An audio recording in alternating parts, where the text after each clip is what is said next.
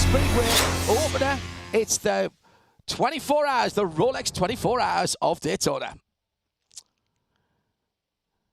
Hello everybody, we're live in sound and vision as we bring together the biggest endurance racing audience of the year. Well, we're only the end of January, but already the Blue Riband event that is the Rolex 24 of Daytona is just a few moments away.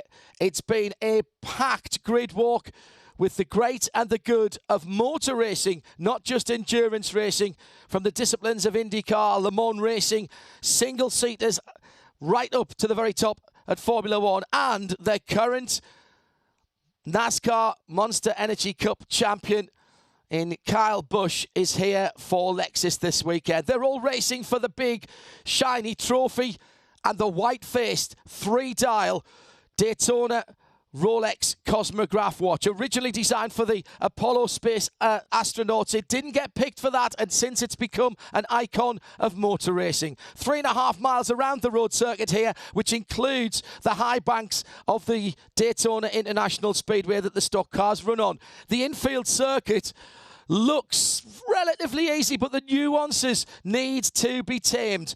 And even with 38 cars, only 38 cars here, the concentration levels of the drivers, particularly in the 13 hours and 21 minutes of darkness that we will have, the joint longest darkness period of any international 24-hour race this year, shared with the Dubai 24 hours, by the way, in case you were wondering. Well, those concentration levels have to be kept up at all time. This is a bumper crowd, still exotic cars and sports car fans coming in to the sports car mecca that is the Daytona International Speedway. Our Grand Marshal is Christian Fittipaldi, still inextricably linked with Cadillac Racing and Mustang sampling.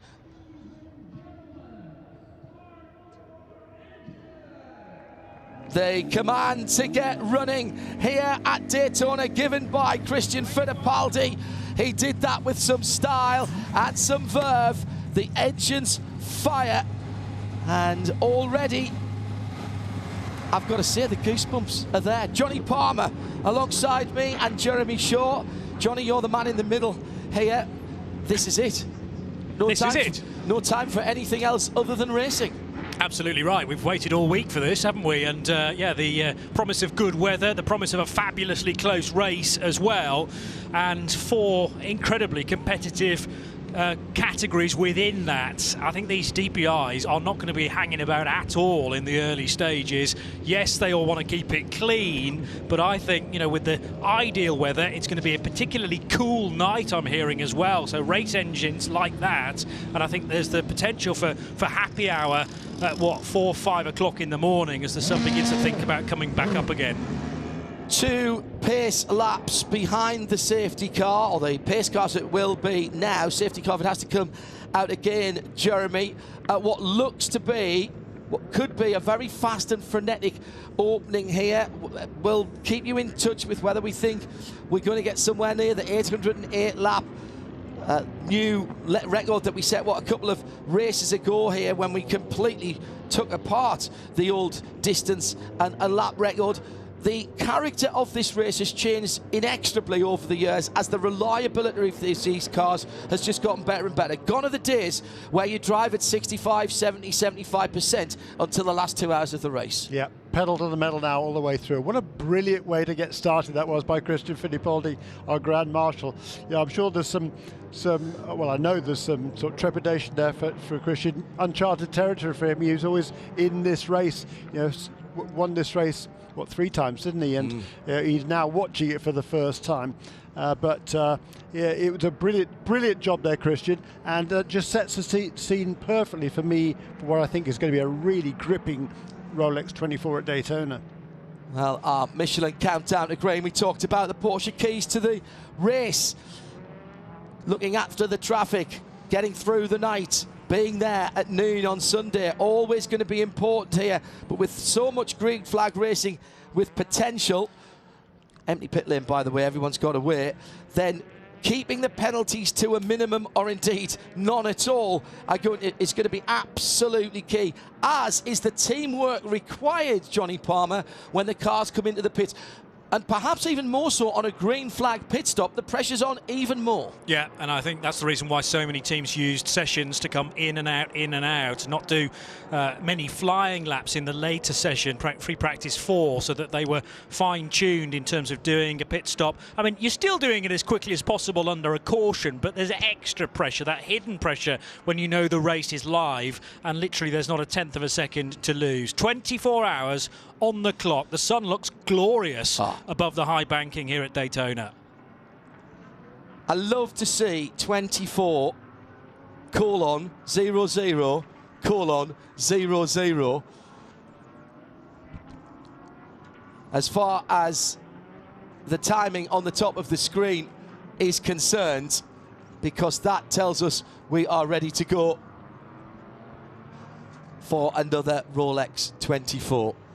Absolutely magnificent sight to see everybody here at the track, and the IMSA WeatherTech Sports Car Championship season is about to get underway.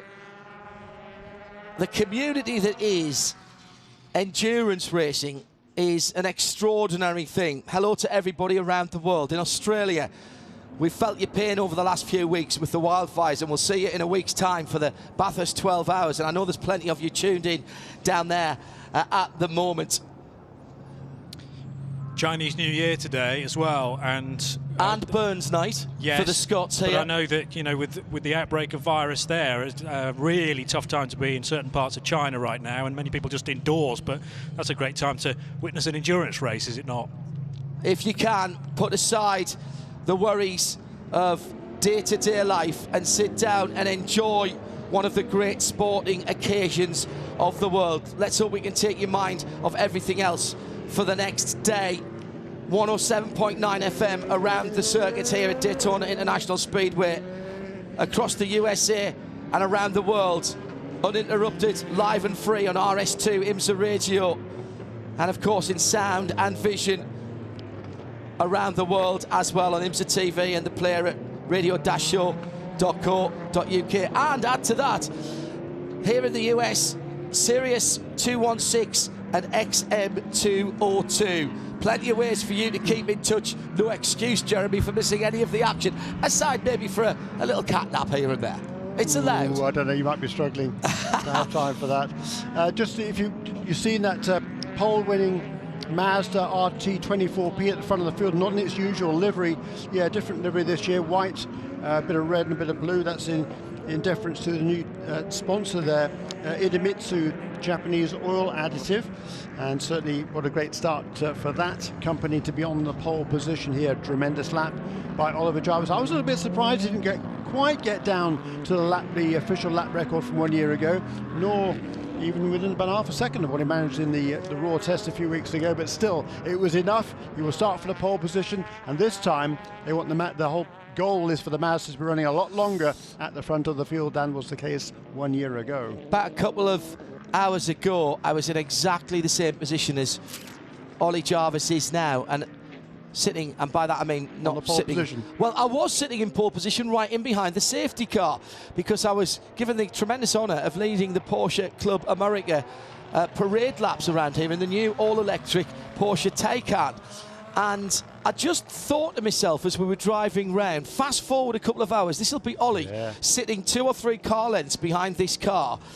And even as I thought that, my heart rate went up a little bit. This is an extraordinary time for all of these drivers. The whole week and all of the off-season has been leading up to this. Porsche have locked out the front row in GT Le Mans with the 2 new 911 RSRs -19.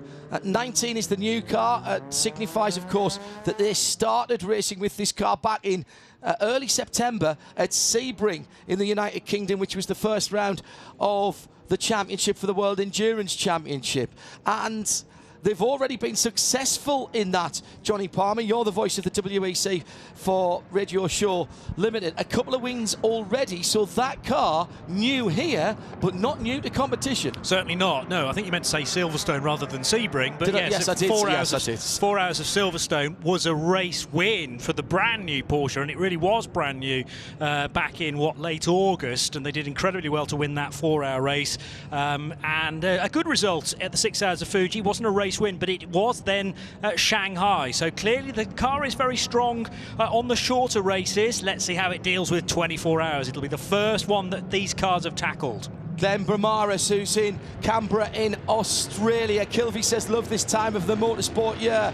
The only reason to get out of bed at 5:30 a.m, said Brett Whitehouse. Also in Australia, the world of endurance is coming together with IMSA Radio, IMSA TV and the IMSA WeatherTech Sports Car Championship. I think I'm more revved up than the drivers at the moment as Ollie Jarvis brings them really slowly and now goes for the throttle as we go green for 2020 season opener for IMSA.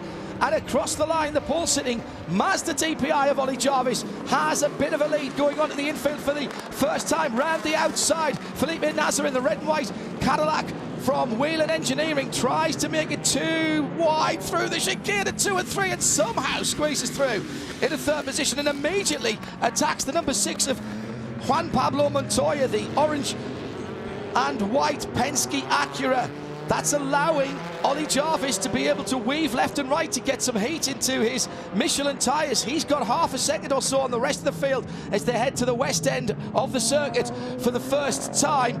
And then from 5 to 6 and on to the high banks on lap 1. Yeah, Jarvis leads then. Good getaway it was from Juan Pablo Montoya, who's now got an awful lot of bother from right behind Felipe Nasser, who's there in the red and white Whelan Engineering Cadillac DPI, car number 31 in third position. But Ollie Jarvis making a real break for it. 1.4 seconds his gap through the first split, and it's very much about the fight for second and third on this opening lap. Then Jonathan Bomarito is fourth, fifth position Ryan Briscoe and he's Konica Minolta Cadillac, and then Tristan Vautier in sixth position. Ben Keating, a good getaway in the LMP2 category, and Nick Tandy leads in GTLM in the 911 numbered Porsche. Now, you say that, and I thought I saw the two Porsches swap positions there.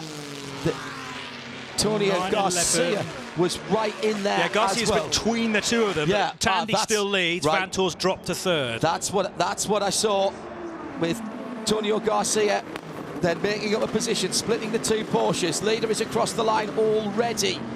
Here comes the P2 field, led at the moment by Ben Keating, as Johnny said. Yeah, the Corvette in between the two Porsches. That's 3 of the 4 brand new cars to IMSA competition in 2020 for the IMSA WeatherTech Sports Car Championship. Now, we've had a full lap, I think I can say. Nice to see a clean getaway. Indeed so, yes. I'm pleased you did wait till the end of the first 3.56 miles, though, before you said that. Thank you. No Very hashtag good. blame Hindy just yet. Nope. Roger Penske, what a year he had in 2018. He bettered it in 2019. Had his teams winning all over the globe. A banner year for them.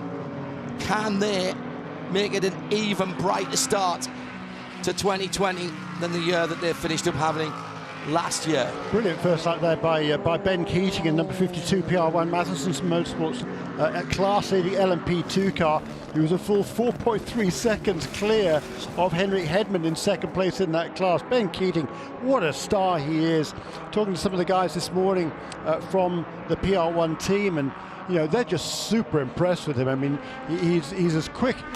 Gabriel Aubry apparently is struggling to match his pace. Now, hearing from Jamie Howe down in the pit lane that already the GTD pole sitter has a problem. Now, it's not necessarily a problem that will immediately give him issue. It's not a mechanical problem with the car, but the radio is not functioning the way it should. So at the moment, it's not slowing Zachary Robichon down, but he can hear them, they can't hear him. So it's going to have to be a bit of quick thinking from Zach here to work out a code with his team when he goes past the line. If he's one who comes in, flash the lights twice, tap on your helmet, whatever it is you're going to do, put a little flag out the window. I'm not sure if he carries a handkerchief with him. You know, the youngsters don't seem to do that anymore. No. Well, Jeremy Shaw was telling me earlier on in the week his technique of contacting the team at Snetterton during the 1980 Will Hire 24 hours, I think, which is just a series of waving and thumbs up, thumbs down. That worked. So going slightly faster here than the Snetterton front straight. But before anybody says, Zachary, no texting and driving. Yes. Coming up to 5 minutes completed, and we can just take stock at the moment. It's been a sensible but competitive opening, with the big movers in GT Le Mans being Corvette Racing and Antonio Garcia, who's moved up through the field. Dwight Merriman in the number 18 Oreca in LMP2 has let a couple of the GT cars go past him in the Era Motorsport machine. And in GTD, it's still Porsche, BMW, Ferrari, Lexus, Audi, Lamborghini, Acura. 7 different manufacturers in the top 7 positions, and separated by, well, 2 or 3 cars lengths apiece right there. Decent opening as the GT Daytona field heads into the bus stop. Slightly different curbs on the bus stop this year, and particularly the entry curb. A little bit of a problem with that. It was starting to break up a bit at the road. It was relayed, and then there's been some plastic additions to the curbs. They show white if you can see the onboard pictures that are going around the world from the Lexus number 14 at the moment in the hands. Who is in the 14 at the moment, JP? 14 started at the back, remember. Parker Chase, 17th place. Yes. Well, the little white lines in between the curbs aren't painted, they are plastic strips. Very close quarters competition from 2 Lamborghinis a lap or so ago. Side drafting is a thing here, and the blue car down to the lower side is the Paul Miller Racing machine, and you will get an aerodynamic tow or a little boost if you dare get very close to the car on the outside. The GT Daytona cars may be quote-unquote the entry level to the IMSA WeatherTech Sports Car Championship, but they are very sophisticated race cars, particularly in terms of the aerodynamics, Johnny Palmer. Yes, they are. Yeah, true enough. And actually, some of the cup car versions of these machines faster down the straights, but they can't make the turns as well as a GT3 car. Got a huge rear wing on all of these cars, which helps with the downforce on the rear, and that front splitter is pretty menacing as well. The car you hear in the background is Jeff Westphal on board his Scuderia Corsa Ferrari with the WeatherTech branding, trying to close in on car 96, which is driven by Robbie Foley for Turner Motorsport. Into the bus stop on the far side of the circuit from us. Little squeak from the brakes. Don't take too much to the inside. Nobody has told Jeff Westphal that as he nails the left-hand curb in the WeatherTech Ferrari. El Puri has tweeted at IMSA Radio using the hashtag IMSA Radio D24. Where are the Corvettes? I can't hear them. Yes, it is different. It is different. That flat plane crank still normally aspirated, those cars. It is not the same sound as before. I'd say the same, by the way, if you're a Porsche file.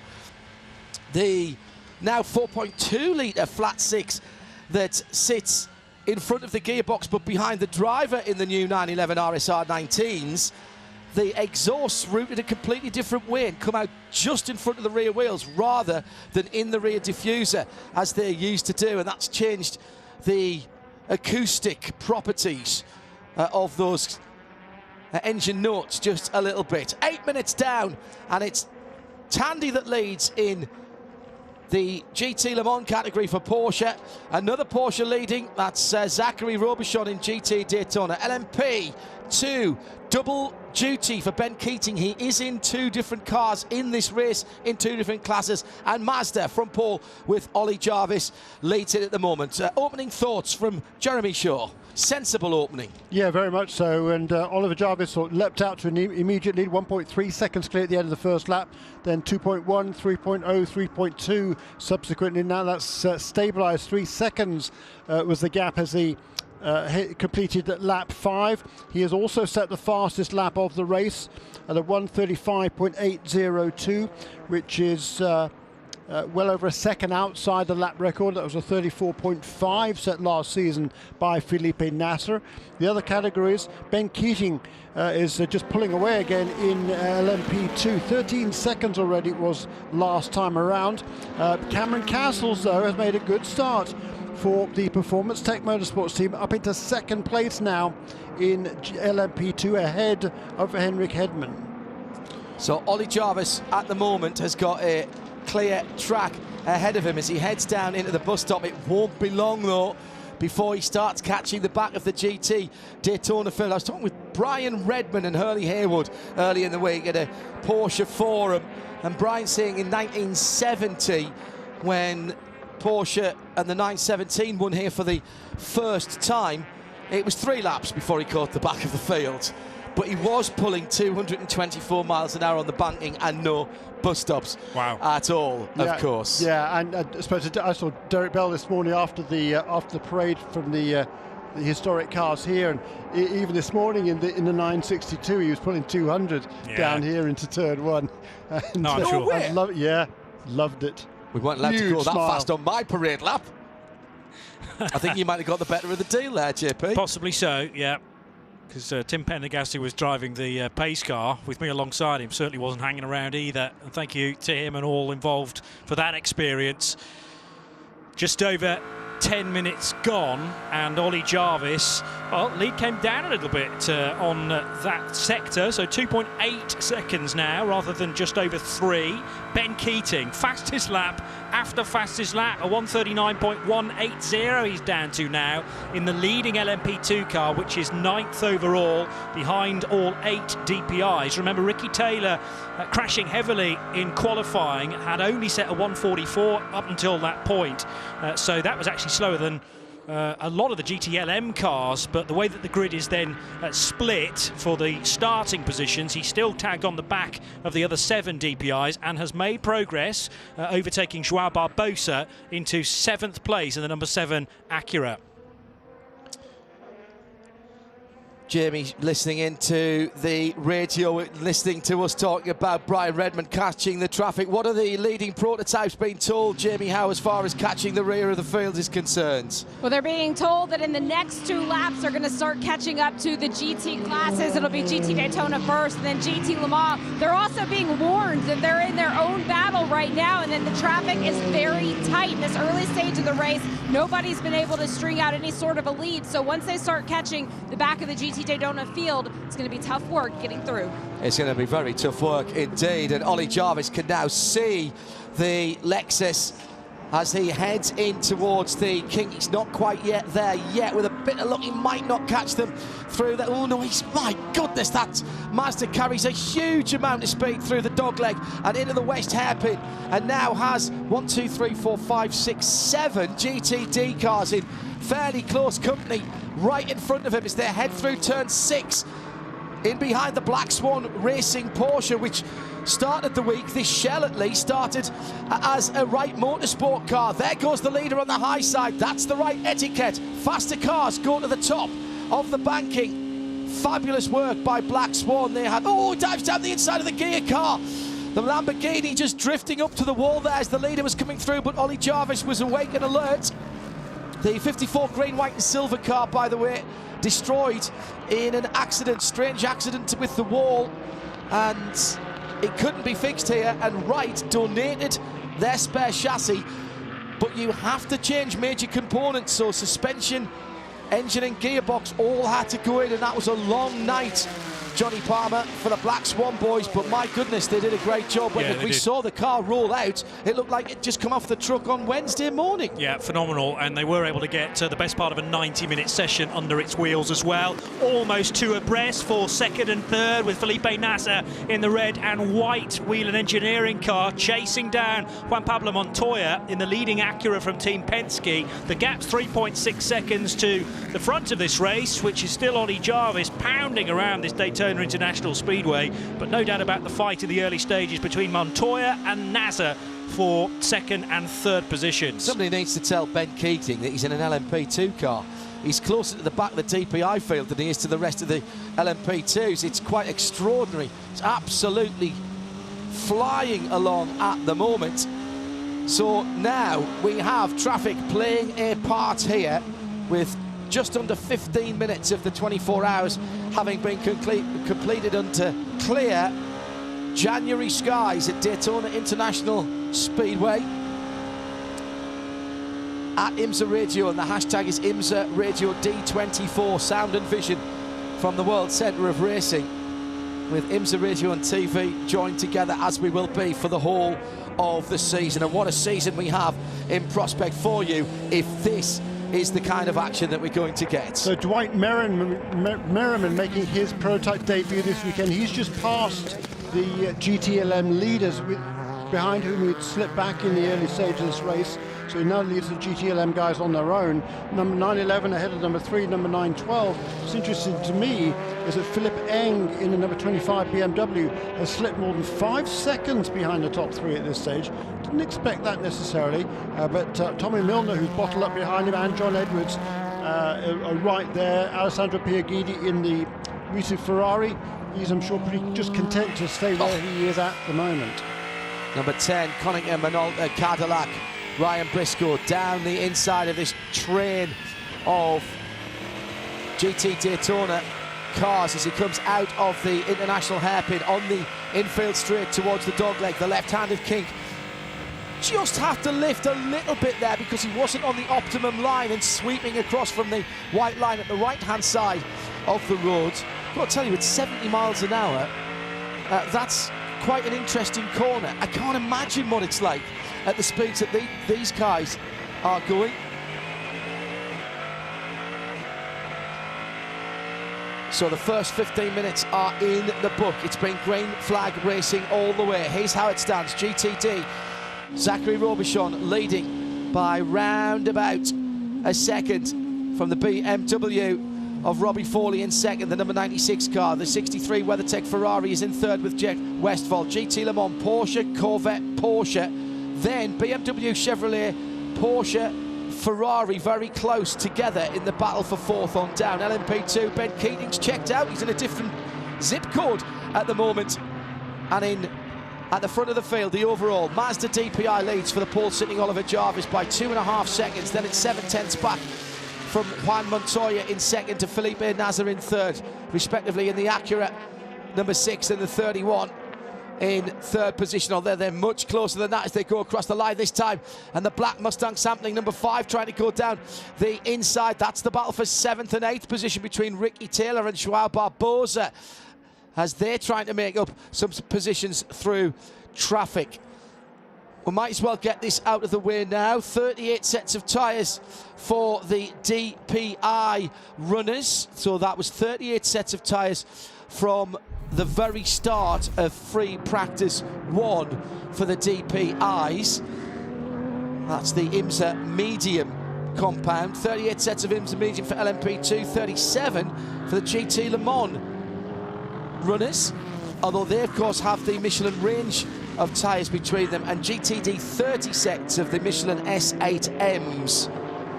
Those tyres allocated, as I say, from the first free practice session. As far as time is concerned, to score points in DP and GTLM, 2 hours per driver. LMP2 and GTD, 4.5 hours. And the maximum time for anybody, and this is an issue for Ben Keating, because this is not per car, this is per driver. 13 hours maximum and no more than 4 hours in any 6 for Ben Keating. And as I say, that's driver dependent, Jeremy, not in each individual car in which he's entered. That's right, and they've got a pretty good plan, or Ben has a pretty good plan. It is to do the first 2 stints in this the start of this race in the PR1 Mathiasen Motorsports LMP2 car.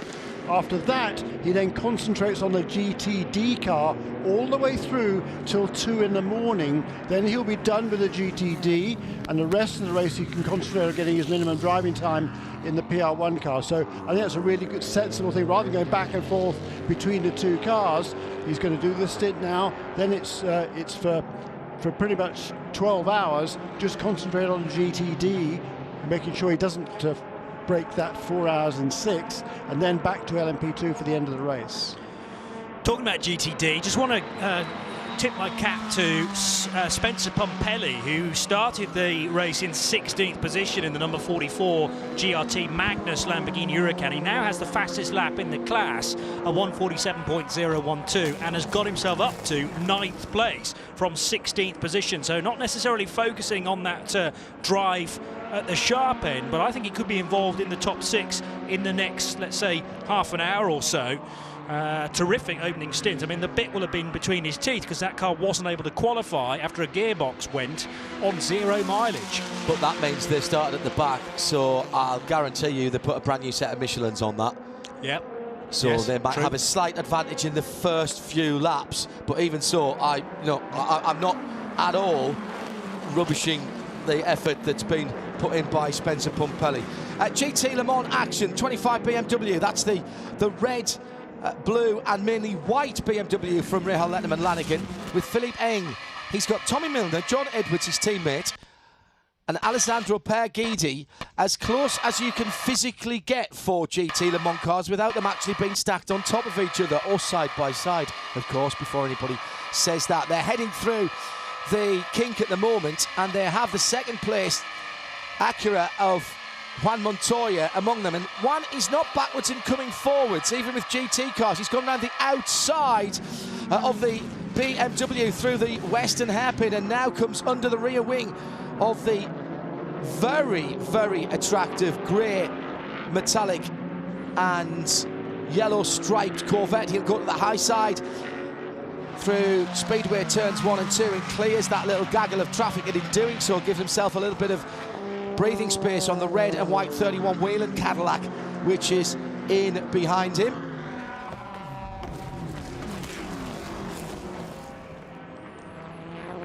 Jeff Gordon down in the pit lane, watching on there, I think, Jeremy, wasn't it? Look at that. So he just looked away from the screen for a moment.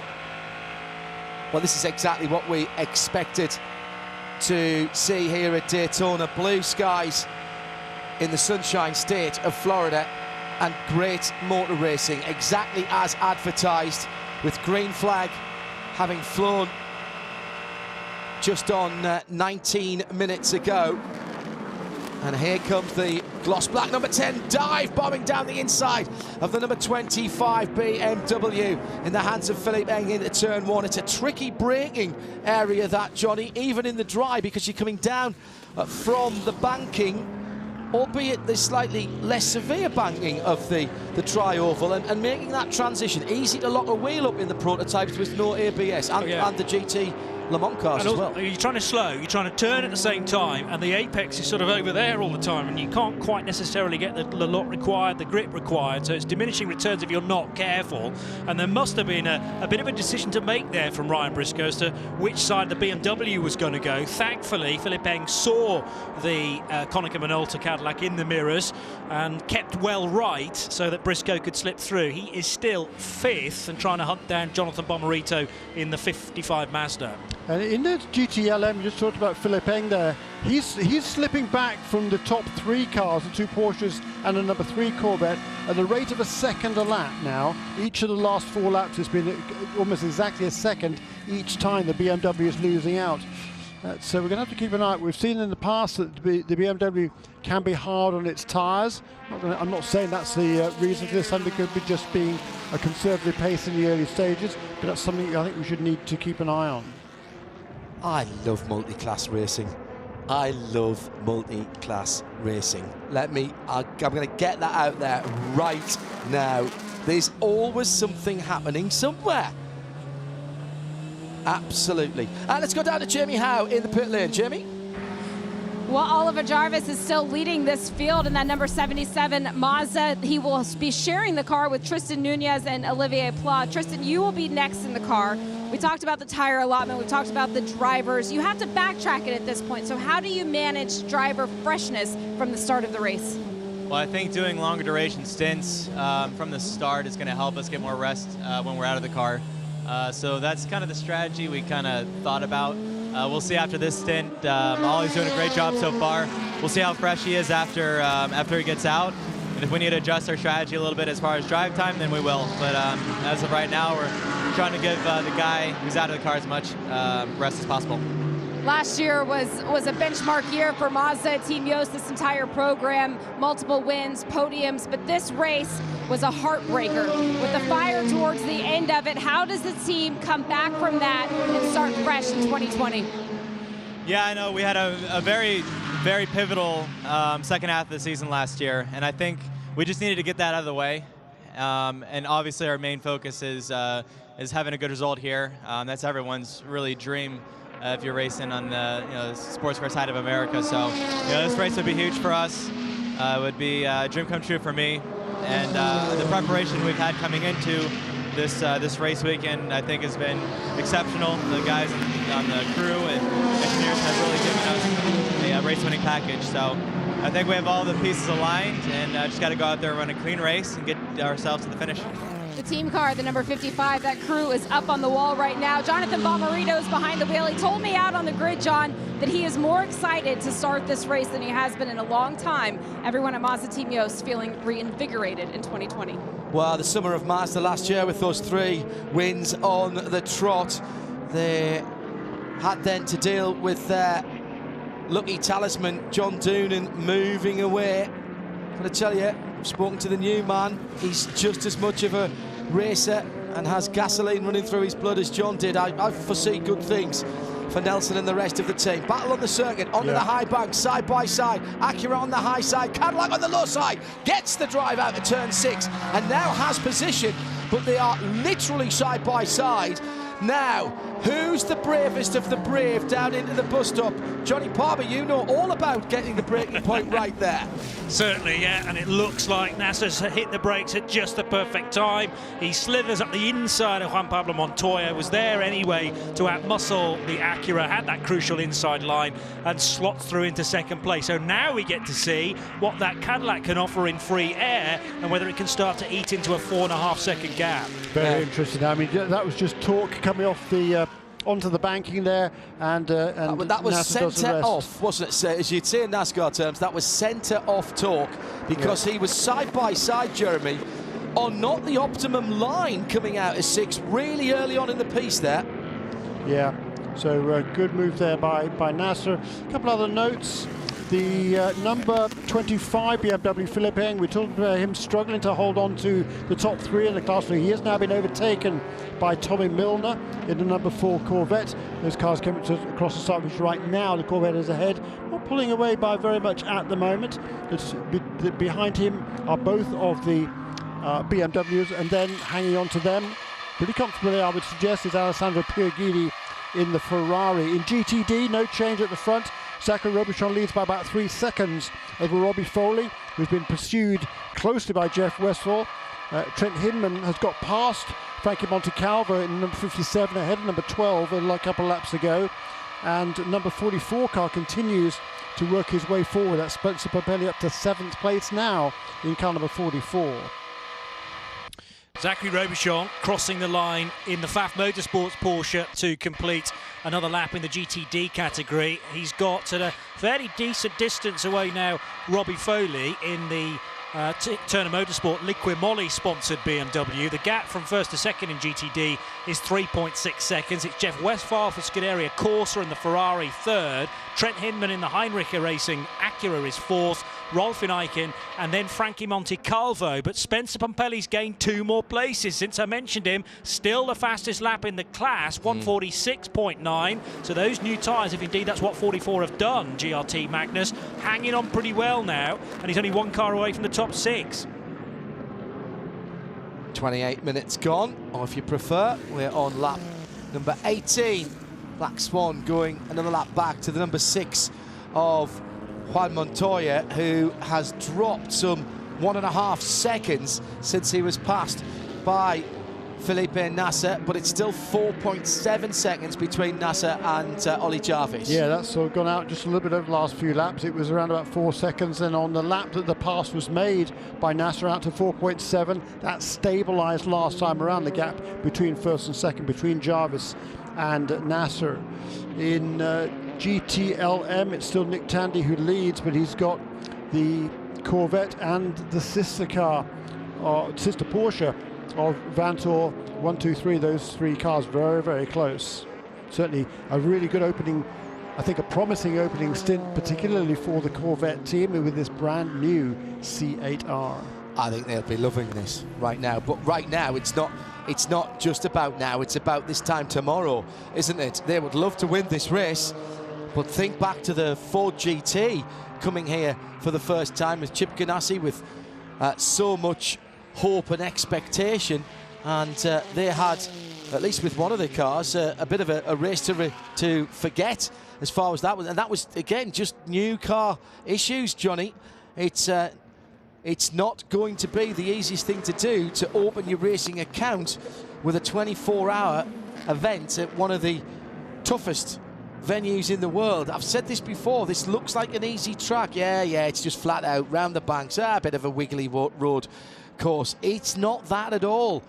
And the amount of concentration in the 13 hours and 21 minutes of darkness here that you require, even with this reduced field, it's a real test of team and machine. Yeah, Ford's first year, 2016. They won Le Mans later on that year in June, coming back in the milestone year since their first victory in 1966. But yes, that car did struggle, and I think this is a true test, isn't it, to kick off the motorsport season. It can turn into a very public test session if it goes rather awry. But then again, you know, what an impressive mark on your breastplate it is if you manage to get the victory in the first year of a new car. It shows how good the manufacturer is in terms of design work, but also the punishing nature of this track. And Porsche turning up with a new car, Corvette turning up with a new car, and there's an awful lot to prove over the next 23.5 hours. Nick Tandy leads by 0.8 of a second then over Tonio Garcia, who not so long ago set a very good lap time. GTLM's fastest lap in the hands of the Spaniard then, despite him being in second place, a 1:43.6, but the Porsches have been capable of putting in 1:43.7s, so really not very far away. Tandy, Garcia, Vanthoor, then the first of the BMWs with Philipp Eng at the wheel of the number 25 BMW team RLL Pit stops, M8. Johnny. Pit stop starting. 55 in, first of all. This is the Mazda, the Soul Red machine. Let's head down to the pit lane. I mentioned that the crew was up on the wall. They've been ready for this for the last several laps. So far, smooth and easy. They're taking on 4 new Michelin tires. Jonathan Bomarito will stay behind the wheel of the car while they're waiting on fuel. They are cleaning off the windscreen. I am surprised at how dirty this car is already in this early first stint of the race. The track was awfully dusty, clean and easy. Jonathan's back out here. Jamie, that's extraordinary, that on the front of the car as well. It almost looks like someone had maybe been off the track in front of it and thrown some dirt onto it, or were they just extremely large bugs that were on there? It looked like a lot of dust, so I'm not sure if the track just got dirty overnight. Remember, the only laps that were done this morning were from all of the hot laps and the experience that you had certainly early on, but there was no race, there was no morning warm-up, so the night dust just, I think, settled on the racetrack. Gotta say, we're going to have to keep an eye on that. It is. That was really dirty on the front end. Jeremy. Philipp Eng has got back past the Corvette of Tommy Milner. It's interesting, for 4th position in GTLM, and that second gaggle of cars now almost 12 seconds behind the rest of the pack. In LMP2, John Ferrano has got into the groove now in car number 8. That's the Tower Motorsport by Starworks entry, up into second place ahead of Cameron Castles, as we see the leaders onto the pit lane. A couple other cars now taking this opportunity. The number 77 Mazda, our race-leading prototype, in right now. No driver change, as we heard Tristan say.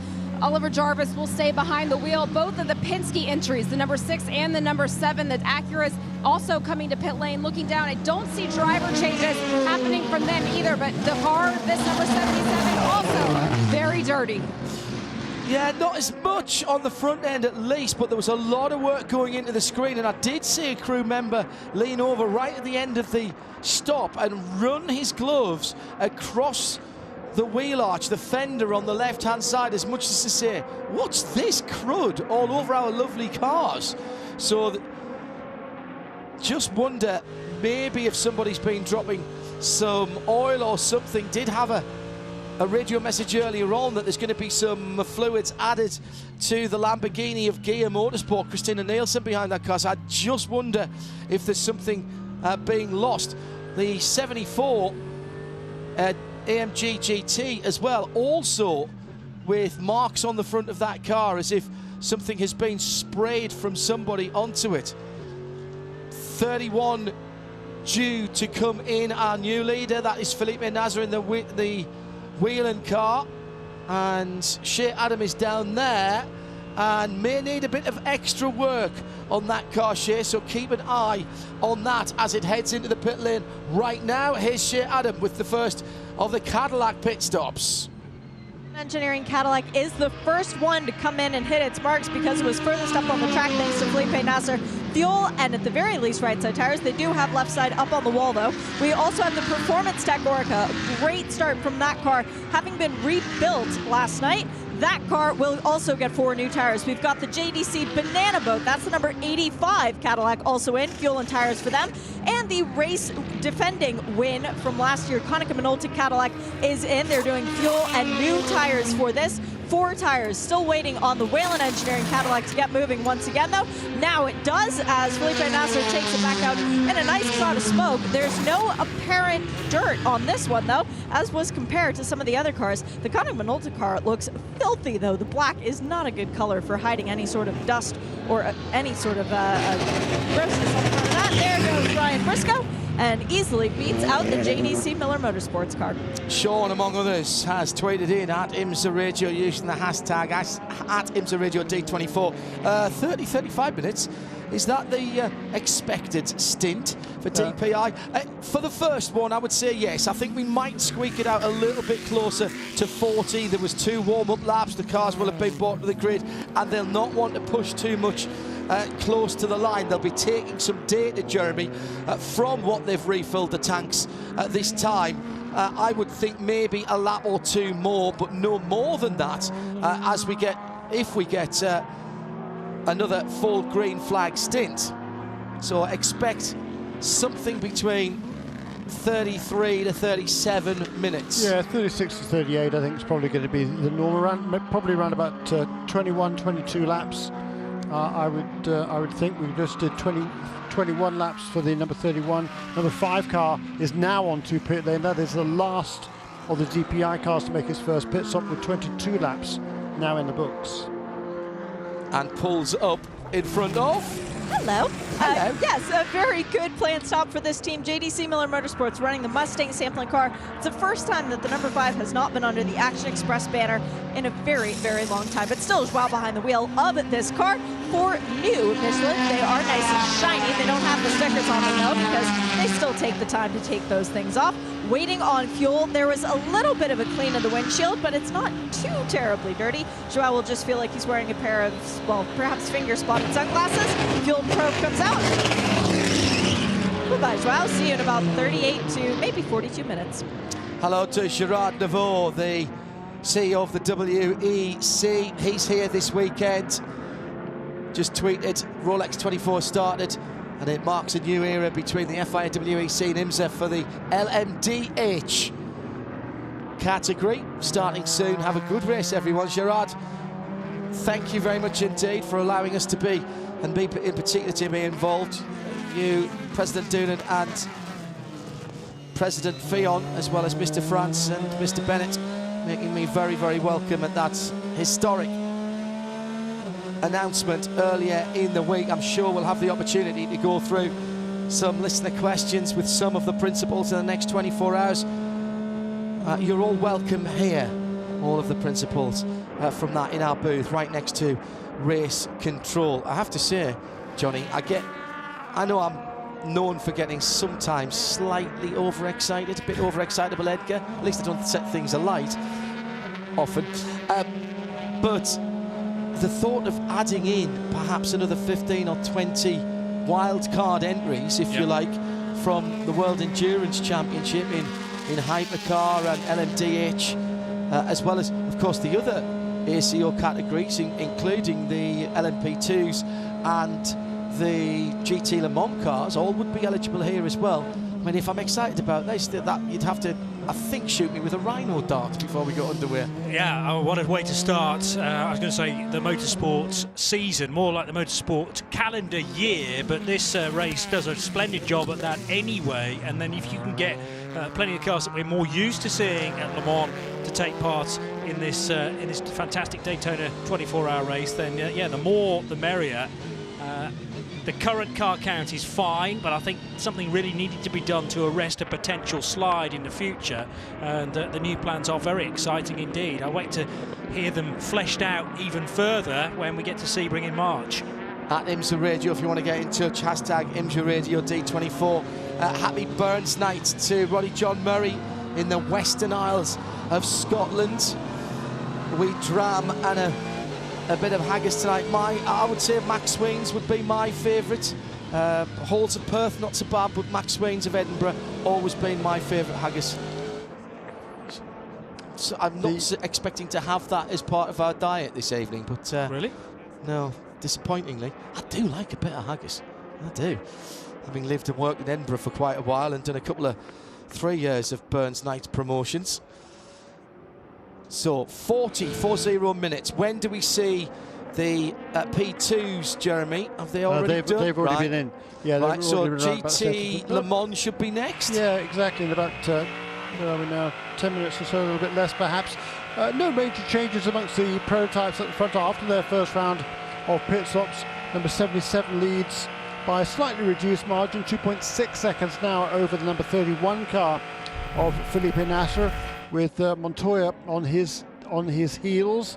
Number 55 car remains in 4th position. Number 7 was the biggest gainer, up 2 positions during that round of pit stops, now ahead of both the number 10 and the 85. The number 5 car, Joao Barbosa, though, having been running along at the tail of the class, but he's now a full 8 seconds back at the back. He actually made a bit of ground on that last lap by turning his best lap of the race. That's Joao Barbosa, but he is in the 8th position. No changes in LMP2. Ben Keating has a huge lead. Sorry, Jeremy, I was looking away at something else there, so apologies if you've already mentioned this, but after the pit stop, the gap between first and second has halved. It's now just under 2 seconds between Ollie Jarvis and Felipe Nasser. Indeed, came down by 3/4 of a second on that last lap. Now, was that the pit stop time, or is that just... as you say, the last lap was awesome from Nasser. Yeah, I mean, the gap was 3.4 seconds, and then 2.6, and then 1.8 last time around. So, it's Felipe Nasser turning up the wick a bit, no question. Well, we just mentioned listeners in the Western Isles. I think we've got it cleaned up over there at the moment. Joshua Smith is always there as well, and Chris has just found our live stream as well. He says, great, that gets me out of watching Love Island, which is what the missus has got on the television at the moment. This is Love Actually, mate.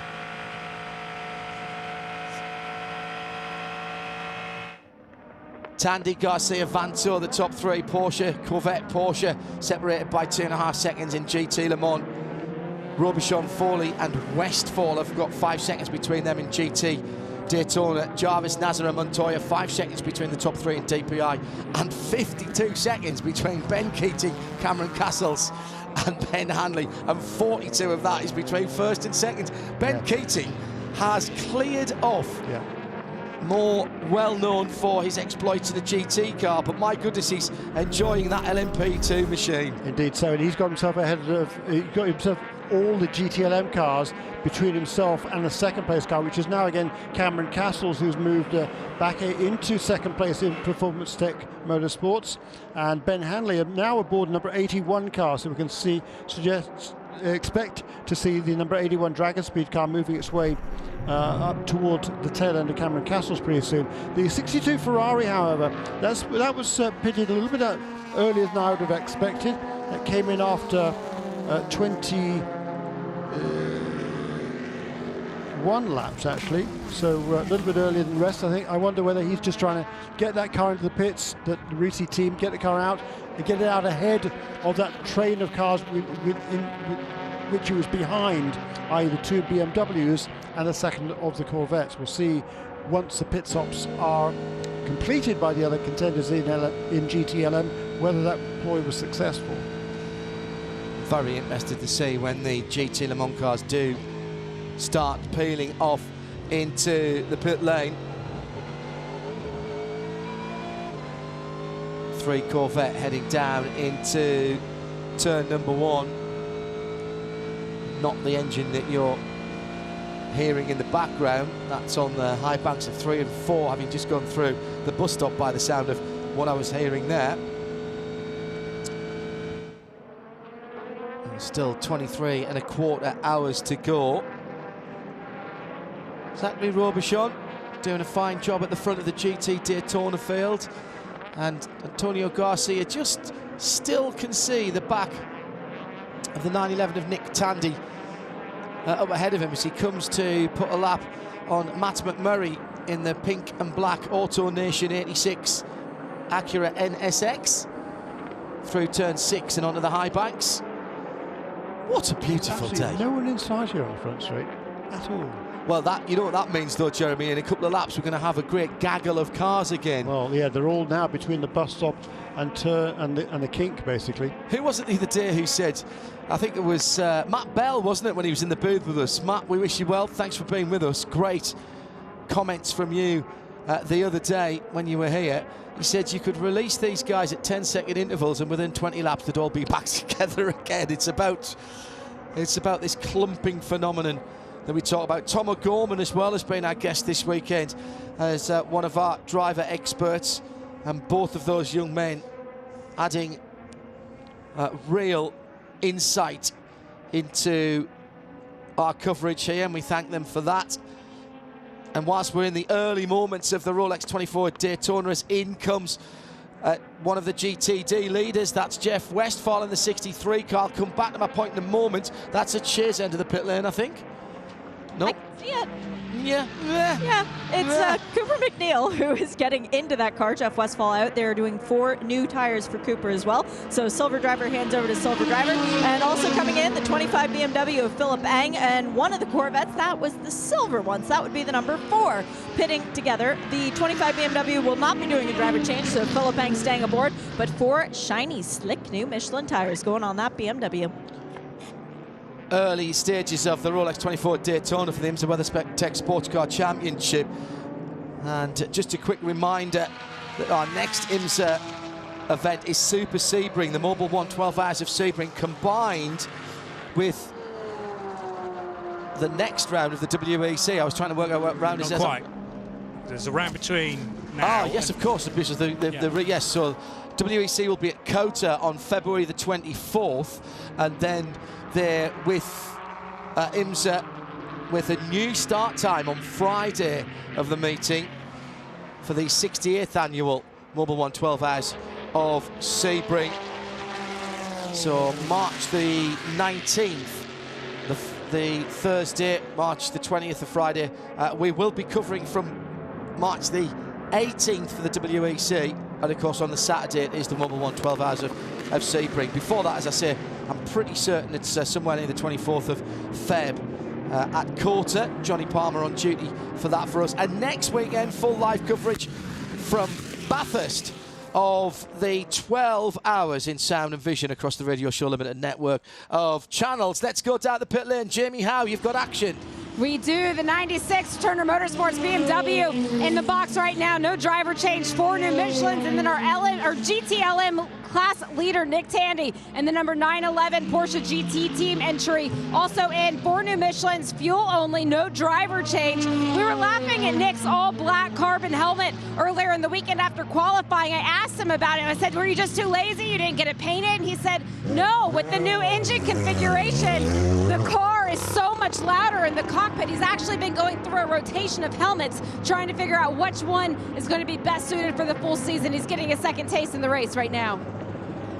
And not following proper protocol exiting the pit lane was Nick Tandy, because he went from the transition lane in front of another car in the fast lane. We'll have to see if race control looks at that further. But the other car that was coming in is the number 19 Gear Racing Lamborghini. Christina Nielsen is getting out of the car, and they had a brand new steering wheel prepared to put in that car to try and deal with some of the issues that were being had. They also have oil that they're going to be adding to that car, so that will be going in too. For sticker tires though for the new driver, and still working on the installation of the new driver.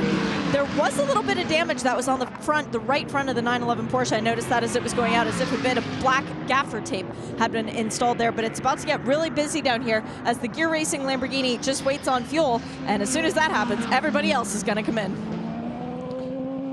What was I going to say? Yeah, the race leader, Oliver Jarvis, turned his best lap of the race last time around on lap 28. He's now completed 29. Actually, as I say that, across the line he goes now to complete lap 30. That was a 1 minute 36.9. His fastest lap then a 35.74. Just after the pit stops, Juan Pablo Montoya set the fastest lap of the race at a 1:35.741. That was the Laurens Vanthoor Porsche, and the two leading GTLM cars now onto the pit lane.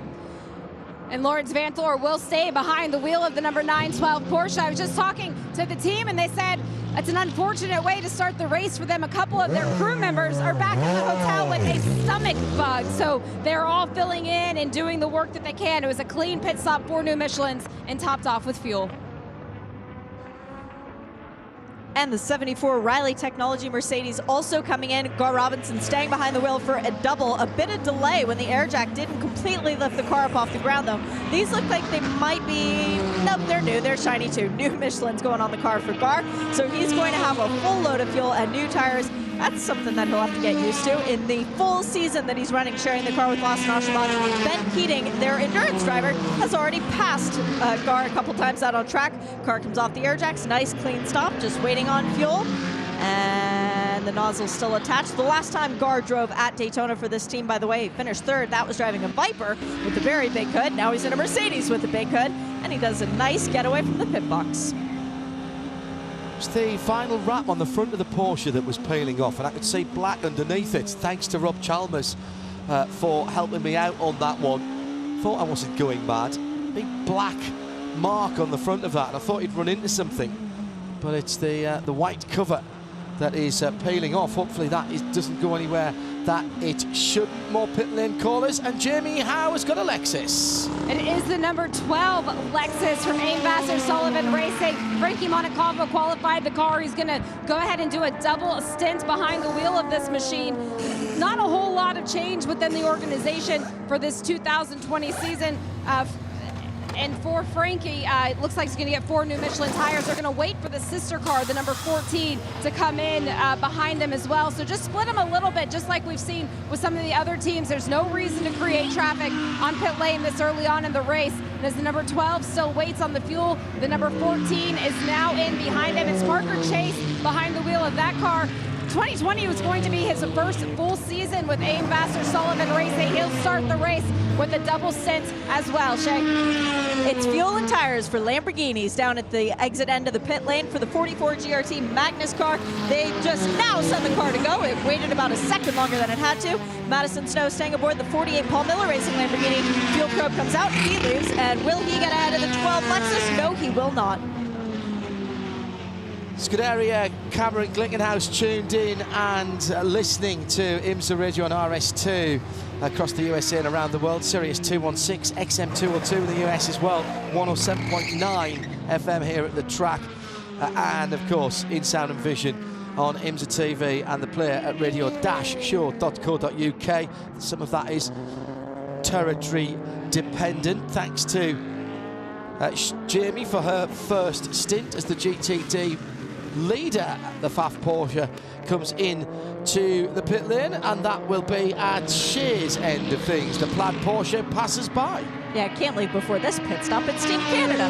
Zach Robichon expected to stay aboard for a second stint. Remember, no communication from him to the team. They are not addressing it as of yet, doing the tire change first. This is a team that used most of yesterday's practice to simply change tires. They would do 2 rotations per stop, then send the car out to do an outlap. They've already done all 4 tires. There's stickers on the car for Robichon, but unfortunately, the car that pits just ahead of him, the PPM Lamborghini, also in its pit box. I talked about this at the start of the race and how busy and frantic it's going to get down here. Well, Robichon is going to need a slight pushback to try and get out of his box because the 47 has stopped so far out.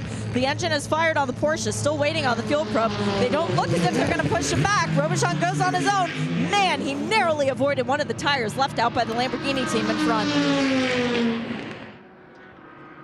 Which would have been a penalty. Remember our Porsche keys to the race. Green flag racing means green flag pit stops, no penalties, no mistakes. They will cost you an awful lap. Just a few moments ago, almost contact between the 86 Acura from MSR and the 12 in Vassar Sullivan Bayshore Lexus. They could not have been any closer going into turn 6. But sanity has prevailed. Discretion the better part of valour, etc., etc. And other niceties they've got through without trading paint, Jeremy. Fair bit of shuffling around in DTLM after that first round of pit stops, and number 911 car still leads, but number 912 has moved up into second position.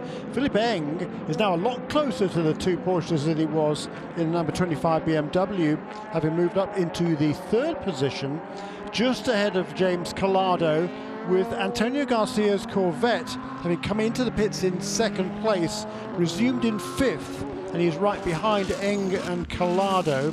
Then a little bit of a gap back to John Edwards, and one assumes a slow pit stop for the number 4 Corvette, which is now a full 11 seconds off the back of the pack in GTLM.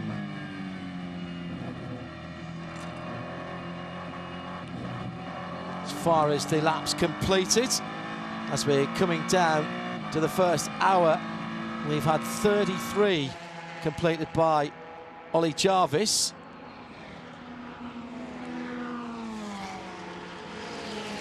Three wide on the banking again, all GT cars coming down towards the bus stop, and the GTD leaders in there with a couple of other GT cars. The WeatherTech Ferrari is in there, and around the outside comes the BMW GT Le Mans car. Excuse me, that was coming into turn 1 through the tri-oval.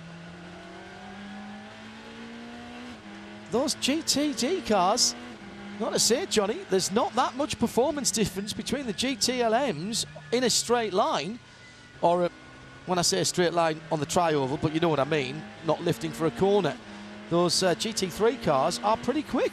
They certainly are, yeah, and getting off the corner, as you say, most impressive. The 63 car now circulating in 3rd position, where it was pretty much before the stops. Pedro Lami's got on board the 98 Aston Martin in GTD, which is run by Aston Martin Racing, by the way, and their ProDrive facility in Banbury in the UK, and that GT3 car now having just done a 146.566 with the Portuguese at the wheel. It is in 11th position in class, but the class is still led by Zachary Robichon for Pfaff Motorsports after a pretty tight pit stop.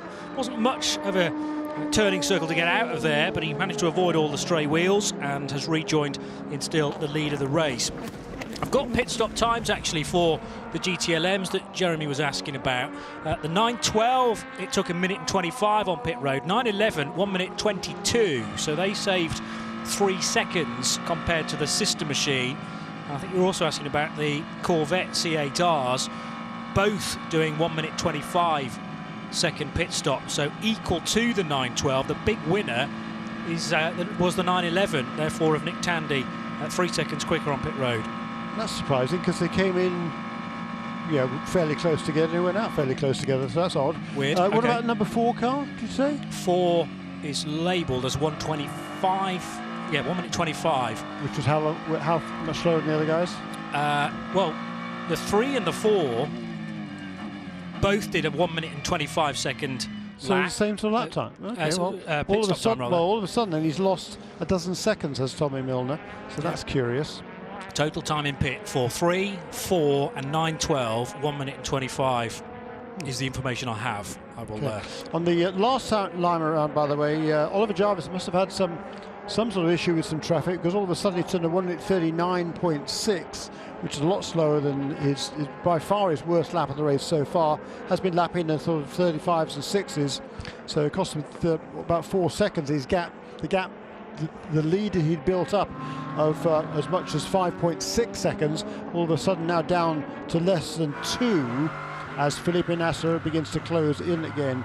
Juan Pablo Montoya in third position, edging back, falling back just a little bit, 3.8 seconds a gap from second to third.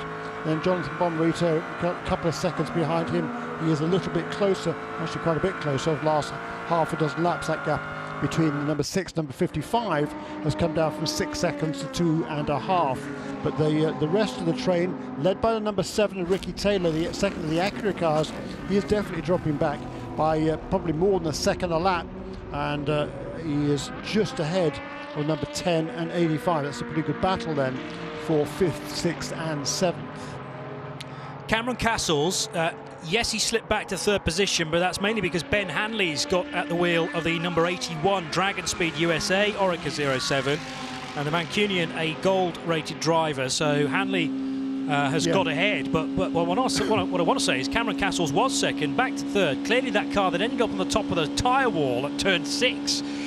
When was that? Yesterday? Yeah. Day before? Yesterday. So they built that car up again overnight, and it is really fast. Third position for the Performance Tech Motorsports Orica 07. Yeah, and what's interesting also about that battle in LMP2 is that Ben Hanley, having got up into second place, the deficit to Ben Keating has not come down at all, John.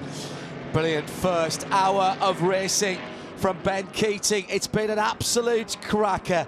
Write this down: 36 laps completed in the first 60 minutes of the 2020 IMSA WeatherTech Sports Car Series here at the Rolex 24 Hours at Daytona from the World Centre of Speed and 107.9 FM at the track. RS2 IMSA Radio across the USA and around the world, and here in the US on Sirius 216 XM202. The next hour of racing starts right now.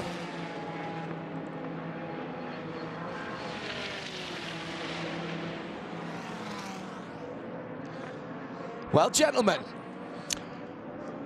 Well, Oliver Jarvis has just had a new fastest lap of the race. How last nice of time him to around do on that. lap 36. First lap into the new hour of racing. Yeah, lovely. Well perfect done, timing. Ollie. Yes. Thank you very much indeed, Oliver. 1:35.652, about a tenth of a second quicker than the standard that was set back on lap 22 by Juan Pablo Montoya. So the gap between first and second now 2.1 seconds. I think Oliver Jarvis realised that Felipe Nasr was getting a little bit close there, having been held up in traffic a couple of laps before that. So out to 2.1 seconds now between first and second, and 4.3 back to Montoya in third. Track getting better and better, because we've had now, of the 4 different categories, 3 fastest laps, with the Ollie Jarvis one already mentioned. Ben Hanley's just done the best LMP2 lap time of the race so far, 1:37.505, and Pedro Lamy 11th place in GTD, but making good progress in the AMR prepared Vantage GT3. That's just done a 1:46.443. And as I say, he is catching the back bumper of Frankie Montecalvo. He's still got 16 seconds in order to find, though. I think driver the first hour has got to go to Ben Keating, though. Got to go to Ben Keating. He's been mighty. Absolutely bossing the LMP2 field. BMW engine in the background. Is that Philippe Eng, third position in GT Le Mans, as he heads up onto the banking. Gets up towards top speed. Just... oh, hang on. Both hands off the wheel, almost at VMAX there, to tighten the right-hand strap.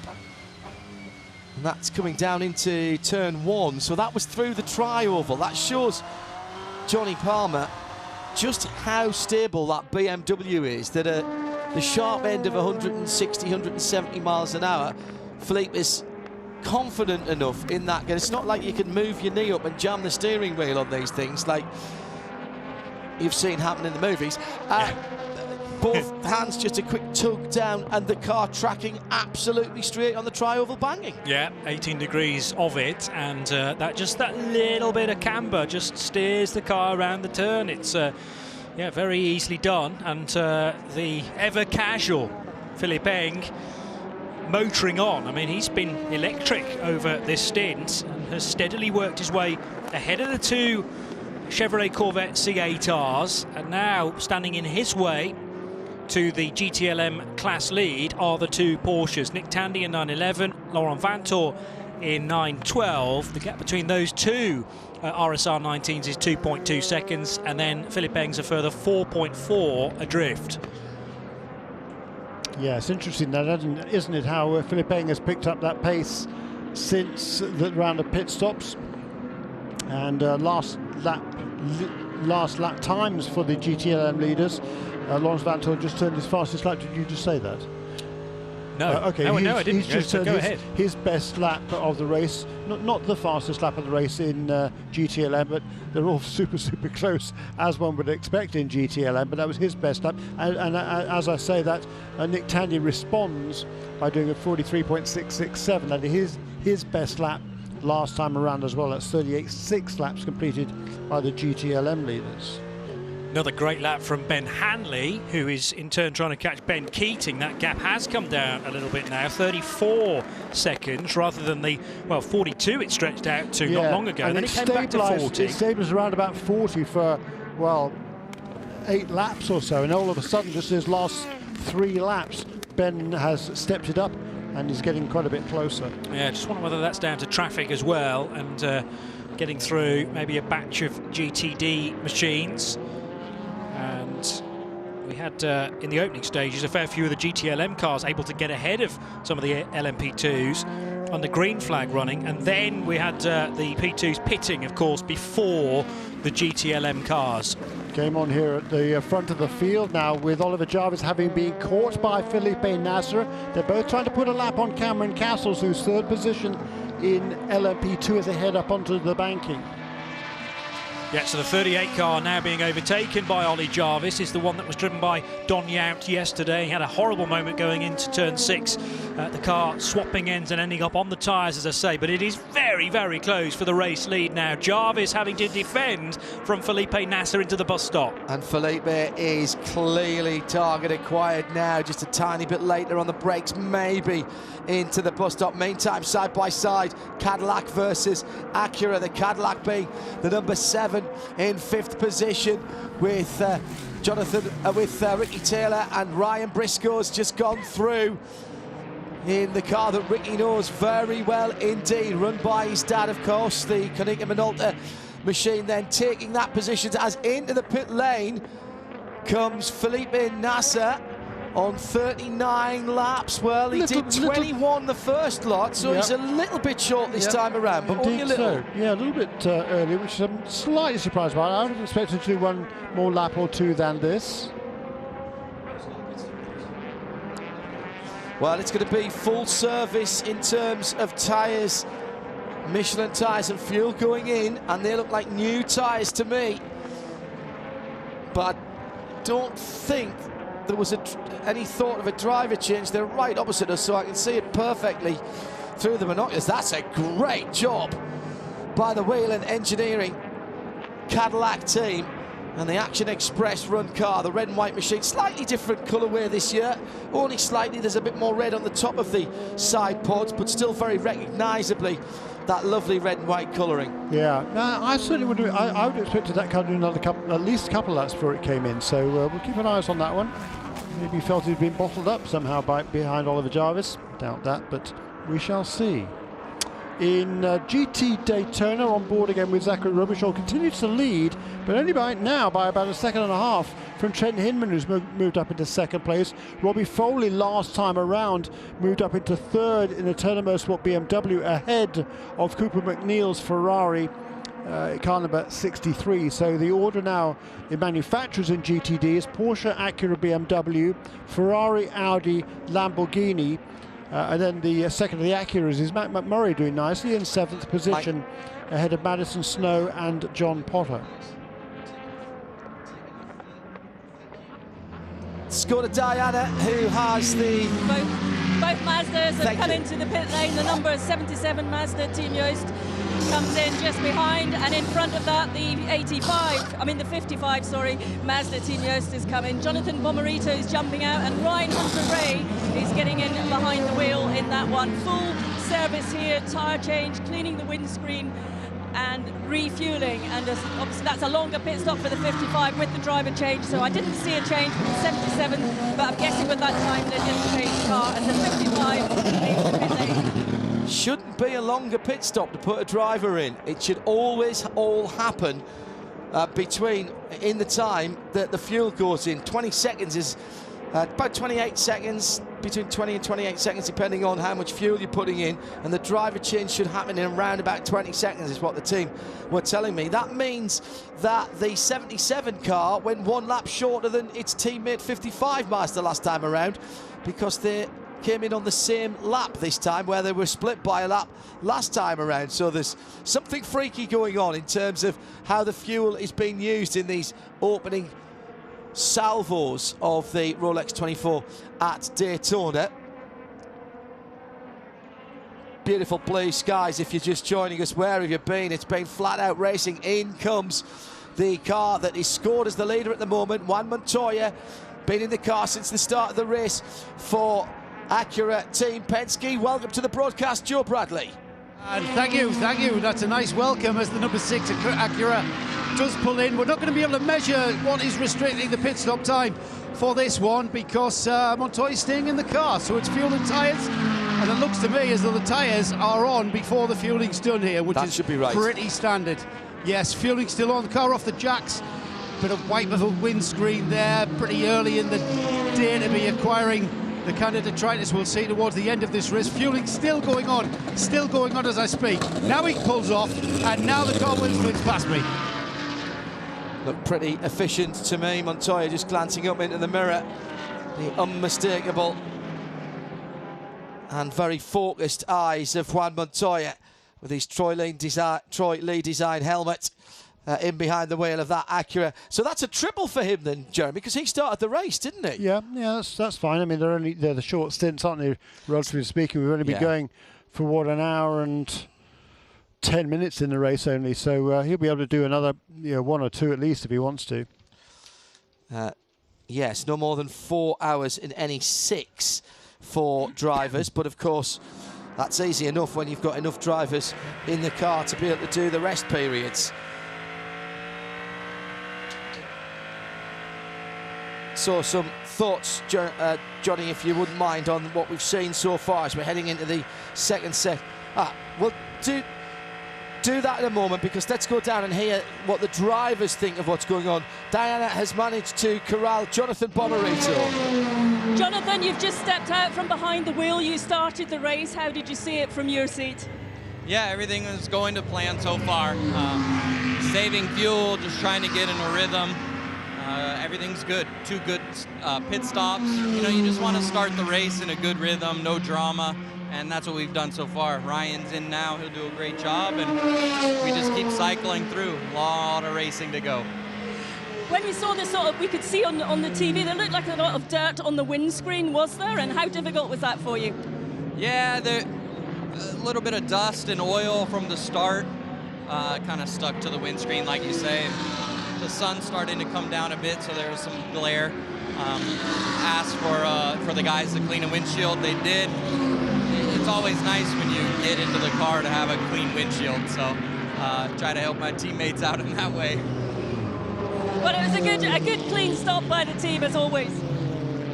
A good clean stop by the team, as always. Yeah, great pit stop, good driver change, so we just need to get in that rhythm. Thank you. Thank you. And a very clean stop indeed by the number 85, the JDC Miller Motorsports Cadillac. At this level of racing, you expect to see what we've just seen. Well choreographed, tyres and fuel only for the 85, though the driver stays put. Joe Bradley, and before that, Diana Binks, our new pit lane reporting team. The little flashes of the headlights from the Porsche number 912 and the tri-oval with who's behind the rear of that, still Lawrence Vantour. Porsche's 1 and 2 now, so, and BMW M8 GTE in third, so Antonio Garcia dropping a couple of places on that last couple of laps. Or was that in the pits? No, that wasn't in the pit stop rotation, so he has dropped those laps on track, those positions on track. Well, yeah, Garcia's lost some time somewhere, and I was puzzled by the pit stop times, because it seemed to be Tandy with a firm advantage for about 3 seconds, and bizarrely now, Tandy and Vantour are 0.4 separated between the two, but Vantour has put in probably 4 or 5 very fast laps now, the fastest in GTLM. So the Belgian's getting very close indeed to the Brit. 0.4 of a second, as I say, separating first and second place cars. Then Philippe Eng, who's driving really well in the team RLR BMW M8. Yeah, and just going past the GTLM leaders now is kind of a 10, which still leads the race. It's Ryan Briscoe. He has not yet made his second pit stop. He came in first on lap 21. This is his 45th lap, so he's going quite a bit longer than anybody else on this second stint of the race. There is our race leader, Ryan Briscoe, bouncing his way through the bus stop. I would certainly expect to see that Konica Minolta car onto the pit lane this time around. That car, of course, won this race 1 year ago.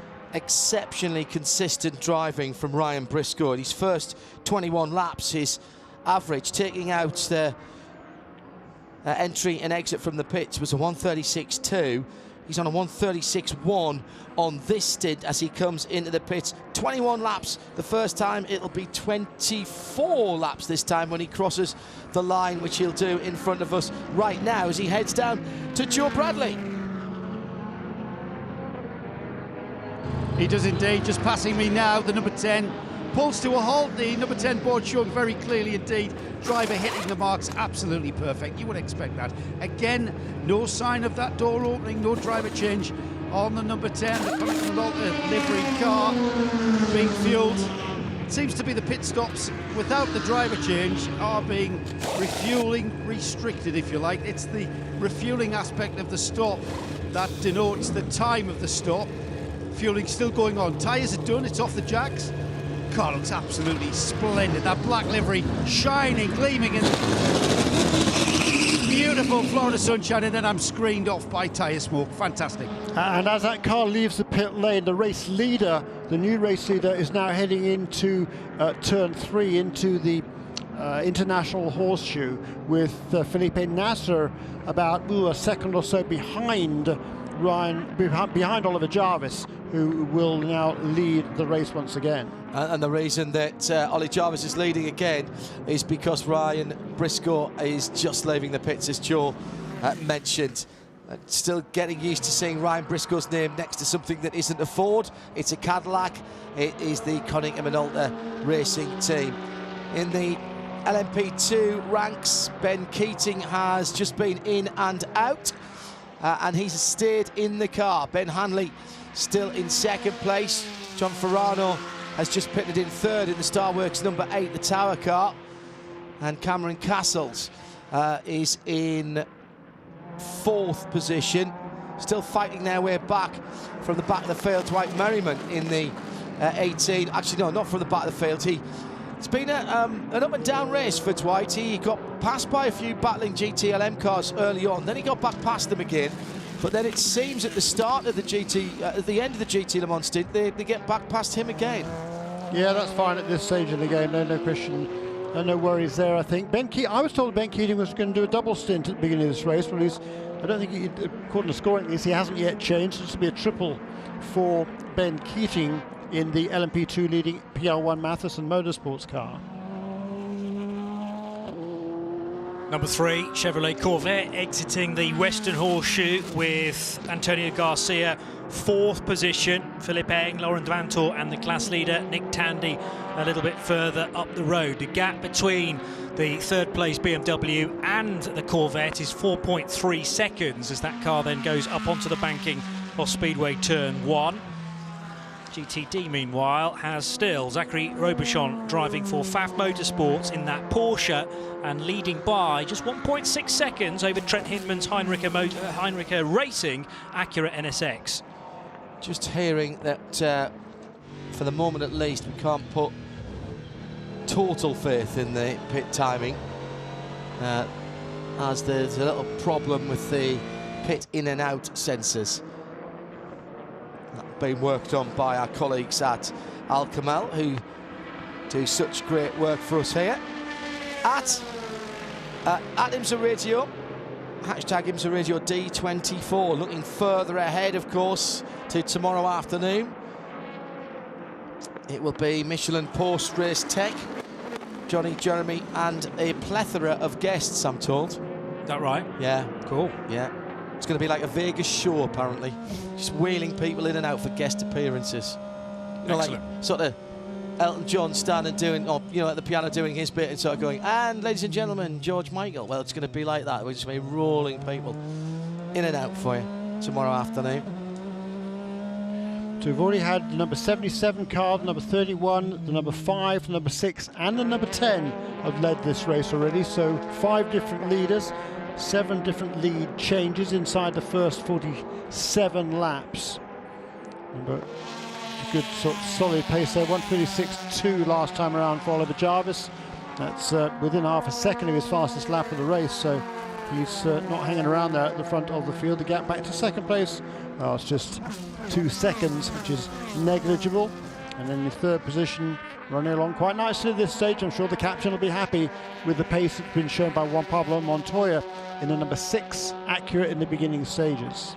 So all of the top running DPIs have the drivers who started the cars still in them, as we're an hour and 20 minutes into this race. Yeah, except with Jonathan Bonrita, we heard from him down the pit lane, so yes. clearly they forgot to make the switch there. Yes, good point, Jeremy. Now the Tower Motorsport Starworks machine has just been in at John Ferrano, who brought the car in, but it's not John who took it out because he's standing talking to Diana Binks. John, you just brought the car in, and obviously early part of this race. How was it from your seat? It was about the most fun I've had all year. So that was fantastic. No yellows, so really allowed you to get into a good rhythm. So I had 2 fantastic stints. It was really a lot of fun. How much was the balance of the car changing at all? Actually, I was quite surprised. On full fuel, the balance of the car was quite good. Managed to pick up about a second to a second and a half, you know, when the fuel started coming down. But the balance was good from full fuel load to light fuel. The car was really good. It's a very competitive LMP2 field this year. And that's the way it should be. So hopefully that'll continue for the rest of the season. Hopefully we'll get a few more entries. IMSA's done a great job to bring bronze drivers like myself back to IMSA. I've been gone for about 3 years. Immediately, as soon as I found out, I was back the next day. And I'm guessing you can't wait to get back in behind the wheel. Well, I'll give it a few stints. Thanks, John. Thank you. Great to see John Ferrano back again. Super enthusiast here. A lot of success in what is now the Michelin Pilot Challenge, along with his original driver coach David Empringham, who's here this weekend, has been coaching down there in the paddock. And yeah, super to hear that enthusiasm from John Ferrano about this LMP2 class, and certainly it is looking pretty good for this season. We've got 5 cars here, but potential, I think, for quite a few more from Sebring onward. I'm going to say hello to Lucy Payne and all at Virage. The motorsport world is tuning in this early part of the year. Good to see Lucy and the team doing so much good work. We've seen them in the Creventic races. They've got a couple of very nice Aston Martin Vantage GT4s that they will be campaigning on behalf of customers. Very competitive, very well-run team, and that GT4, I'm told, is a very user-friendly machinery. Having raced, of course, the previous version, I'm very keen to find out what has been described by me from drivers from pro to very am. a massive step forward. Good to know the motorsport world is tuned in. Enjoy it, Lucy. Back over in Europe just after 9 o'clock, where Lucy is, 8 o'clock in the UK, and you're watching and listening live to the 2020 Rolex 24 at Daytona, 58th running of this fantastic international event. Johnny Palmer. Yeah, the 88 GTD car is now in a little bit of traffic that it needs to negotiate. That's Rolfin Eichen in the WRT Speedstar Audi R8. And up ahead of it then will be Cooper McNeil. And that is the dice for 4th and 5th positions in GTD. Cooper with a view ahead. In fact, the Audi gets through at the International Horseshoe. So 88 now leading 63 rather, for that position. And the next in the queue is the 48 car of Madison Snow for the Paul Miller Racing Lamborghini Huracan squad. So that not for the lead of the race, still being held by Zachary Robichon in GTD, and a 2-second cushion back to Trent Hinman, but it is rather busy in the lower reaches of the top 6, just heading up onto Speedway Turn 1 now of the main banking.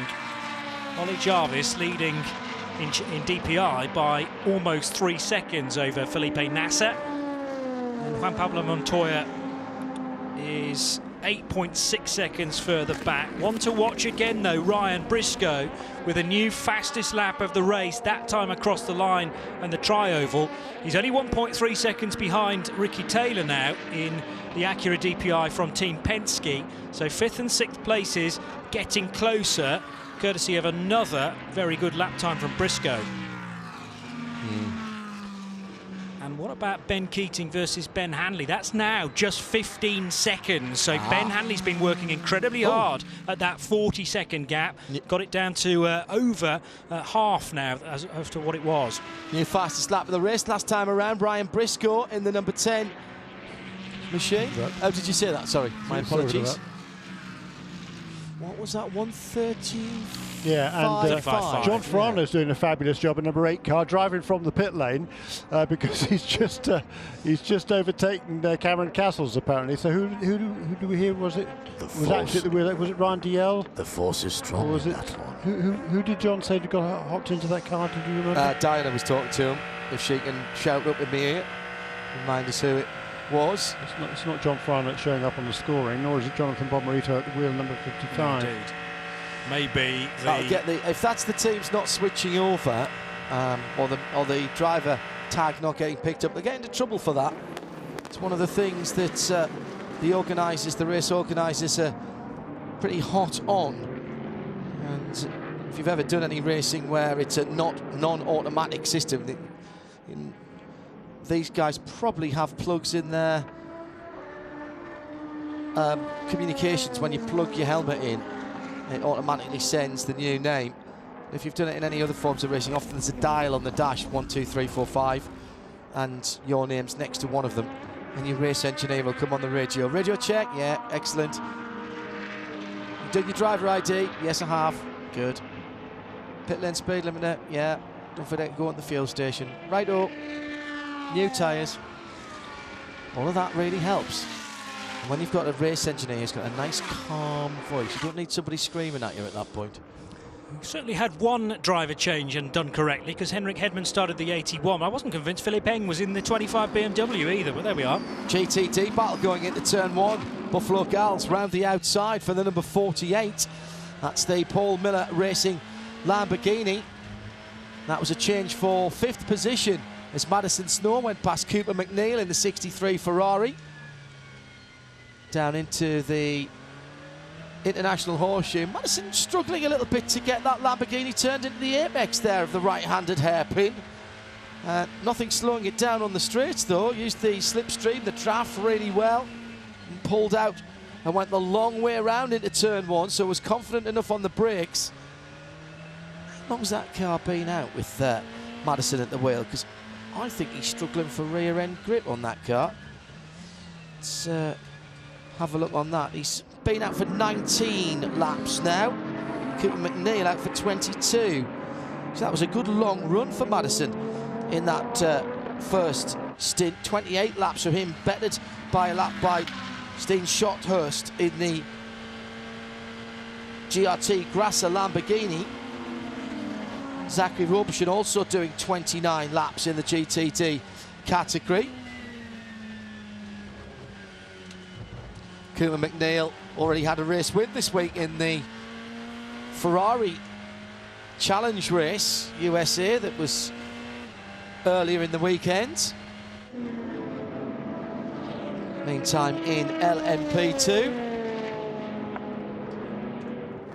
through goes the dark red and white Orica of Ben Keating through the first corner, and has the, that's the Turner BMW, isn't it? The Liqui Moly car right ahead of him. Oh, lock up from Ben Keating. Just grabbed the right front Michelin there. The 96 BMW maybe just taking his concentration away from what he was doing for a moment and taking his attention. That Orica in the red, white and blue looks an absolute picture, doesn't it, Johnny?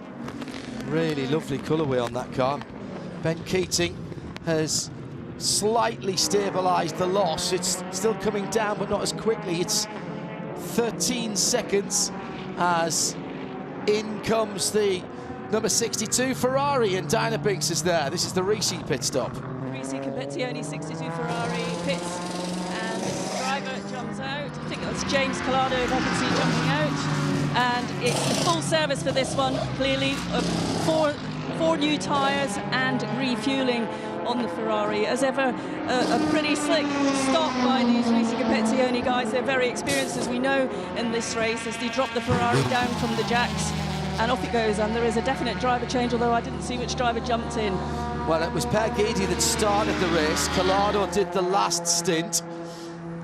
And that was a slick stop for that car, which we hear is going to be at Sebring at least. Excellent. Although it won't have all of the drivers it has this weekend, because clearly some of them are involved in the WEC, but who cares? We've got the Ferrari in the race. Exactly, plus you don't need 4 drivers for a 12-hour race, even at Sebring. That's a very good point. The other interesting thing about the number 62 car, it made its first pit stop of the race on lap 21. This comes on lap 50, so 29 laps on this stint. So whether it was a problem first time around or whether it was just trying to get out of sequence with those other guys, again, will become apparent perhaps later on. The car was running, though, in the 6th position out of 7 in GTLM. Talked with Davide Rigon this morning at breakfast at Marion's. Hello, Marion. Sandra, I know you're tuned in on 107.9, feeding the vast majority of teams and support staff in the paddock here as ever. And Davide, by the way, very, very impressive on the coffee machines. He knows all the tricks on the coffee machines. He did say, hey, I'm Italian. But he was saying the balance of the car is really nice. They haven't quite been able to get the speed of the other cars in GT Le Mans. But he said, look, you know, I'm happy. We've got the car balanced. We'll see what we can release during the race. This warmer weather might help us a little bit. We're not sure. But he says, ultimately, we'll go in there and you can only play the cards that you've got in your hand, and the ones that we've got, all right, might not be 4 races, but we're all right, is basically what he said in Italian. Oh, you got all that from Italian, didn't you? Yeah, most impressive.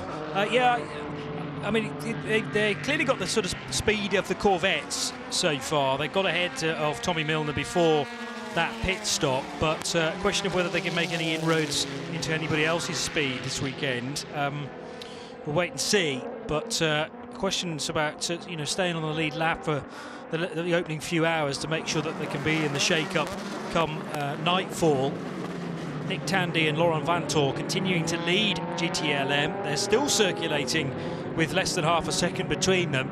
9:11 ahead of 9:12, and now enjoying together a gap of over 6 seconds back to Philippe Eng in his BMW. And you talked about a few laps ago, Johnny Palmer, Ryan Briscoe setting the new fastest lap of the race.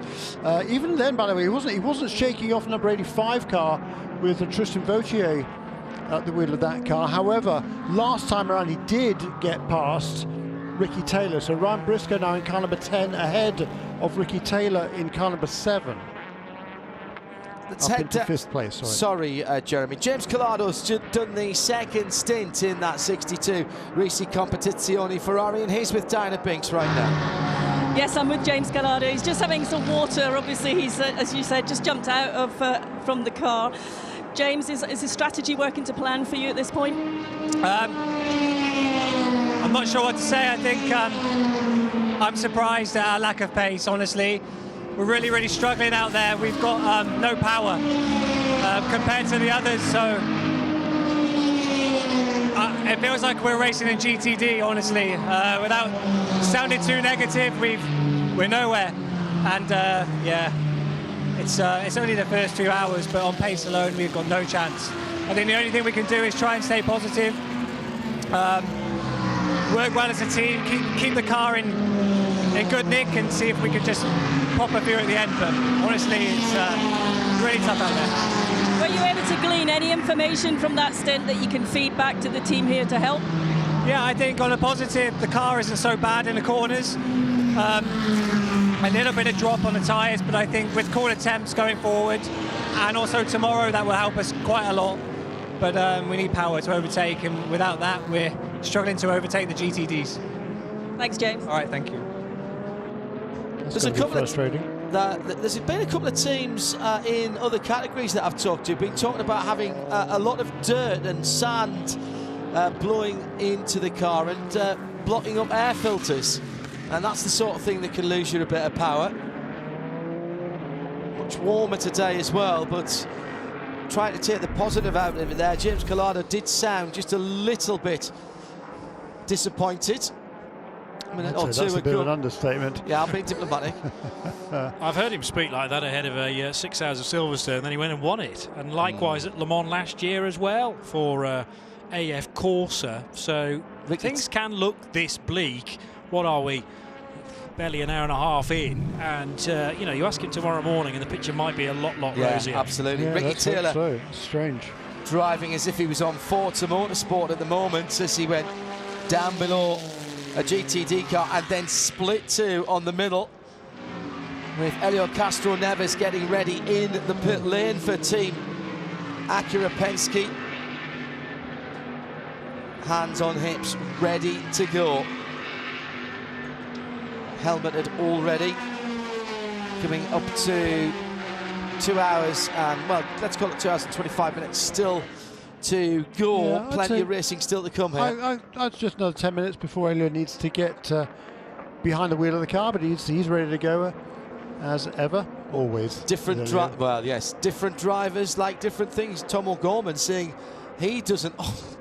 Sorry, I'll break away from that because the race leader has to go high right to the wall to pass two GTD cars and then dive down to the yellow line to go past the Dragon Speed LMP2. So, as we said earlier, a completely clear front straight, but that means the whole 38 car field are on other parts of the track, and it seems as though Ollie Jarvis met about a third of it all in one place. Yeah, interesting the way different drivers, Johnny, prepare for their race stint. Tom O'Gorman saying he likes to do everything very, very much last minute and not put the helmet on till he has to. That would drive me crackers, because I like to be.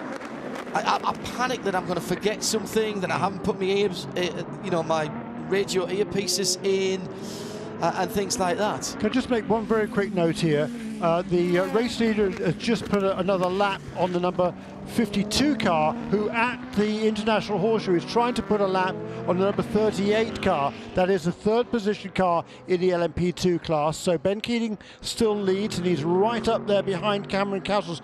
Fourth place in LMP2 is Castles, and trying to stay on the lead lap if he can. So that's the 52 PR Matheson Orica leading with Ben Keating, the 38 of which Jeremy was speaking is the Performance Tech Orica. All of the 5 cars in LMP2 are all Orica chassis. They all share that, and also, of course, they have the same drivetrain and gearbox with the Gibson engine.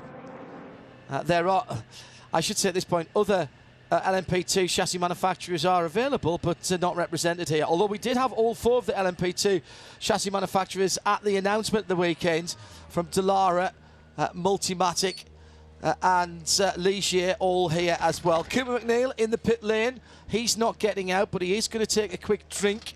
Doesn't have his drinks tube plugged into his helmet all the time. And Joe Bradley has the champion from a couple of years ago, Paul Miller Racing. Paul Miller Racing, this time with a Lamborghini Huracan. It's a bit odd seeing the teams with different cars, isn't it? But we're having a full service. That means driver as well as tyres. And that's all been done very, very efficiently down here at Paul Miller. Fueling going in. We're just waiting for the fueling done, and then this car will be on its way. Indeed, there it goes. I'm at the Corvette with the number 4 coming in. Oliver Gavin has taken over driving duties, and it's a clean service for the team as they drop the car down off the jacks. They've put 4 new tyres on and are refueling, and I can see that the sister car is on its way, and it's not here yet for the number 3 Corvette Racing. Let's have a word, literally just out of the car. You've quickly took your helmet off there, Madison. That's the quickest driver helmet change I've ever seen. Firstly, you started the car, I believe. How did that go? Yeah, I started the car, qualified the car. Wasn't a great qualifying by any means, but for a 24-hour race, I mean, qualifying isn't everything. And then go out there in the race, and the car definitely was a lot better. We made some changes between qualifying and the race, and I was very happy out there. How hard, how easy is it not to be drawn into any kind of race battles at this early stage? It's definitely a balance. Like, you're out there to race, you're out there to have fun and battle, but at the same time, it's like every little move that you make is a risk. So you got to stay calm out there and not make any stupid moves. So are we playing chess at the moment? Are we seeing a chess game play out there? Yeah, that's exactly what it is. I mean, you want to have fun and you want to race, but at the same time, you don't risk anything. Thanks, Madison. Thanks for talking to us so quickly there. Very quick with his helmet, that line. Meantime, BMW, Rahal, Letterman, Lanigan are in the pit lane with the white car. That is the number 25, brought in by Philippe Eng. Didn't quite see if he took that. Oh, they're having trouble with the right front. They can't get the rattle gun to take that nut off. Try another. Are we going to have to try another gun? Yes, we are. And I think they're also having a problem with the left rear, but it's the right front that they have not been able to change it. This is not a massive drama yet as the fuel's still going in, so they're not actually losing time. No, that wheel nut is not coming off. That is not coming off at all. So did it cross thread on the way in? Oh dear, now they are losing time. There we, oh my goodness me. It just came off the nut. Came off the nut and sparks flying everywhere. He's finally got it off. Finally. Well, that was persistence by the mechanic. No panic down there. They have lost some time here. Make sure you don't... Well, do you know what? I think I might have changed the nut there. He's going to change the nut. He's got another one on his belt. And I think that's very smart indeed. Centre lock wheel nut, of course, just the one lug nut. And he gets out of the way. Make sure you don't compound the situation by having pit equipment in the way. Meantime, leader in the category, number 911 Porsche, is in the pit lane. Not showing in the pit lane. Ah, yes, we know the pit lane in sensors aren't great. Little bit of sticky tape being applied to the front end of that car where the white wrap has come off, and he goes out side by side with his teammate. 911 and 912 came in at exactly the same time and leave nose to tail as well. So Antonio Garcia pitted the lap before in the number 3 Corvette. So let's see where he is on the circuit and whether they have been able to make hay. That was 30 laps for Nick Tandy, 29 for Lawrence Vanto.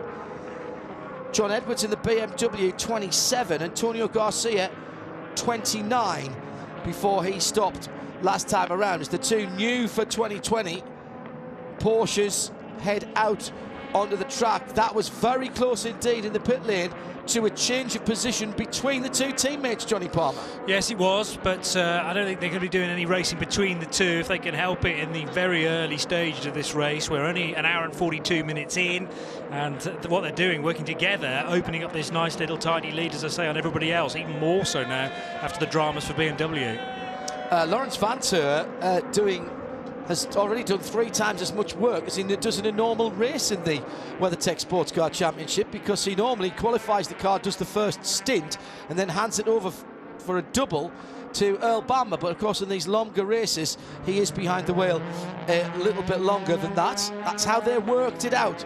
Lawrence is a good qualifier. He sets the car up for and qualifies, then does the first stint, takes the rest of the performance out of those Michelin tyres that he qualified, on which he qualified, and then Earl will have set the car up for the longer runs, and he runs to the end of the race. They still have done that in terms of the qualifying rotation here at the Daytona International Speedway, the Rolex 24 Daytona.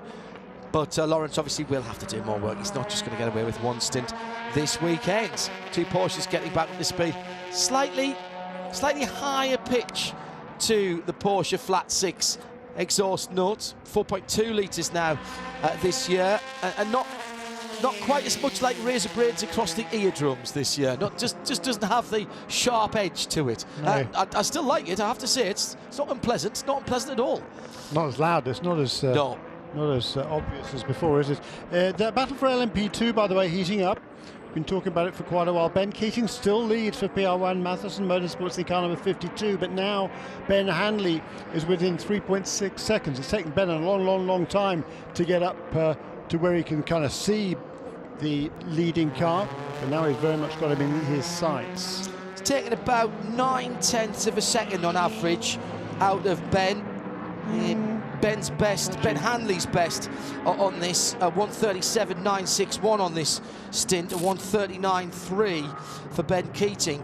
But Ben's average, taking out the in and out laps, a 1:40.3 on this stint against a 1:39.2 from Ben Hanley. Where are you getting that from? Joe Bradley down in the pit lane. Yeah, speaking of Ben Keating, the other car he's down to drive is the number 74. That's the Riley Motorsports Mercedes EMG in the GTD class. That car just been in, but the driver, not sure who's on board of that car. I think it's Aschenbach, but you guys will be able to tell me. That was a straightforward fuel and tyres, and these guys choosing to keep their driver in and really get their money's worth.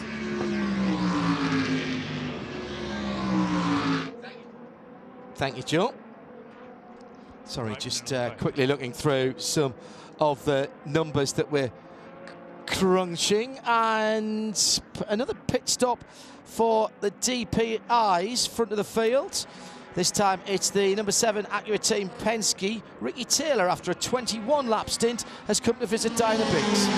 Yeah, Ricky has jumped out of the car, and the team are doing a clean stop here, changed all 4 tyres and refueling now to get that Acura back out there on the track while we wait for the sister team car of number 6 to make its way. The guys on the pit wall have been there quite some time, actually, so they're expecting that any minute now. Smash it. Still middle of the afternoon here with the 1:40 local green flag time. 26 minutes past 3 Eastern. Hello to you all over the world, particularly to Dario Franchitti, who's watching and listening. Hello D, been too long since we've had a bit of a blather. Happy Burns night for you. Hope you're celebrating in style for the Bard. About time we had Dario back here. Get him up in the booth for a bit of commentary. Battles in GT Le Mans. The number 3 Corvette. This is the yellow car. Currently sitting in 4th position for Tonio Garcia. He started the race. And the Ferrari in behind it with a lack of power, according to James Collado, who got out of the car at the last stop. Hanging on pretty well round the first 2 corners of the speedway and through the bus stop. Ferrari looks nicely balanced. 2 mid-engine cars battling. And a very good exit from the bus stop by the Ferrari. I think we got to the bottom of who got in that car, and it's not showing up on the timing screen at the moment. Per Guidi started the race, and then it was James Collado. So my guess would be that it'll be, well, it has to be either Daniel Serra or Davide Rigon. I think it might be Davide Rigon behind the wheel. He's caught that Corvette. So whatever issues were ailing that car with James Collado behind the wheel, I mean, I'll say James went very long, Jeremy, on the fuel. So maybe messing about with the maps on the engine has released something for that car. Fabulous crowd here. Daytona International Speedway and the road circuit with camping on the infield. What a great place to be in late January. The GT Le Mans leaders, by the way, as that battle we were watching is just heading on to the high banks, already heading down towards NASCAR 3 and 4. And one high, one low for the two Porsches. That was interesting. The 912 from Lawrence Vanthoor getting a bit of a draft from the 23 Heart of Racing Aston Martin, and that's helped him. Then a bit of side draft as he went through, and now he's using the hole in the air that Nick Tandy's number 911 is making through the tri-oval. He's not quite close enough. He'll go to the outside. Tandy in qualifying, Johnny, into turn 1 was absolutely imperious through turn 1, backing it in as if he was on a supermoto or a world superbike on a qualifying run.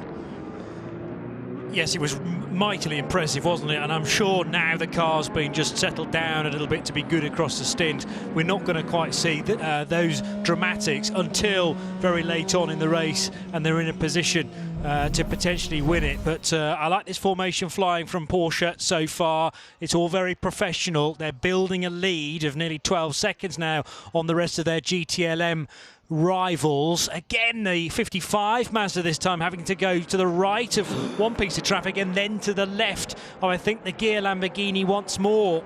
So it would dive to the right of the yellow Corvette C8R, the number 3 machine, which is being driven by, well, we think Antonio Garcia, although the driver ID is slightly unreliable right now, and then to the left of the Lambo. 54 Black Swan Racing in. This is the car that started this week in the Wright Motorsport trailer. At least the chassis did. The running gear and most of the suspension were on the original number 54, but that car bit the dust early on with a nasty looking impact. It's hard to drivers left coming through the tri-oval and to pit out and hit the wall. Great work by all concerned to get that done.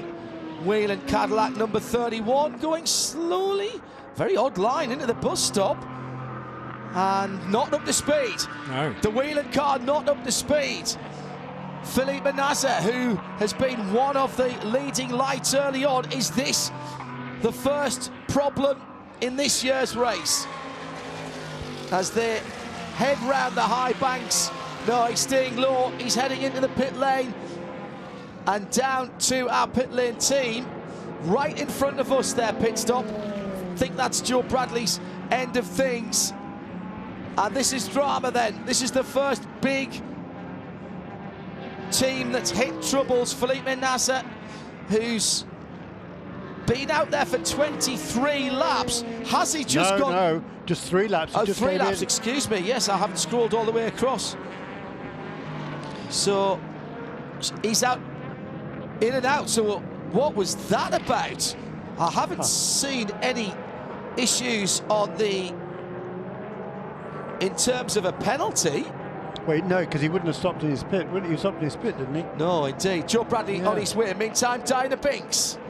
I'm with the number 52 PR1 Matson Motorsports car, just being brought in by Ben Keating, and it's Simon Trummer that is getting in behind the wheel. Full service for the car, and I will get a word with Ben. As you say, you've been talking about him earlier, so it'll be absolutely crucial to have a chat with him. They're cleaning the windscreen. Looks like a usual slick service from this team. No dramas so far, and they're all just having, now Ben I can see he's just gone to have a debrief with the engineer and obviously give his points over to Simon.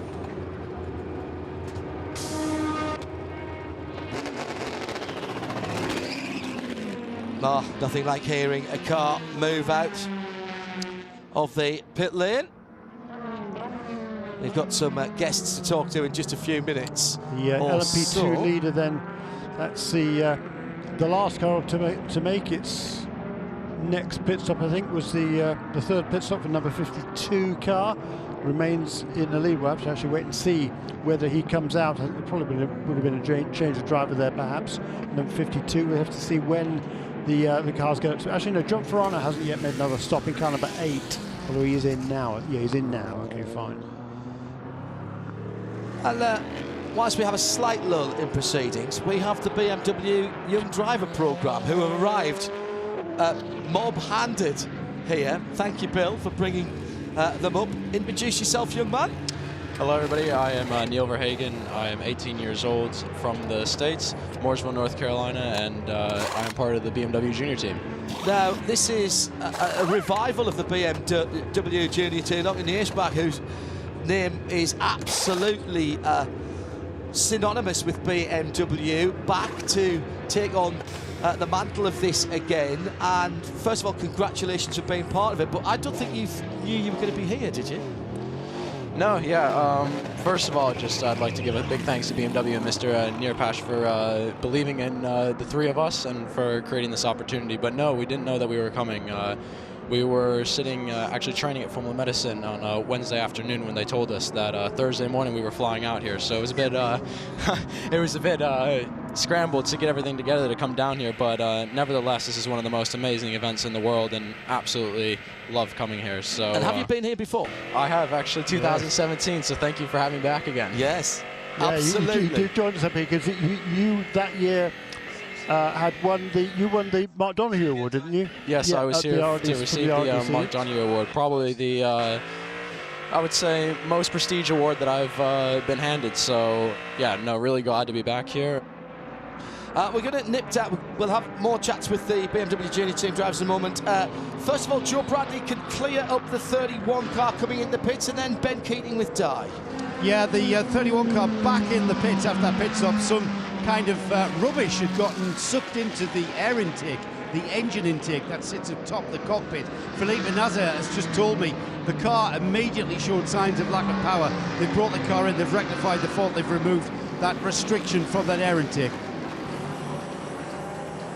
Ben, you just jumped out of that car, a really solid run. Are you happy with the performance so far? Absolutely.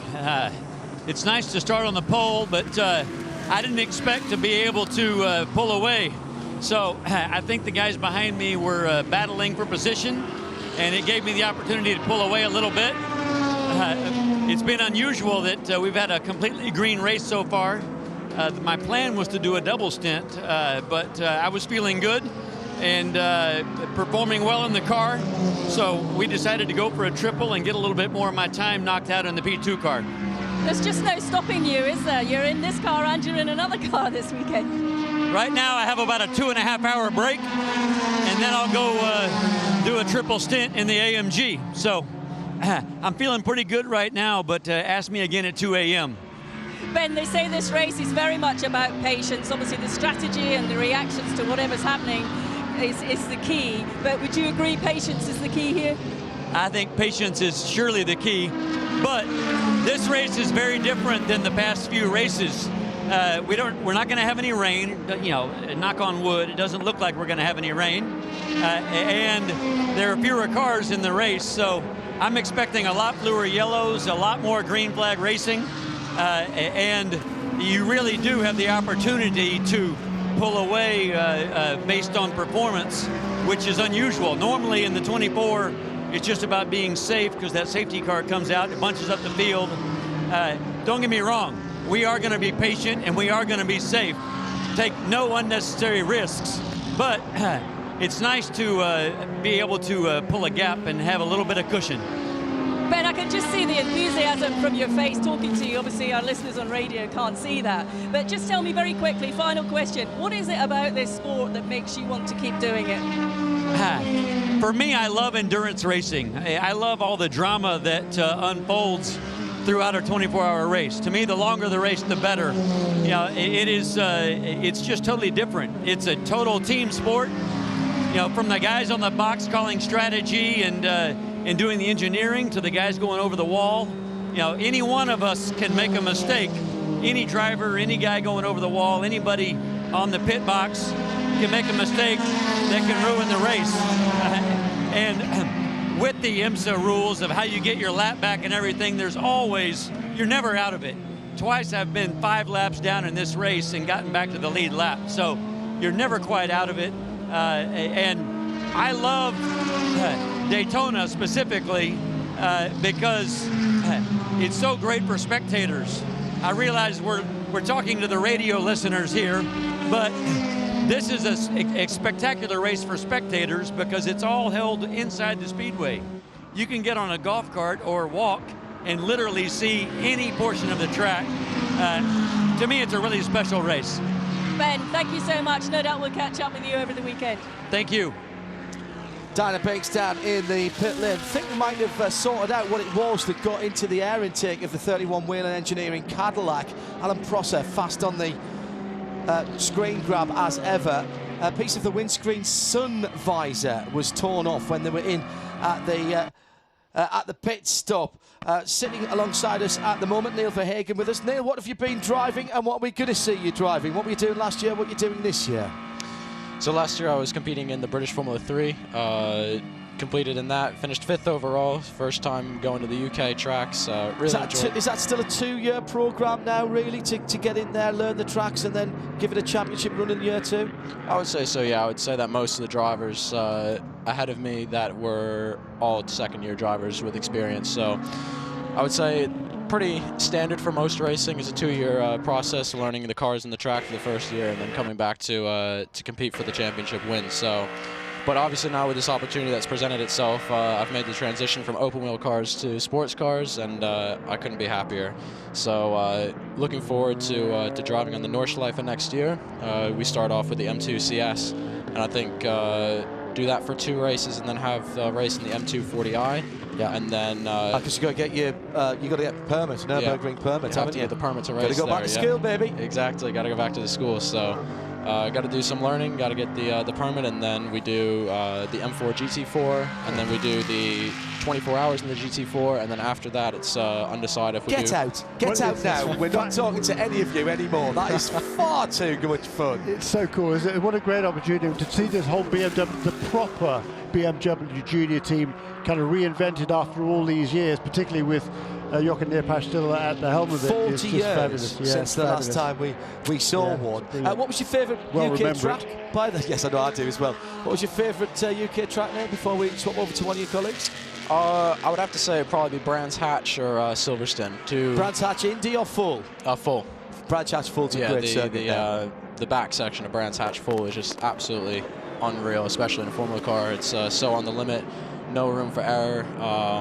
And I've always had a good time running at Silverstone, so I love that circuit as well. So those are my 2 favorite. We'll swap out. Thank you for the moment. Good luck. Who else have we got here? We've got Max Hesse and Dan Harper. Who's going to jump in?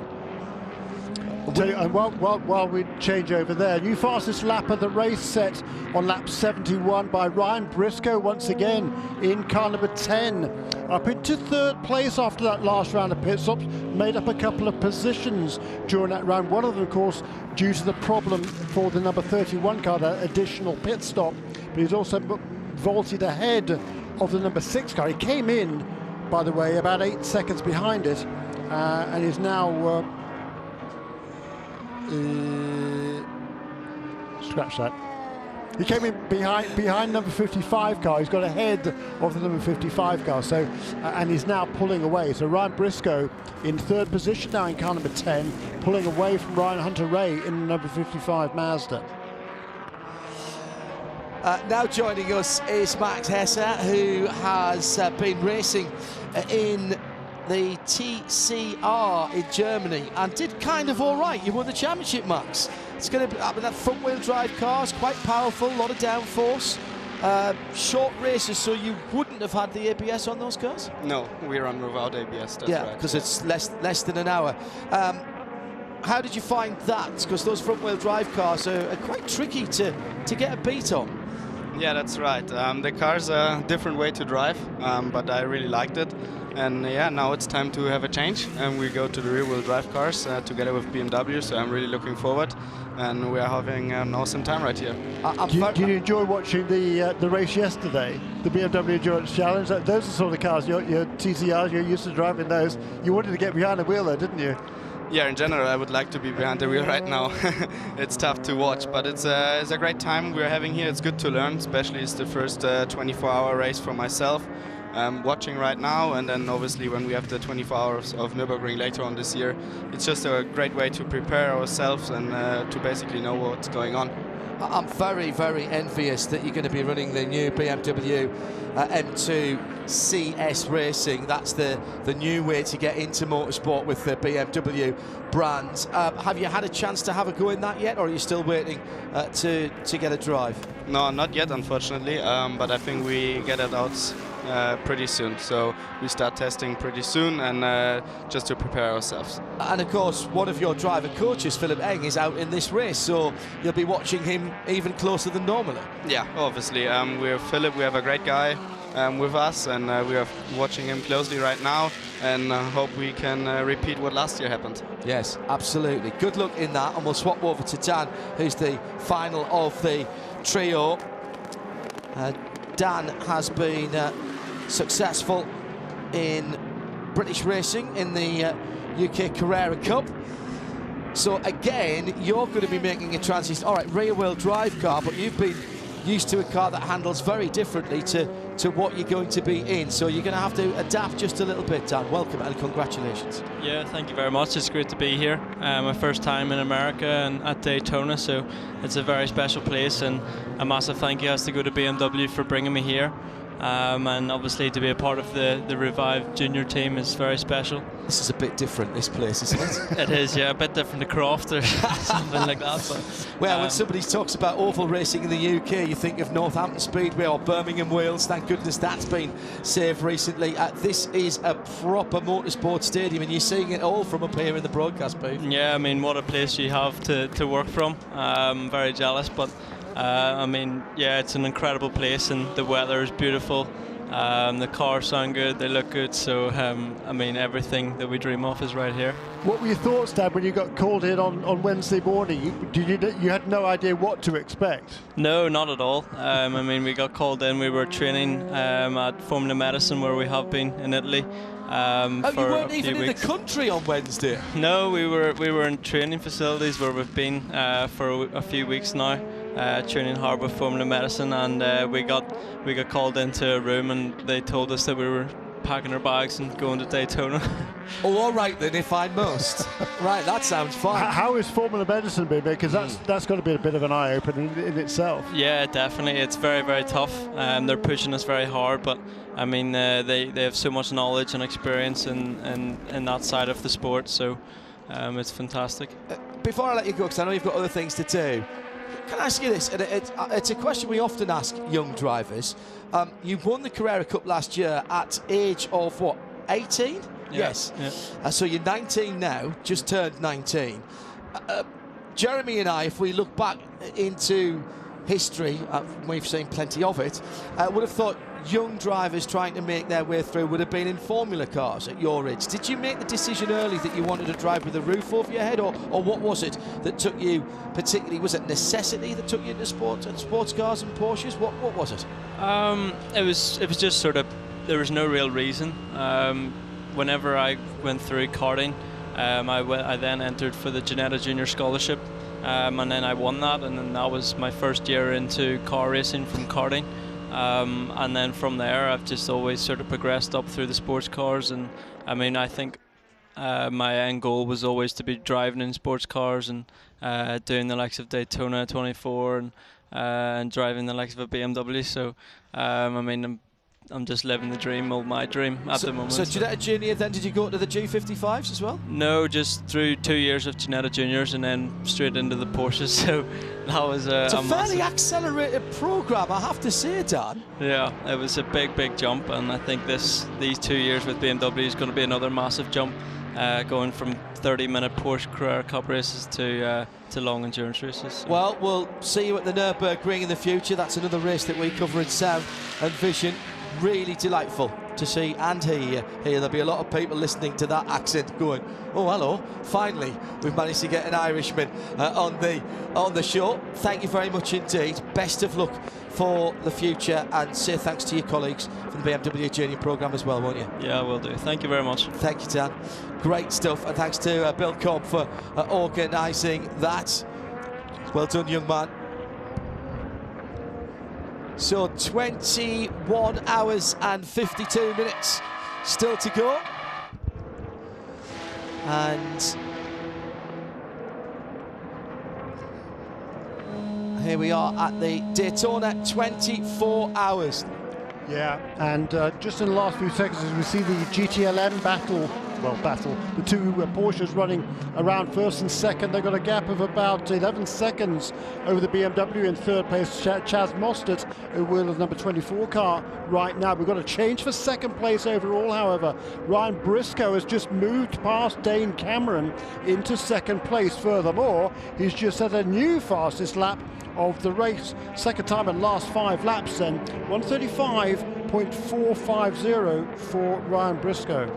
Just 4 thousandths quicker than his previous best, just 4 or 5 laps ago, but super consistent and very fast pace from the best of the Cadillac. So it's now Mazda, Cadillac, Acura for Dane Cameron in third place, and second the Mazda's Ryan Hunter-Reay. Dropping back, he's about 4 seconds behind Cameron in the fourth position. Elio Castroneves then in the second Acura, then a gap back to the number 5 Cadillac of Sebastian Bourdais. 21 hours and 51 minutes to go. We've gone through another hour of racing here. 107.9 at the track. RS2 IMSA Radio across the USA and around the world. Sirius 216 XM 202. And of course it's Sound and Vision at IMSA TV. We're live trackside from the Rolex 24 Hours of Daytona at the Daytona International Speedway. The next hour of racing is already underway.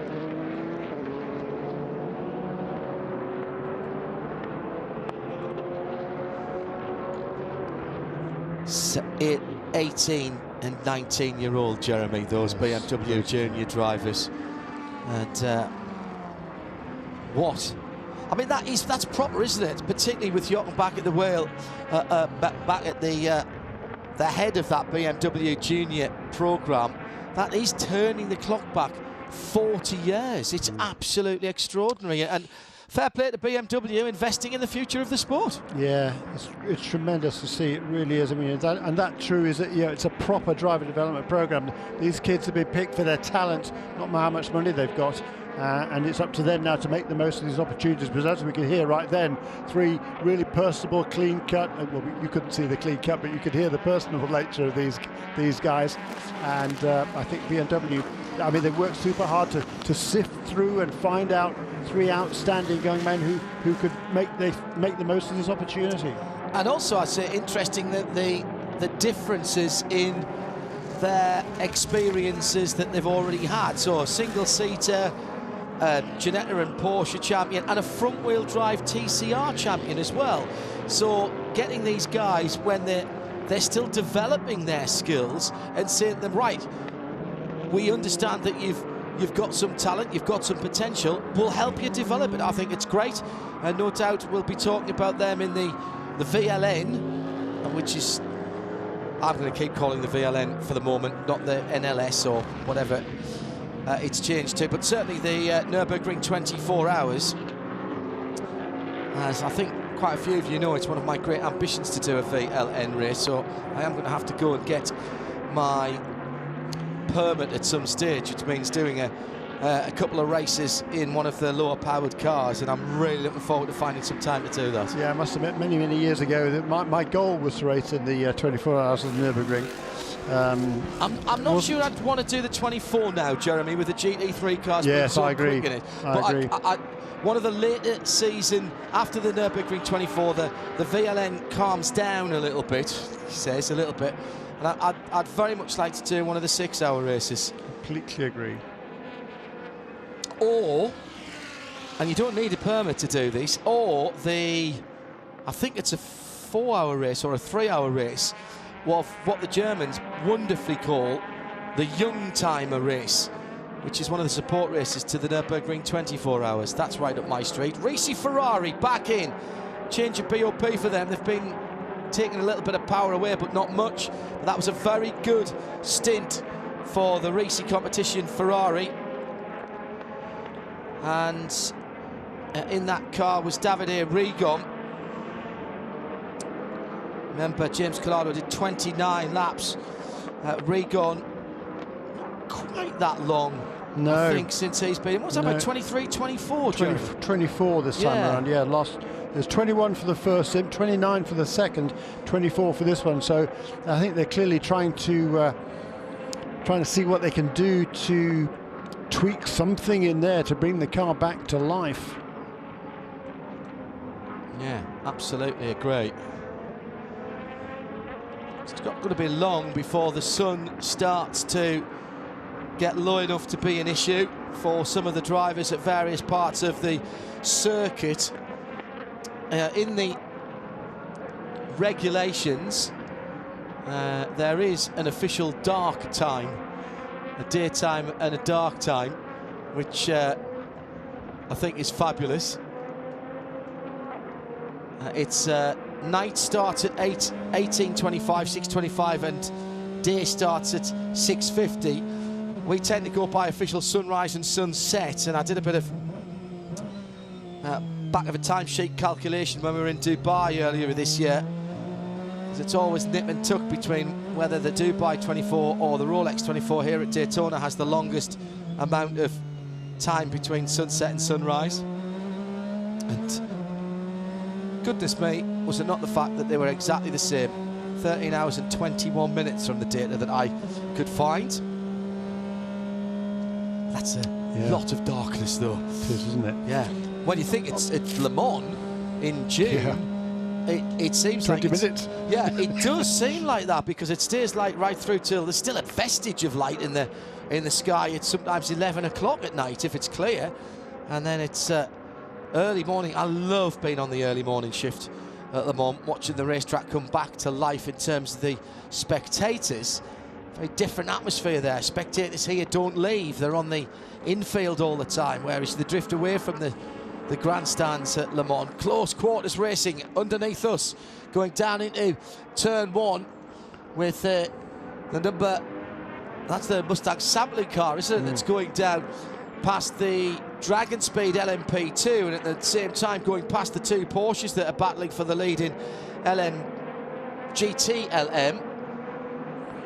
And that isn't, as you say, was it the Mustang sampling car, or was it the Konica? Yeah, well, I was going to say Konica Minolta to start with, but I sort of saw a flash of yellow on the front. I stand to be corrected. No, I wasn't paying attention, honestly, but the point I was going to make was the Konica Minolta car now with Kamui Kobayashi at the wheel has absolutely been charging along. He took over from Ryan Briscoe, so it's Kamui, isn't it, set those fastest laps of the race. That just changed, didn't it, on the scoring system, that's why.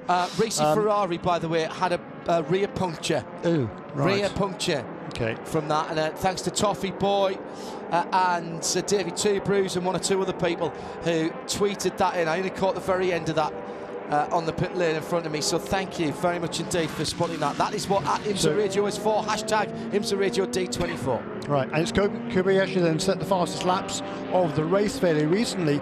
Not only that, he's reducing the gap to the race leader. Tristan Nunez is driving now in the number 77 car, and on lap 70 the gap from first to second was 20 seconds. The number 10 car was another 4 seconds behind that, so call it 25 seconds from first to third, the number 10 car. Now the gap between first and second, between 77 and 10, is half of that, 13.1 seconds last time around.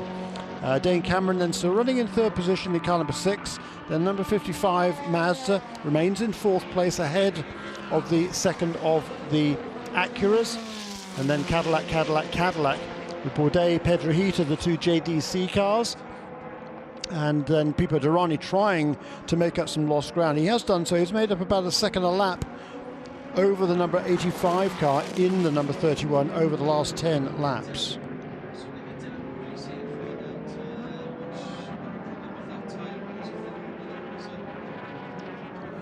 So in the GTLM ranks, number 3 car is now running in the 4th position, about 7 seconds behind Chaz Mostert, who's, after the BMWs appeared to struggle a little bit in the first stint of the race, the BMWs now running pretty well. 24 car in 3rd position, 25 despite that pit stop is in 6th position.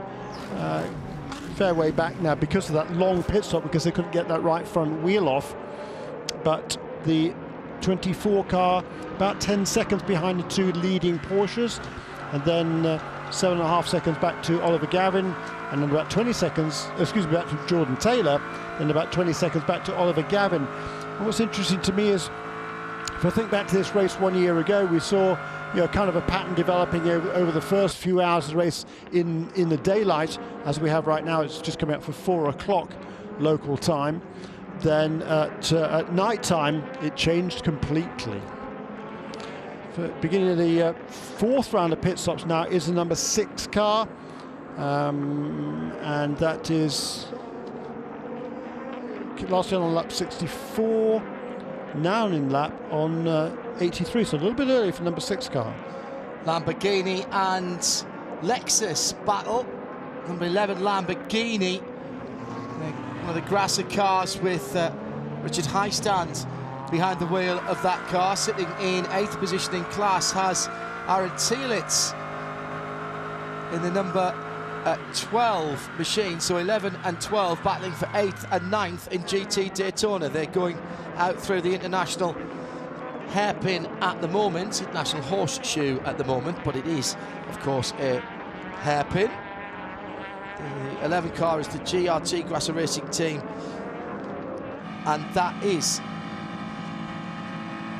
and just confirmation from Diana Binks down in the pit lane in my ears that that racing car was indeed a right rear puncture.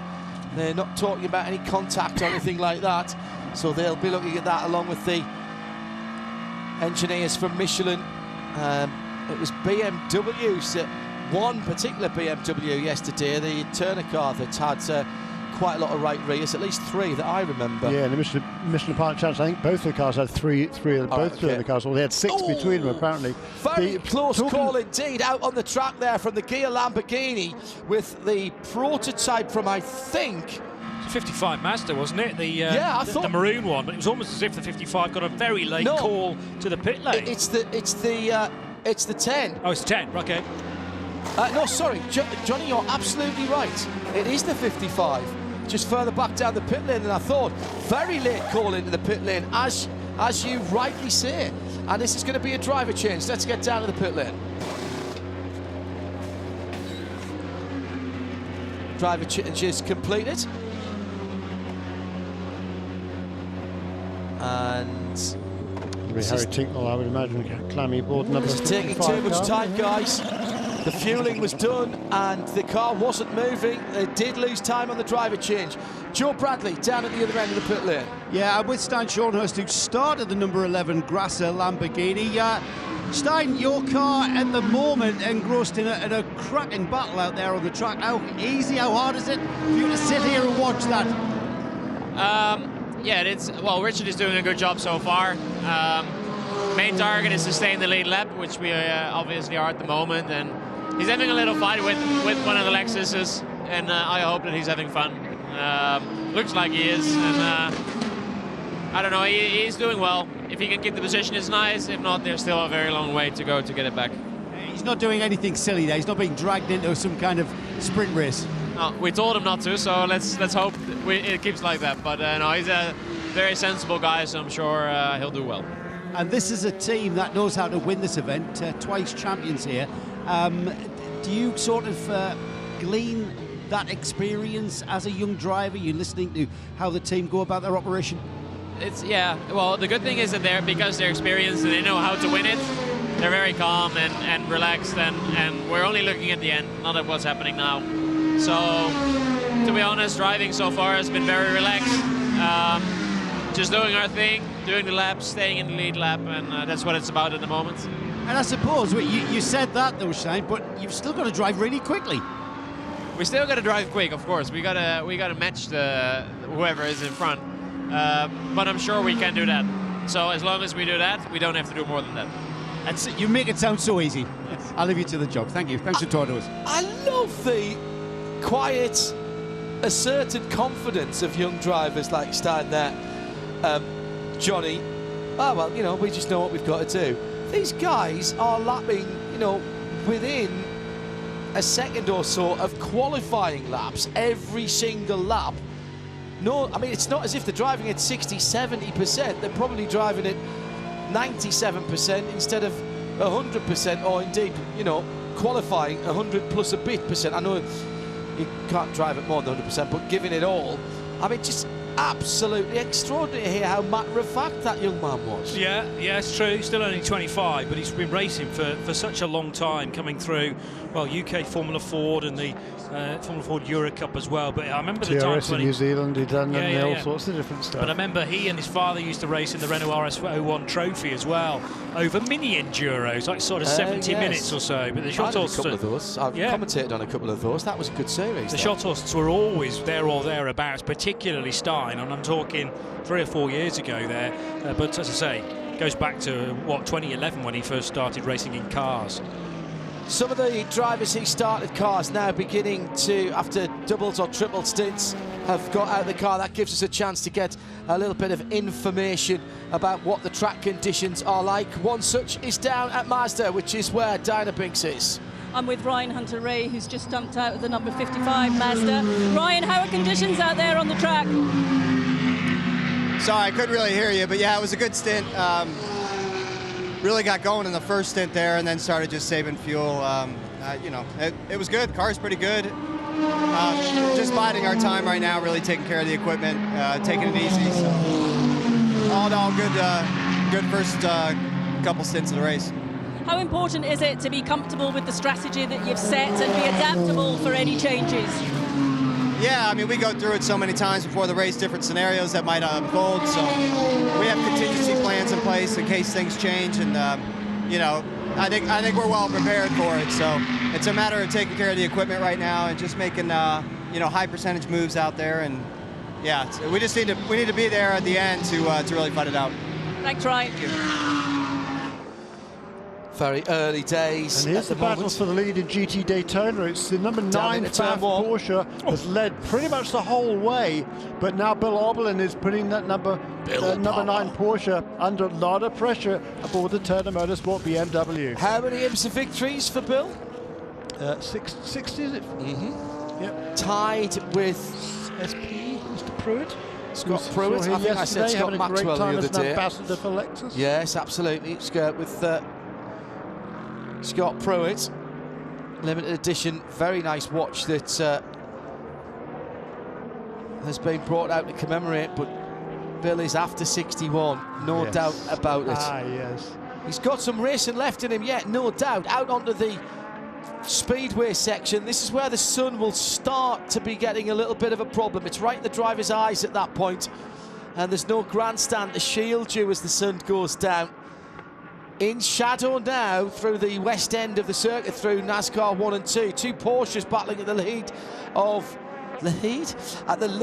GT Le Mans, and that would be Fred McAvecchi, who's taken over from Nick Tandy, and Earl Bamber, who's taken over from Lawrence Vanthoor. Fred, or Mako, as he's known to his teammates, in for the full season of IMSA WeatherTech Sports Car Championship here in the States, taking over from Patrick Pile, still a Porsche Works driver. Patrick moving on to other projects, and in fact is part of the FAF team that we were talking about earlier on, being loaned out from the factory to that team. On the high backs, the GT cars, there's something very special for me, Johnny, to see these GT cars on the banks here at Daytona. They look fantastic. I thought the TCR cars were stunning yesterday with the slipstreaming battles, and the GT's just the same today. It's an annual event, isn't it? But we do have to wait every 12 long months to see these GT cars that are designed for an awful lot of road courses rather than this type of track, but it's steeped in history. And really good to see them around here. Sadly for Davide Rigon, he'd like to be as close as he appears to those two Porsches, but they've just put the Italian and that 62 Risi Competizione Ferrari 488 a lap down.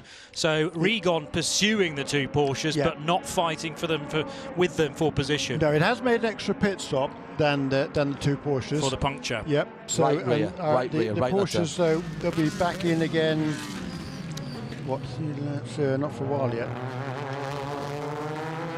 At RSL, at IMSA Radio, and the hashtag is IMSA Radio D24. At IMSA Radio, if you want to get in touch. Bright yellow JDC Miller car comes in for a stop. That looks fairly standard. Joe Bradley is watching. He'll shout if there's anything there. Tyres done. 33 seconds. Almost a stall. Is it a stall? It is a stall. Catches it and goes.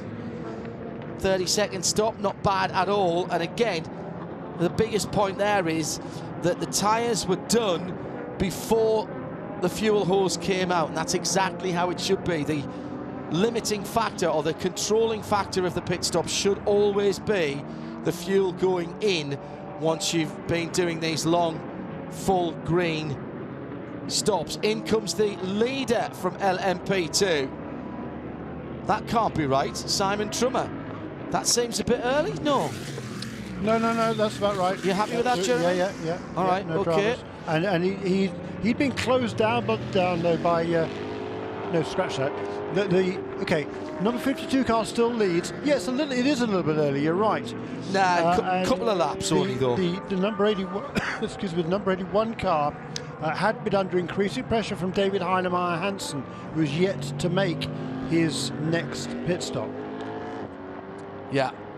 David's been out for 21 laps already. Simon Trummer comes in at the end of his 21st lap. Ben Keating, I think, did 3 stints of 22 laps. Certainly the last two I seem to remember with 22. 21, 22 and 22. Excellent run from Ben Keating. Another half an hour racing completed. The 85 has rejoined in the hands of Juan Pedrahita. No driver change there. Yeah, and the two Cadillacs of Kobayashi and Bourdais still yet to make their next round of pit stop, their 4th round of pit stops. So they're exhibiting very good fuel economy. Great, I think. 55 in the hands now of Harry Tinknell, so we were right in terms of the driver rotation there. He was the only one left after that car was started by Jonathan Bomarito. Ryan Hunter-Reay taking it over, and now the young man from Exeter in the southwest of England taking charge, and it goes through the Speedway Turn 1 in 6th position. And Joe Bradley has the 2nd place car, the number 5 Mustang sampling Cadillac has come into the pit lane. Sebastian Bourdais in command. And Bourdais not getting out of the car. The fuel goes on. They are changing tyres, and as we've seen up and down the pit lane, it's the fueling that restricts the time. The car is up on the jacks.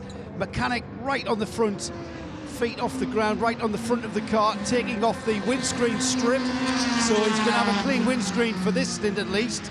Tyres coming off, look like they're well used. Just coming to us end of the stop now. The car off the jacks. And Sebastian Bourdais, nice and easy. We've seen cars wheel spinning off the pit apron here, but that was a nice, clean restart there, pulling away from his pit box very, very swiftly. Look, people, I'm just looking at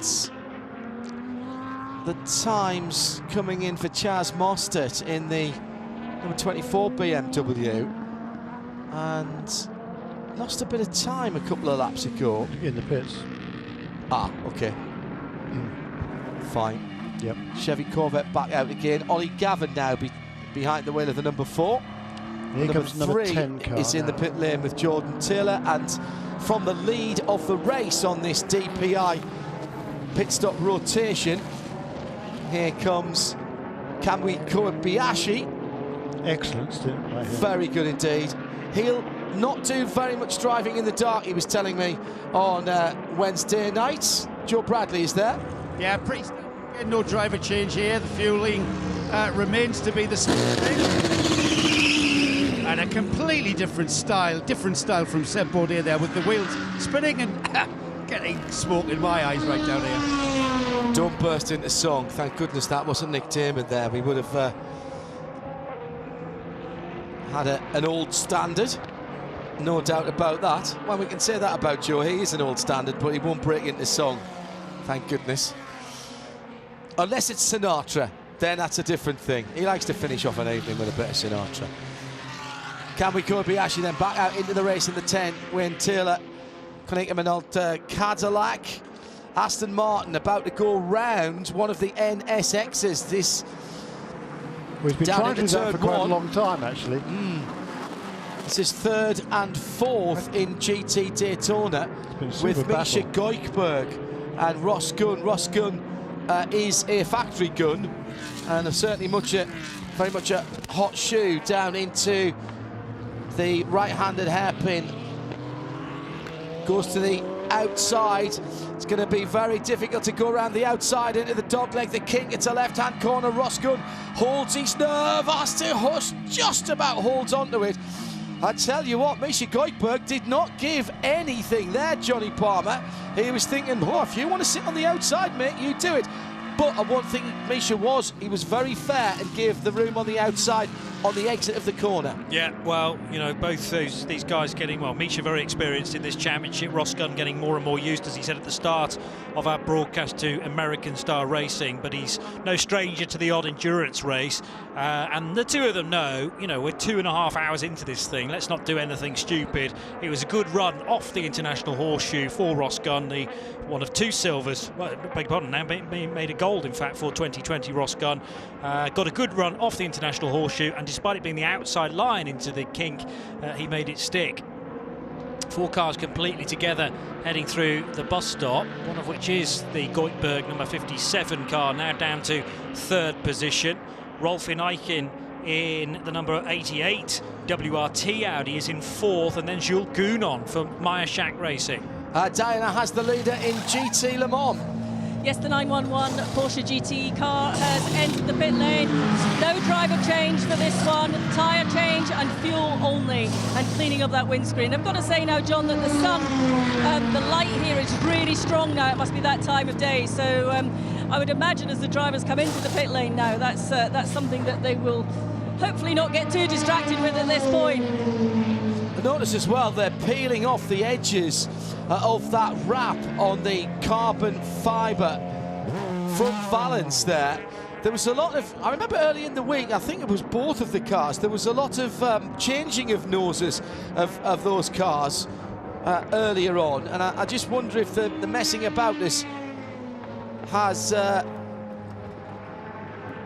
loosened the wrap on the front of that car. It's not accident damage. Joe Bradley, not a great pit stop going on down by you for the number 88 WRT Speedstar Audi. The WRT guys were there, they were waving the board, the 88 Audi. I'm thinking, are you going to turn left? He just went sailing by. He finally saw them to his left. There was no one else out on the pit lane. That's right. I couldn't understand that. He kind of aimed the car at 45 degrees towards him. He had jumped out the way. The team have then had to go running down the pit lane by about 4 boxes. They've pushed the car back into place, not quite where they wanted it. And they've finally got the pit stop done, driver change as well. So this was going to be one of their more detailed pit stops. All of that is done, like we've been saying. Refueling going in being the last thing, and the 88 car finally gets that done. The Porsche GT Team 912 car is into the pit lane. Again, no driver change as the sister car came in a few minutes ago. Refueling, tyres, cleaning of the windscreen, and these guys are going about their business as usual, as slick as ever. They're now cleaning the windscreen, shutting the door, down from the jacks, and as soon as the refueling hose comes out, that car will make its way back out. Yeah, very quick turnaround indeed for the 2 Porsches. By the way, driving the 88 WRT Audi into the pits and making that slight error was Rolf Eichen, and Daniel Morra taking charge of that car, bringing it back out again. So GTD in somewhat of a state of flux, apart from Dennis Olsen, who continues to lead for Pfaff.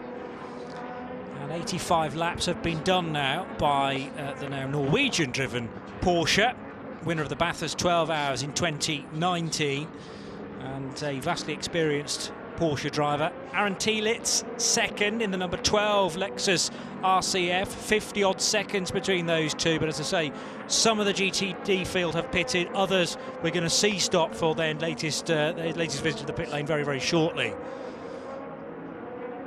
And back on the move, the Misha Goikhberg car, but we will see whether there was a driver change there at 57 in a moment or two for the Acura.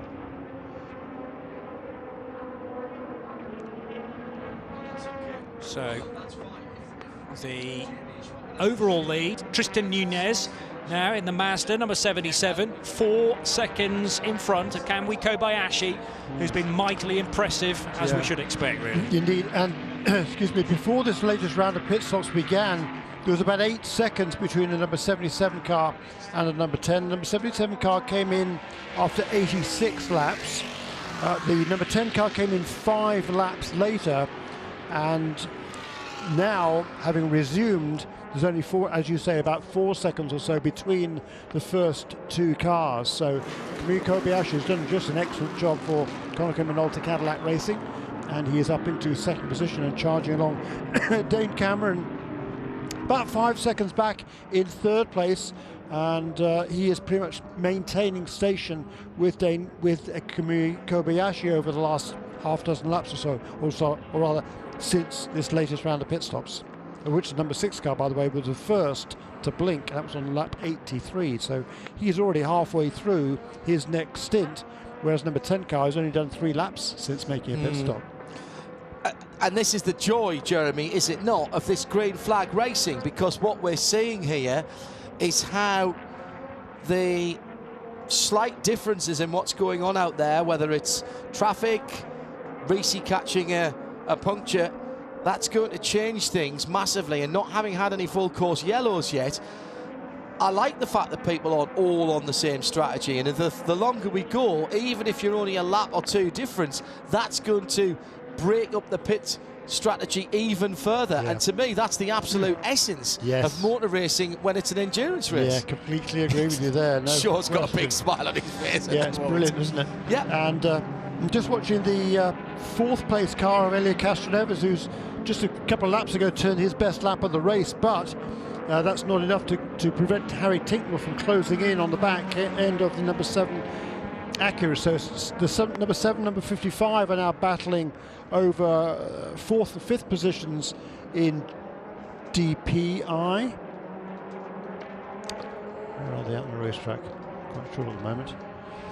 Conor De Filippi, whilst you look for those cars, Conor De Filippi getting very, very close indeed to the number 12 Lexus in order to generate that tow up onto Speedway turns 3 and 4. That was coming out of the bus stop, and now more distractions for Aaron Telitz in the 2nd place GTD car, because just briefly he had Harrison Newey on his tail in the 3rd placed LMP2 car from Dragon Speed USA. So they've been rotating through the drivers at Dragon Speed. Leaders, we've got, well, not quite the leaders, the 55 and the 7. Now, Helio Castroneves, not too long ago, set the 7 Acura's best lap of the race, but he is being caught, nevertheless, by Harry Tinknell. There they go into turn 1 now. The other battle that's brewing here is number 85 and 31. 31 car, remember, had an extra pit stop a while ago. Well, he's now closed right back up onto number 85, and has he yet made that pass? Rather, I think you're going down the back straight now. I think that's them going through the bus stop now, and the Wheeling car, I think, is just behind the Cadillac as they come onto the banking and go around a slower GT car. Yeah, concur with that. So Dirani just 0.4 of a second off the back, and Pedrahita's JDC Miller Motorsports Cadillac. Very easy to find that car around the raceway in its bright yellow colours. Into turn 6 goes the 4th and 5th place battles then. Castroneves ahead of Tinknell. Acura DPI versus Mazda DPI. The 55 Mazda getting a very late call indeed to pit road for its last stop, nearly cleaning out a Lamborghini Huracan as it negotiated from one side of the track to the other. And Tinknell possibly not close enough to challenge for 4th place into the bus stop on this lap, but give him another 1 or 2 and he's going to be right there even though Helio Castroneves is really picking up the pace. We've had some strong stints already in that car from Ricky Taylor. Castroneves, the Brazilian, taking over was it the last pit stop that we had Helio on board? No, probably 2 stops ago, actually. Sorry, what's Helio Castroneves? Yeah, he got on board a couple of stops ago. Yeah, I remember him getting prepared. After 3 stints, yeah.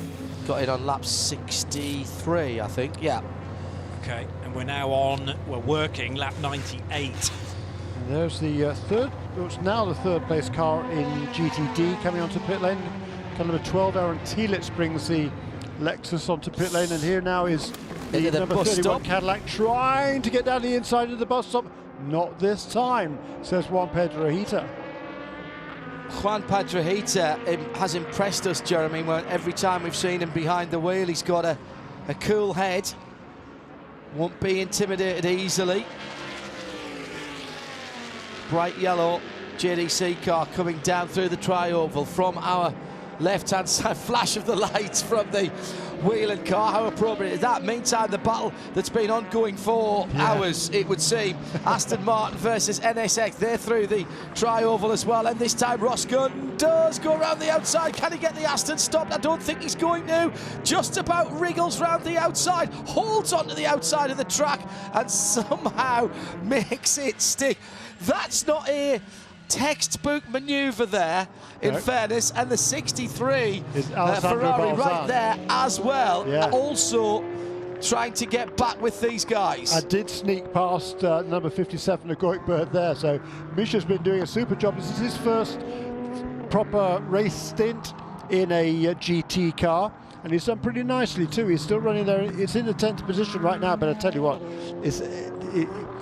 we can pretty much forget about GTD in terms of anything significant happening other than a problem until much later in the race. We're just going to enjoy the battling that is going on. But the number 9 car stays out once again. Once more, it's going to be the last car, I think, to make its pit stop in GT Daytona. It's the 2nd place car, number 11, comes in to make its stop after 89 laps. Still just a car length between Castroneves and Tincknell. In fact, it's less than that as they head into the braking area for the Western Horseshoe. There was a bit of overlapping there. Tincknell, though, ushered to the outside line by Castroneves, catching him, one thing, getting by entirely another, with all his experience and most of it with Team Penske. Super battles then. Faf Porsche into the pit lane, still in the lead from the GTD. Dennis Olsen, Richard Heistan, the 2nd place car, already pitted. Joe Bradley, does Dennis hit his pit properly? Yeah, he's absolutely on his marks, as you would expect from a driver of the ilk of Dennis Olsen. The Norwegian driver hits his mark spot on. He's staying in the car though. He's not finished quite yet, and the car taking on a fresh set of Michelin rubber. I'm going to have a good look at the tyres that have come off. A little bit of pickup off the front tyres there. That's probably off just coming into the pits. Fueling still going on the front of this Porsche, and the windscreen being cleaned, and he refires the car. They're getting towards the end of the stop. They need to go. We've got a bit of breathing from the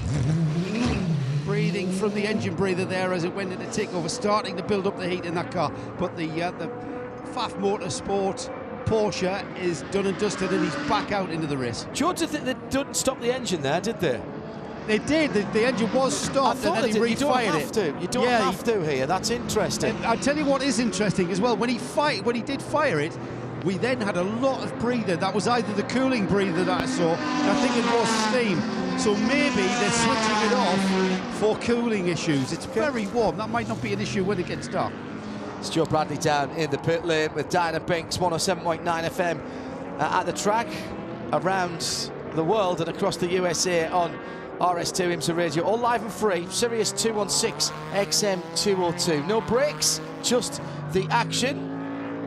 Which there is no shortage. No, this is magnificent. I'm loving it. I think just watch it coming through the bus stop now. We've got a battle for the lead overall as the 2 leaders come around NASCAR 3 and 4. High around one of the Lexuses goes Tristan Nunez. We're now Kumuya Kobayashi glued to his tail on board with Kobayashi as they're coming into the tri-oval. Down underneath us and closing. Is he getting down the inside?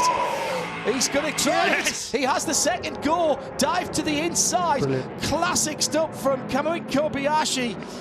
Went to the inside, looked like he wasn't going to get it done, and then breathed out of the brakes, rolled up the inside, and rather like a motocross block past, left the Tristan Nunes-driven Mazda absolutely nowhere to go on the apex. There's a big stack of tyres on the inside there, which is the clipping point, not literally, of course.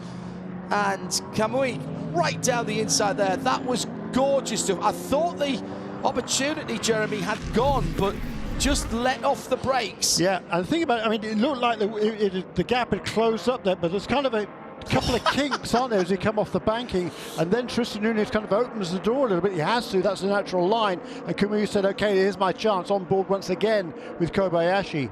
You see, there's the kick. Well, there's the kick against the grass, and then he knows after that he's got a chance to dive down the inside. Great, clean pass. He slowed early. It was almost as if Nunes just caught the brake a little too late. It ran him deeper into the corner. No, that's the line. Possibly. That's the line. But then he thought, I can go for this here, and then just left his brake into even later, and then up the inside. Because he knew he could take a kind of slightly wider line and just dive in there completely alongside it by the time Nunes gets to turn into the corner. That's lap 101 we're on right now, by the way, for our race leaders. And that will be the 13th change of lead. The line into turn one is that wide line when you're on a normal lap, because you don't want... nobody's going to go down the inside of you there, but unless it's Kamui Kobayashi. If you split that corner into two parts, actually, Kobayashi lost ground initially, and then he hit the brakes so late in the secondary bit of braking, that gave him the advantage. And Nunes, I'm sure, was just thrown as to what was going on, thinking, OK, he's not going to go for it, and then there goes the Japanese. Fantastic overtake, that. I think what happened was he braked and then kept his foot on the brake and then let it off, and that rolling off, it wasn't like he got back on the power and accelerated. No. Rolling off the brakes allowed him to put the car into the gap, and then he had to deal with getting round the corner, because he wasn't on the optimum But often line. it's about Braking and out-positioning your competitor. If you can be there, and then you worry about the corner afterwards. The skillful bit of that is braking and turning at the same time and not losing the back end of the car. Jamie Howe has rejoined us in the pit lane, and she's down by the Wayne Taylor pit, and she's been listening to the Pit to Car radio. I'm sure that caused a bit of interest from Wayne Taylor and the rest of the team, Jamie. Well, I love listening into the radios, for some teams more than others, because they do get a little more animated. And the message being delivered to Kamui Kobayashi under these set of circumstances was just stay patient, remain calm, settle in, but be patient. We have to all remember it's still so early on in the race. Nothing can be won right now. All you can do is make a mistake and lose the race at this point in time. So all they're trying to do is just remind their drivers, just stay calm. Yes, yeah, I'm not sure he was listening at that point. He may have had the MP3 player on. Porsche keys to the race. Get through the night and be there at noon Sunday. I think that's probably what they're saying to Kamui Kobayashi at the moment. Traffic's always going to be an issue. Big lock-up there for Kobayashi into the international horseshoe. He's pushing, isn't he? Like crazy. This green flag racing is really putting the pressure on everybody. You've got to get your pit stops right. You can't be clashing. I think we had a bit of bump drafting earlier on, but I haven't seen any side-to-side or other contact between the cars out on the circuit. It's been good, clean, hard. But the word that I'm going to use here, Jeremy, is respectful racing between the classes. And, people saying, only 38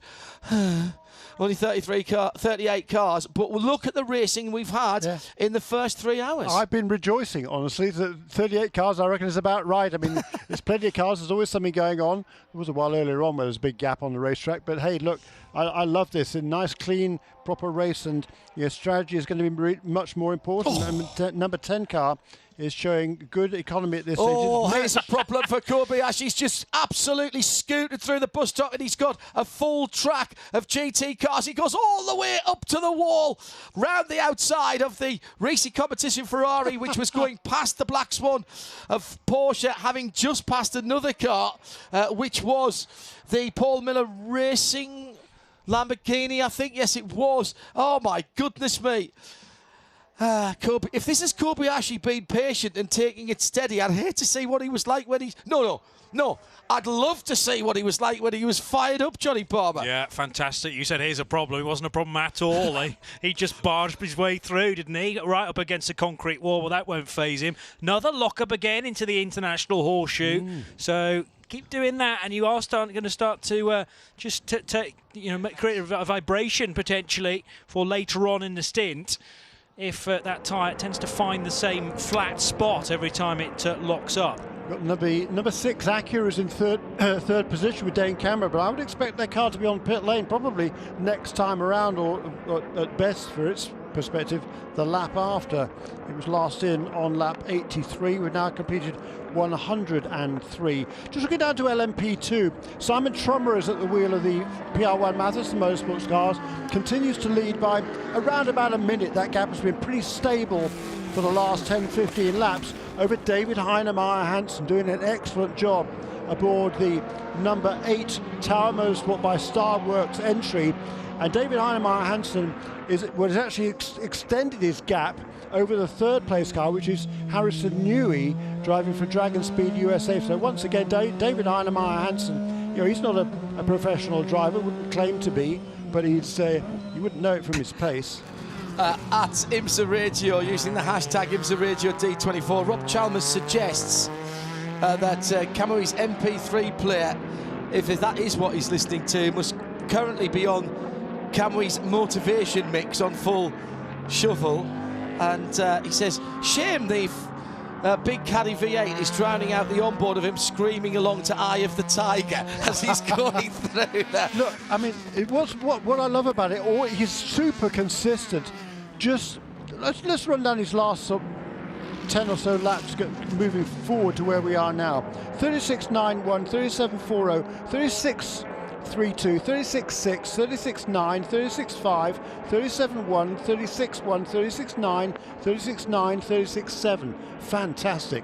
I mean, really, really good, consistent driving. Through traffic, battling for the lead. You name it. You name it, he's had it. And that, Johnny, is what we talk about when the drivers are looking at what we call a stint average. What is your stint average? Take out your in and out laps or any yellow flag laps and then say, right, what are you doing? Well, I had traffic that I don't care. Your race engineer is going to say, I don't care whether you had traffic lap. I want to know what your stint is. And you won't get to take out the traffic laps. No. You've just got to deal with that. That's part of what you're doing here. And Kamui's doing it excellently at the moment. Yeah, what you can't afford to do is ease off whilst you make the decision whether you're going to go left or right. Obviously, a lap where you go high above a couple of GT cars is going to take a little bit longer, but it's about narrowing that potential for extending the lap by half a second. If you can make it just 3 or 4 tenths, then brilliant, and they all add together to make the average lap time across the stint. Yeah, really cool driving there. That battle for 4th place continues as number 6 car does come onto pit lane this time around, by the way, on lap 105. And Shea's down there. And I'm really disappointing, because I was hoping that Dane Cameron would be getting out of the car so we could have a chat with him, but alas, he's staying on board for another stint. They are giving him 4 new Michelin tires. These ones do have that nice gloss on them, so you can tell that they have not touched the track before. They have the number 5 on the side, so I would assume these are set number 5 of this team that was saving tires, as Dane told us throughout the weekend. Fuel nozzle's been attached now for 24, 25, 26 seconds. We've got about 5 seconds left of fuel before Dane Cameron now. Interesting. They only went to 29, so they didn't use a full tank or they didn't do a full fuel. Interesting. Looking across the track at the moment, and welcome back, by the way, Shea and Jamie. Looking across the track here, massive spectators, and still the little bleachers on the inside of on driver's left at the International Horseshoe. Plenty of people down on the fence line there as well. Good afternoon to all of you. Not much room down there. It's still 2 and 3 deep at the fence line, all the way along that run down towards the kink and then down to the Western Horseshoe as well. Sun dropping now rapidly in the January sky, and the drivers will have to deal with it for a little while longer. It'll be right in the face of the drivers as they're heading towards the western hairpin, obviously. Just turning through the western hairpin down is the number 912 Porsche, which leads the class. Earl Bamber got ahead of Fred Makowiecki. At that last round of pit stops. But what's really interesting is the fact that number 24 car, still with Chazzy Mostert at the wheel, has closed right in now on the number 911 car. So that is a battle for second place. If I go back, so that means Chaz got past the Chevy Corvette as well, because he was behind that for a long time. He did that at the round of pit stops. Right, okay. So he's been in third place for a while, but it's taken him about 8 laps to close down that 4-second gap to the second of the Porsches, and there's now a couple of seconds or so between the two Porsches, but Chaz Mostert is pretty much right behind the number 911 car that led the early stages. We talked about a battle earlier on between number 7 and number 55. Well, Castroneves has managed to keep his nose ahead still of number 55.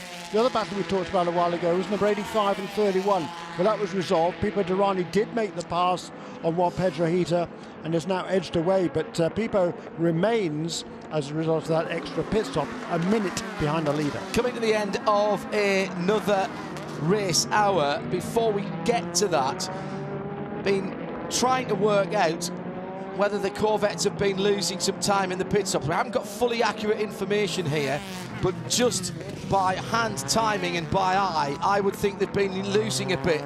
Shea Adam is down there, might be able to shed some light. Well, it's a really good thing the number 3 Corvette did not need to take on any fuel within about the last 5 minutes, because they've changed out the fuel nozzle. Dan Banks waited to receive the old one, carried it very carefully over the wall in case it's needed again, and then helped attach a new fuel nozzle. So they're going to see if it makes a difference for the number 3 Corvette. That's the yellow one.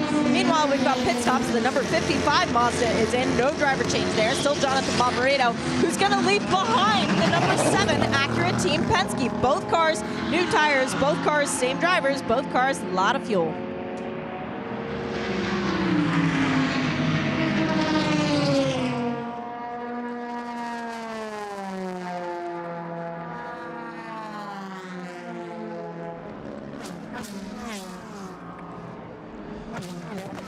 Another hour of racing has been completed. And we now only have 21 hours to go. 107.9 here at the track around the US and across the world on RS2 IMSA Radio, Sirius 216 XM202, and in sound and vision via IMSA.tv on the IMSA app, and of course at www.radio-show.co.uk. Wherever you are, hope you're still with us and enjoying it. 20 minutes before 10 o'clock in the evening in the UK, 1 hour later than that in Europe. Settle in for a night of racing par excellence. Make your decision now if you're going to have a nap.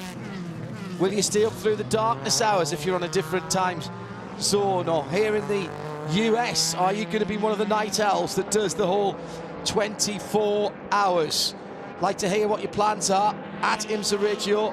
Hashtag IMSA Radio D24. We'll keep an eye on that. It's Johnny Palmer and Jeremy Shaw with me, John Hindorf, in the booth, and back down in the pits. It's Shea and Jamie, Shea Adam and Jamie Howe. Well, gentlemen, 3 hours completed and 108 laps at that point. So times that by 8, that's 864 laps as we stand at the moment. Even I can do that one. Very good. Yeah. Currently, the lap completed, and therefore the distance record is 808 from 2018. Pretty close, isn't it? So far, so good. Side-by-side action again, and once again it's the blue. Number 57, NSX right in there. The Wright Motorsport Porsche was the one that took advantage under pressure originally. The NSX from the Lexus in behind it.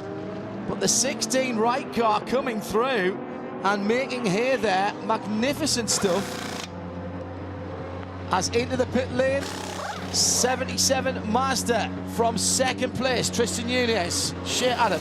Staying aboard is Tristan Nunez, fuel and tires only for this car as we are getting ready for a slew of LMP2 stops, including the leader when Nick Bull will be getting behind wheel of the 52. Tristan Nunez service done, back out on his way, 31 seconds worth of fuel for that car. Yeah, it was Patrick Long, by the way, in the number 16 Porsche, who's managed to get around the outside of the Lexus and now get in front of the 57 Heinricha Racing Acura with still Misha Goikhberg at the wheel of that. So that'll put Patrick Long into 7th place now in the category. 9 seconds adrift of the next car, but at least that little clump of traffic he made short work of, and they're all now about to be overtaken by the overall leader, Kamui Kobayashi, in the Konica Minolta Cadillac. 38 seconds there or thereabouts is the advantage over Sebastian Bourdais for the Japanese, with the 77 car now rejoining Tristan Nunez still at the wheel, as Shea said. And I kind of like the fact that a little bit of the wrap is peeling back on that Porsche, because we can tell the difference now. Very good. I like what you're saying. Yeah. I don't think Porsche will be overly happy. I agree. But you can see the carbon weave underneath, and I really like that. 31 in, as we mentioned, from... Looks like people staying aboard. Yes, it is. And it's a long car, that Cadillac, isn't it? Long between the wheels. Very good on long, fast corners. I wonder if it just makes it a little bit difficult for it to change direction quickly in the chicane area here. Aston Martin number 98 with Ross Gunn on board. He's been doing It's actually Andrew Watson now. Oh, is it Andrew Watson? Yeah, he's another taken over. Aston Martin Works driver, but one of the young driver program. He's right in behind Alessandro Balzan in the Ferrari number 63, the WeatherTech car. Welcome back, Alessandro. We have missed you in behind the wheel and in the paddock. Smashing bloke, Alessandro. And you came over on the plane, didn't you, with Mr. Watson, young Andrew? Yes, indeed. Yeah, and have enjoyed his talents, well, from Ginetta Juniors, actually, in the UK. Then he went into the bigger Ginettas on the British Touring Car Championship package in the G55. Fastest cars on the touring car package, the G55s. Faster than Porsches? Mm-hmm. Okay, maybe at some tracks. Maybe at some tracks. All right, faster than the touring cars. Good point. They are faster than the touring cars. But it's a great place. I mean, you were chatting to Dan Harper a little while ago. That's how he started his car racing in the Ginetta category, then worked his way through Porsches, and now with the BMW Junior team. So plenty of hot new talent can be spotted in the Ginetta Junior ranks, and you only have to be 14 years old to get your hands on one of those machines. Jamie Howe, as I mentioned earlier on, back with us in the pit lane. And interesting this, Jamie, because with all this green flag running, we're not getting all the cars coming in at the same time. You've got the 38 Performance Tech LMP2 car. Yes, one of the LMP2 entries, and now there was a driver change that happened. So Robert Hassan got out, and Don Yount now getting strapped into the car. The driver change taking much longer than the fuel and the tires. It's already put 4 new Michelins and topped it off. But when Robert got out of the car, the belts weren't aligned where Don wanted them to be. The steering wheel was in his way, so he had to pull that off, move some belts. A crew member had to get in there to assist. So a long stop, but no real mistakes there, and he's underway.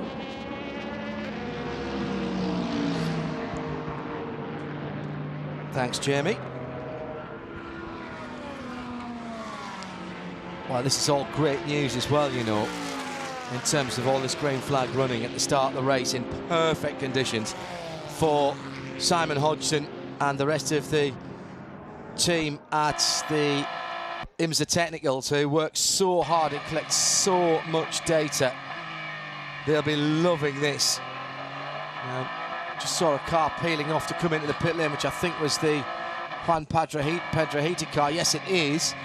And that's going towards Jamie's end of things as well.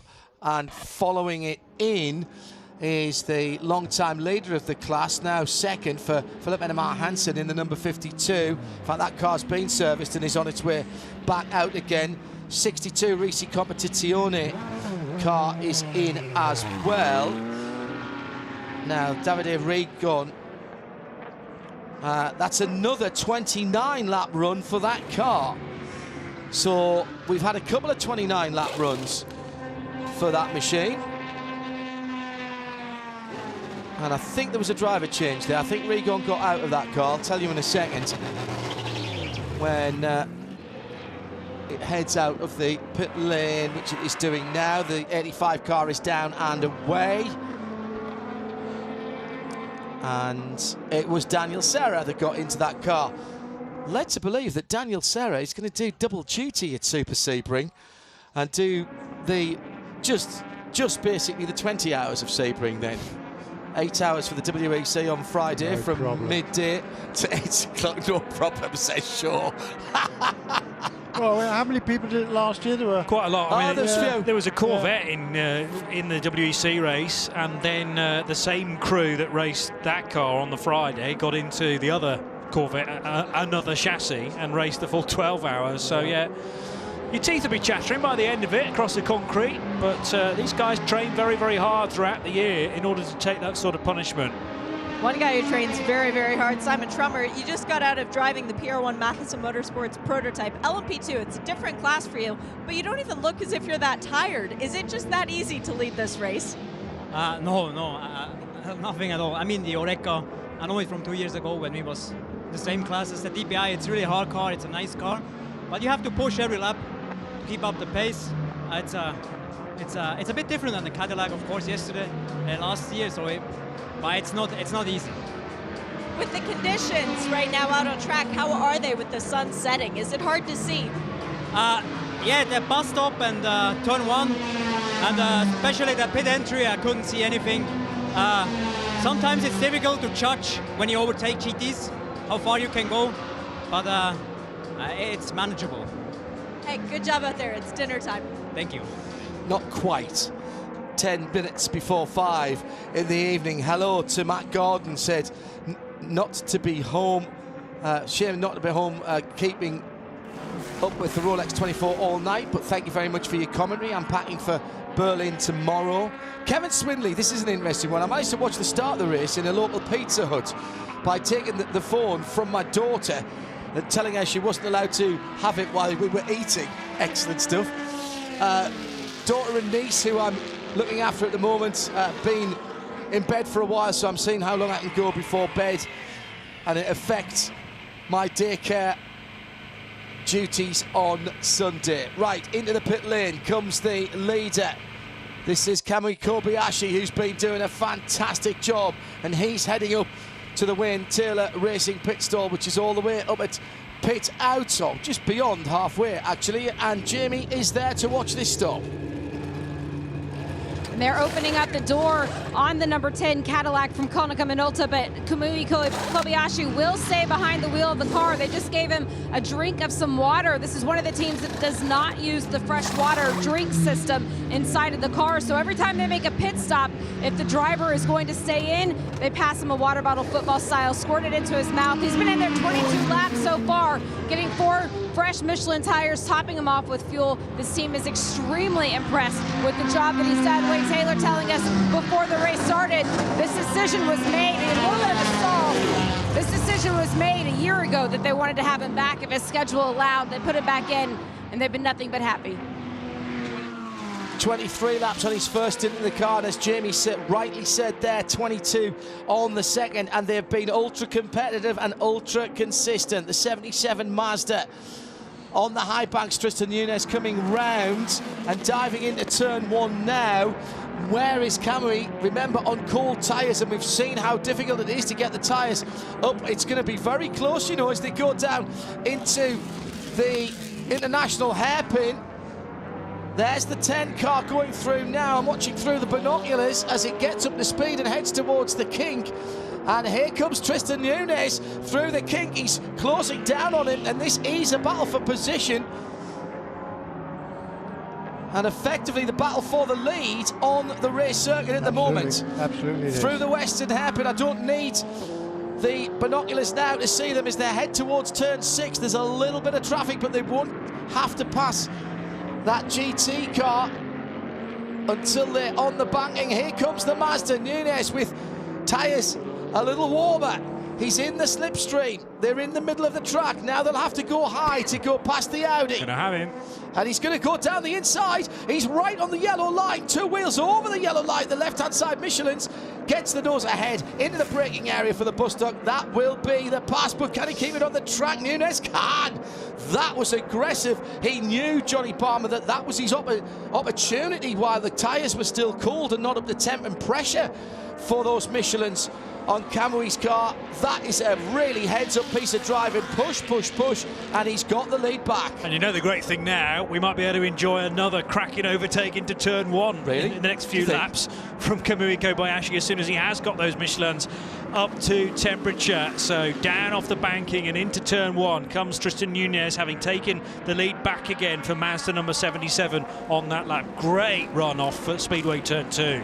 14th lead change of the race sees Tristan Nunez on lap 116 now, back in the lead race. Meanwhile, Harry Tinknell in the other Mazda has just set the new fastest lap of the race this time around on lap 115, 135.388.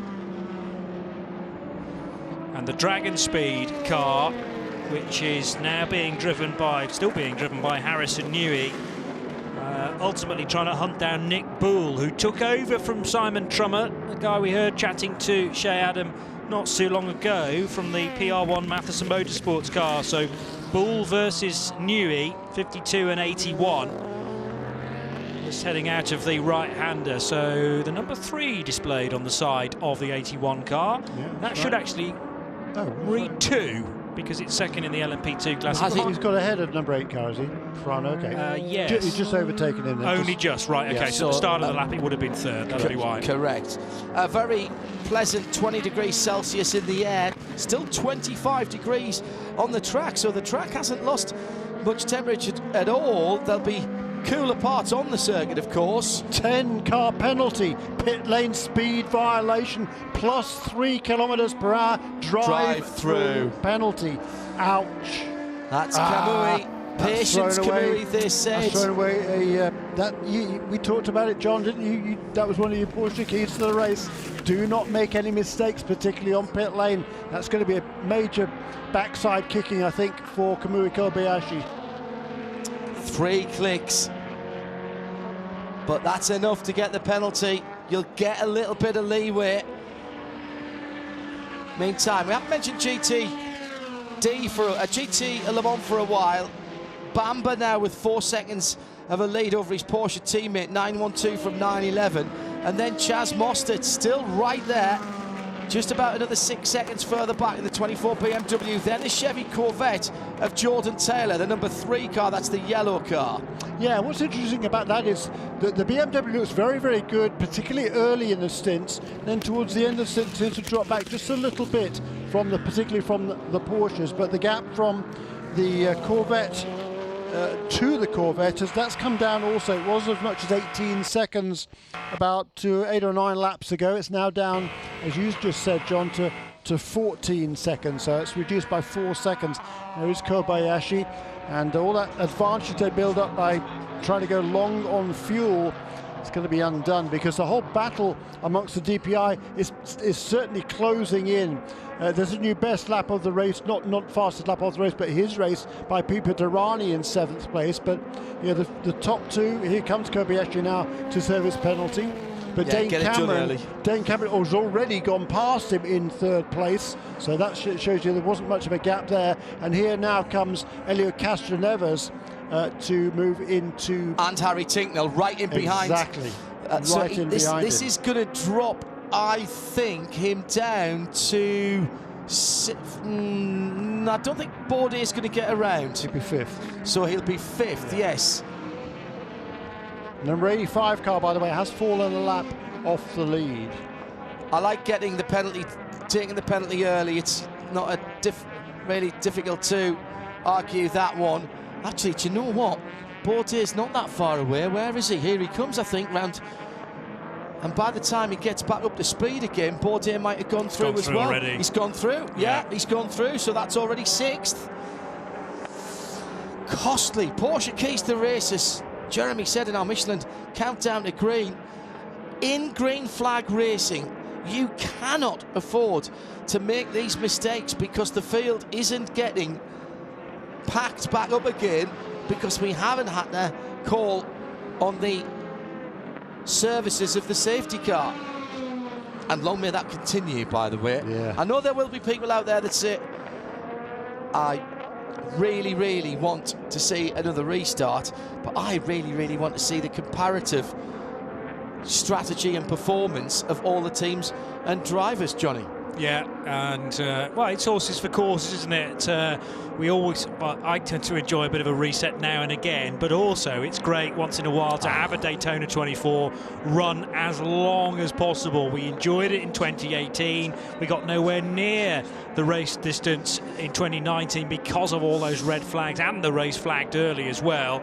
By the way, Kobayashi now just 2.8 seconds off the back of Sebastian Buemi, so Sebastian Bourdais rather. So Kobayashi, as you say, going back into 6th place. I want to go down to Jamie here because this sounds like it wasn't the big mistake that we thought it might have been. Jamie, what's the situation with that number 10 Konica Minolta Cadillac?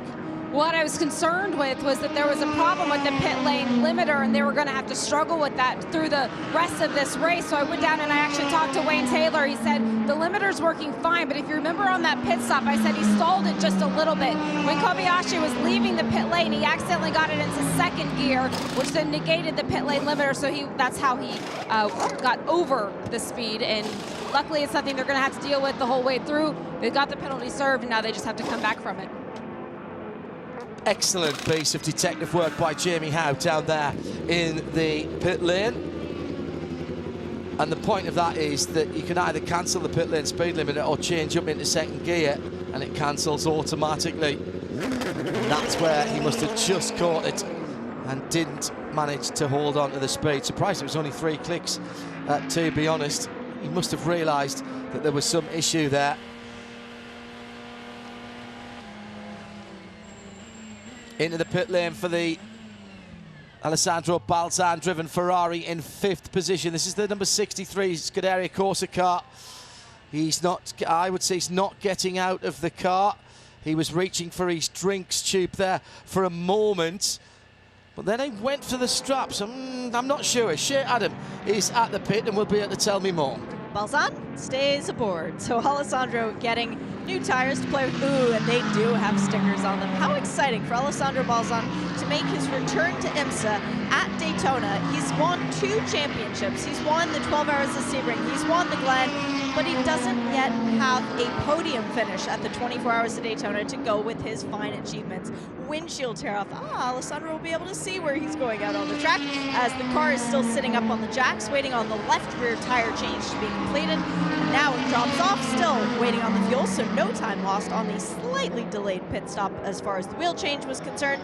Fuel nozzle still attached. And now Alessandro is released out onto the track. Enemies beware. 5 previous Rolex 24 starts, a best of 4th position, as Shea points out. They've not let that podium pretty darn close, but not close enough. So they'll be looking to set that right here. It's been a good run so far, certainly for that Scuderia Corsa WeatherTech Ferrari. BMW 25 is in. Jamie is watching the Rahal Letterman Lanigan team going to work. And it's Connor De Felipe that's behind the wheel and will stay behind the wheel for at least one more stint as he will take on 4 new Michelin tires. It is his 6th Rolex 24 start, and he was a part of the GT Le Mans winning team from 2019, back for another full season. But this year joining with Bruno Sprengler as his co-driver for the full season as they still wait on fuel. They did go ahead and use one of those tear-offs on the windshield also. If you think about driving in your street car at this time of day when the sun is starting to set, everything on your windshield all of a sudden is the biggest nuance you've ever dealt with. And so they're gonna make sure the drivers have the same clear vision that you want when you're out on the road. Which makes perfect sense to me. A little bit of vibration as he goes out on the pit lane limiter. Oh, and he's trying to scrub the release agent off the front tyres by cranking on some lock left and right. That's a good way to do that, but you've got to do it carefully. Do you think can we, Kobayashi might be a little bit fired up now, Johnny Palmer? Yeah, there's a chance of that, I would say. 7/10 of a second off the back of Sebastian Bourdais then in the number 5 Mustang sampling racing car, which is the JDC Miller prepared machine. And just heading through the Western Horseshoe now. That was Bourdais going rather deep into the Western Horseshoe. Might have given just a few extra tenths in the direction of the Japanese behind. There's a pit stop that we need to pay attention to because we need to see if the new fuel nozzle works. That would be the number 4 Corvette, the silver one. Oliver Gavin brought the car in. Marcel Fessler will be taking it over. They are shiny new Michelin. They do still have the release age on it, what you guys were just talking about. New drinks bottle for Marcel, who his co-drivers say is one of the fittest people in all of the paddock. Right now, the car has been refueling for 28, 29, 30 seconds. Still up on the air jack, still working on installing the new water bottle. They're going to pour some water from a water bottle onto the windshield, give it a quick wipe off, and now Marcel tries to leave the box. He hesitates for a moment and goes. That was a 41-second stop. The sister car is about to come in. That also will be a driver change. Nick Katzberg getting aboard, and I'll let you know what the purple numbers on the side of that car say as soon as that service is done. Live across the USA and around the world on RS2 IMSA Radio. No blocks, no interruptions, all of the action. You can find us on Sirius 2 on 6XM 202, one on 7.9 if you're here at the track. If you'd like to get in touch with us, please use at IMSA Radio this weekend. Hashtag IMSA Radio D24. BMW off the track on its outlap. Yep. And that was Conor De Filippi struggling with cold Michelin tyres. Not the first person we've seen doing that. In fact, it was a big lock-up rather than just Johnny Palmer, the terminal and understeer. But that meant that he went off later in the corner and wasn't so close to hitting the barriers. We did see somebody hit the barriers there earlier in the week, didn't we? And that's we've got an incident. There's an Acura. This is, and it's I think Mazda, the Mazda 55. Yeah, that was Mazda. a battle for third position. This is at the bus stop. 7 and 55. Both in the tyres. We're still green at the moment. The Mazda's moving. The Mazda's moving. There's been, and so is the Acura. Although damage to the front and side, lost the rear wing on that Acura. They're still moving. We've stayed green, but there's been a coming together at 4 minutes. It's the number 7 Acura. This was the battle for third and fourth. It's Elio Castro Neves and Harry Tinknell.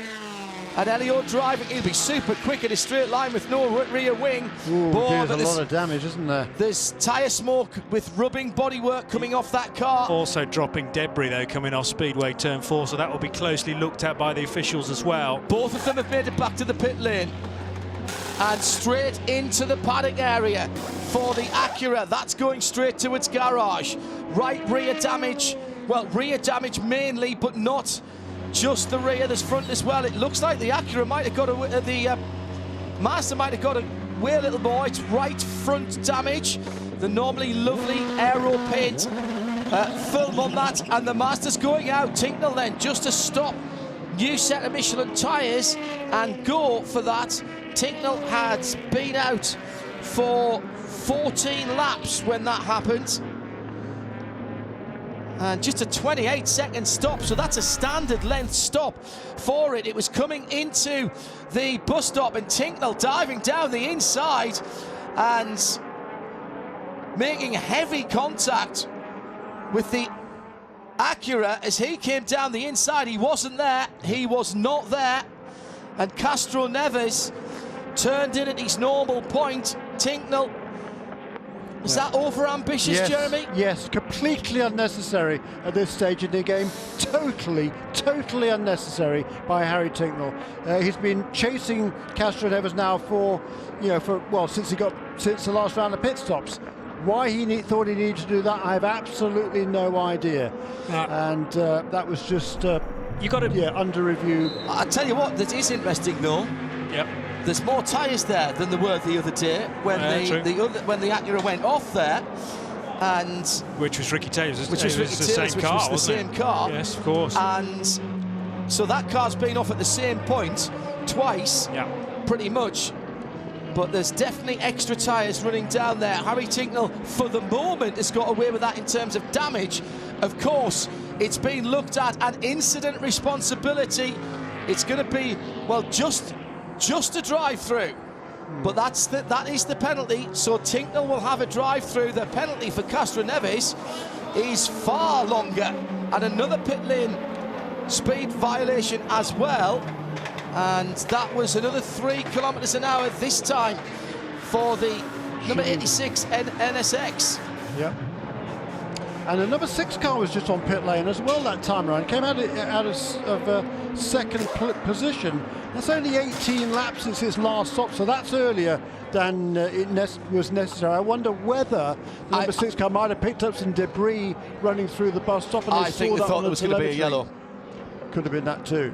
There was a lot of stops that were slightly out of kilter.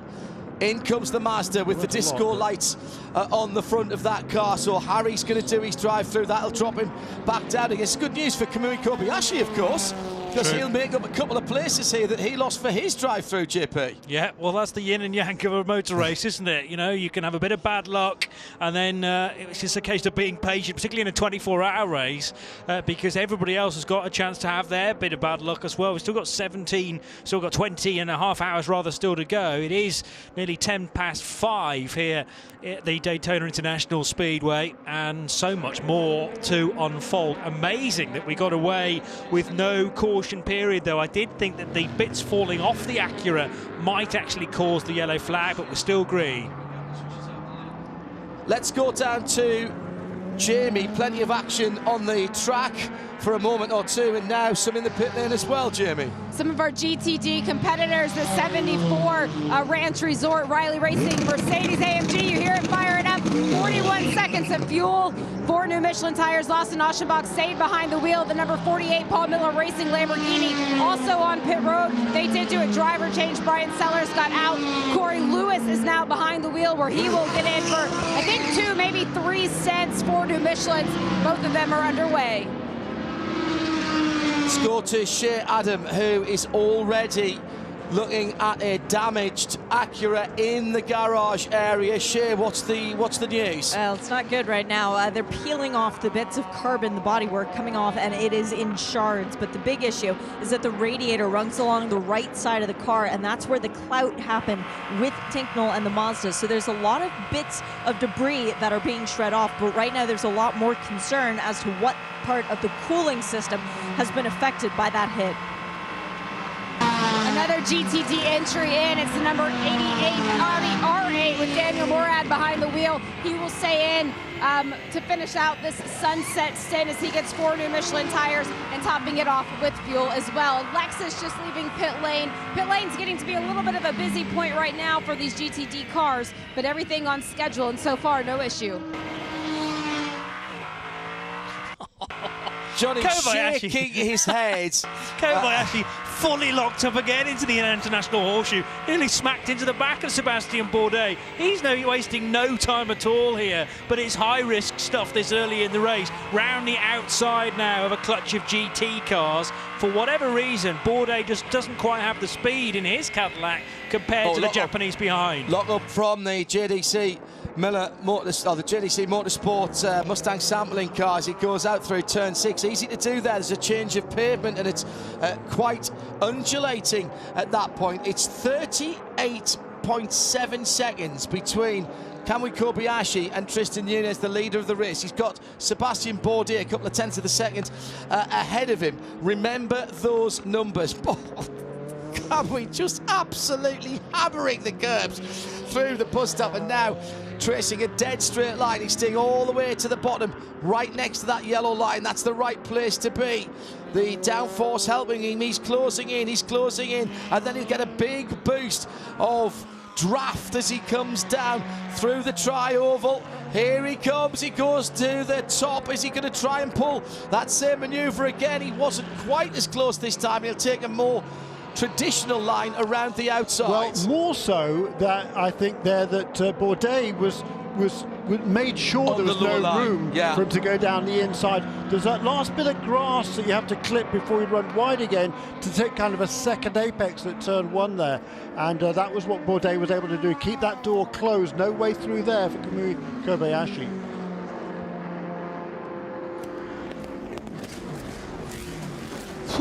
Well, that was an interesting little passage of play, wasn't it? It certainly was, and that could be well, it is pivotal in the race. Shea Adam is back in the pit lane for the moment after hauling round to the Acura Team Penske pit. We'll keep an eye on that, obviously, but that's not going to be the work of a moment. The other question, in fact, Castro Neves is out of the car. Castro Neves is out of the car. He's shaking his head. He's not happy. That might be, well, that's obviously going to be a longer stop than is worth keeping the driver in back there. Stand by, Shea. I'll get you in a second. As rather typically, just as you left, Castro Neves has jumped out. Having said that, I don't think he's ready to talk to anybody. No. They're still working on the car. They're still getting tools out of the chests in the garage area, and there's a crowd gathering outside. They understand these fans are very, very knowledgeable. They understand the significance about this, and Helio Castro Neves beckons over another member of the team. Shea, the other question that we needed to answer was on the Corvette pit stop. Did the change of fuel nozzle change their fortune? No, and that's not good. The sister car did its stop in 33 seconds. That would be the yellow one. The silver Corvette, it took 41, remember? So putting a new fuel nozzle on the canister to help get fuel from the actual place where it's stored into the car, it wasn't any faster than the old one. Oh dear. Thank you, Shea Adam down there in the pit lane. Jonathan Bomarito and Ricky Taylor, both with Helio Castro Neves, his two teammates, and that car. Sorry, Alexander Rossi and Ricky Taylor, his two teammates in that car, both with him. And I'm sure they were saying, look, we know it wasn't your fault, Helio, but JP called comfort for that. There's a long repair for that car. They will repair it because this is a season-long entry, and they'll want to be out there and take any points they can at the start of the season. But that right there is their chance of victory in the 2020 Rolex 24 Daytona. It's gone right there. Yeah, true. But, you know, points on offer, as you say. An 8-car DPI class. One or two others could fall away and not make the finish. So if you can get the car back out, then it's worth just picking up whatever you can in what is going to be a long, long season in 2020. You'll be grateful of those points by the end of it. Very, very confused about why the two Corvettes are struggling, or why one of the two Corvettes is struggling with a fuel fill. It's just not going in as quickly. And it's not as if it's just half a second or a couple of seconds from what Shea was saying. 35 to 41, did you say? New purple sector there for Kamui Kobayashi coming off the final sector. He's all over the back of Sebastian Bourdais, but can't yet find a way past. Meanwhile, Tristan Nunez, he's trying to put a lap on Juan Pedro Hita in kind of 85. See where they're on the racetrack right now. Where are they? In this third sector, probably heading toward the bus stop. Side-by-side action in GT Le Mans, Jeremy, as they go into the bus stop. This is Corvette versus BMW, and this is the battle for 6th and 7th position. Marcel Fesler and Conor De Filippi, they're on to Speedway, turns 3 and 4 now. A bit of damage, is it on the right? Oh no, it was the shadow of the wing mirror on there. Here comes the BMW to the high side, pulls out of the draft, a little bit of side drafting by Conor De Filippi, and it works as he gets up to the high side. Does he completely clear the Corvette? He does, and that was before the line. So that's interesting, Johnny, because if we do have a dash for the line at 1:40 tomorrow, then you can pull past someone before the line. Interesting stuff. Yeah, and in meanwhile, the other BMW has just moved up into second place. Chaz Mostert in number 24 car has just got past car number 911 for second place in GTLM. So 6th and 7th places of the faster GT cars changing places. The number 4 is the Corvette that we speak of, struggling in the pit stops, just not able to get the fuel in quite as readily. Side by side now, though, between Kobayashi and Bourdais. Bourdais will have the inside line into the kink, but he does seem to struggle a little bit off the international horseshoe. about in the braking area for the Western Horseshoe. Again, the 10's far better under braking, but then doesn't seem to be able to get the acceleration out of 6. Just watch whether Bourdais pulls away again, because I've been watching this lap after lap. The drive off the corner is way better for the number 5. And it's the same. This is the same car, don't forget. So here comes Kobayashi into the bus stop. Maybe he's super late on the brakes there, but he's almost lost the toe here. Now he's just back into. He's not going to be close enough. No. He's not going to be close enough. And Kobayashi, for all of his planning and scheming, just can't be quick enough at the right part of the track. Got to do get it on the this done. infield. He's so much stronger on the infield, but then can't get up onto the banking compared to Bourdais. He's closer this time, Jeremy. Shea Adam waiting with an interview. We'll go down to her in just a moment or two's time. He's definitely closer coming out of 4. He's in the draft now and again. And all of a sudden, it's like a big hand is pushing him forward. He's there this time as they come through the tri-oval. 2 sets of white headlights in the gathering darkness under the shade of the grandstand here. Tries to go around the outside, cuts back to the inside. Bourdais knows the move though and keeps it down. Now get the punch out of turn 1. He's right under the rear wing of Sebastian Bourdais' car. They've got the 86 MSR Auto Nation car. My goodness, they get down to that hairpin very quickly indeed out of turns 1 and 2, don't they? And it's as you were into the kink. In fact, if anything, Bourdais with a little bit extra. We'll keep an eye on that as we thank Shea Adam for waiting with Misha Goldberg. Misha, you're very familiar with the cars on screen, having driven them last year, but the Acura. Can't hear right now. Yeah, we'll duck out the back of the garage. There we go. Misha, it was a long stint to start the race for you in the Acura. You must really like this new car, though, because you kept refusing to get out. You know what? Yeah, there is a bit of adjustment for me coming from prototypes, but I love GT cars. I love prototypes. At the end of the day, you know, racing's racing. All cars are awesome, and I'm just having a blast. The racing is really close. It's great to see different variety of cars, and you know, it's Daytona in 24 hours. It's such a cool event. There's still a long way to go, and yeah, just super excited to be a part of it. Are they going to give you a bit of a break before you have to get back in? I mean, they need to. I'm cramping up pretty bad. I never did even a full stint on this seat setup, so we're going to have to be creative here and come up with something to do a couple more. Good luck. Thank you very much, Shay. We just had a couple of pit stops in the GT Daytona category. The number 19, the Gear Racing with Grasser Racing Partnership.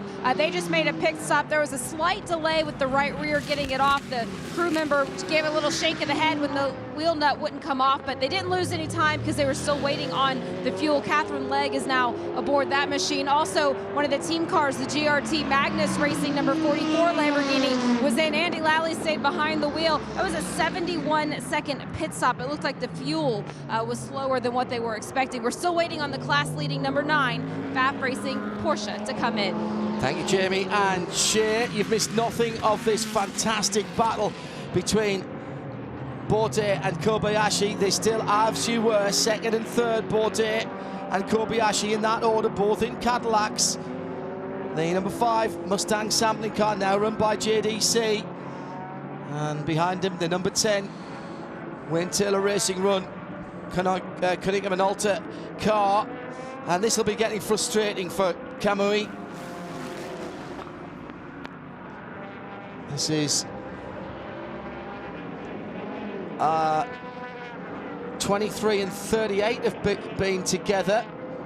So there's been more accidents out there, inconclusive results, no further action. We've got the leader in the pit lane. Tristan Nunes is in the pit lane, and Shea Adam can see that. Tristan will be staying in the pit lane. Ollie Plaw's turn to go out and play. 4 new tires and a lot of fuel for the white Mazda. As the service is nearly done, now the pit board goes up, and Ollie Plaw is released.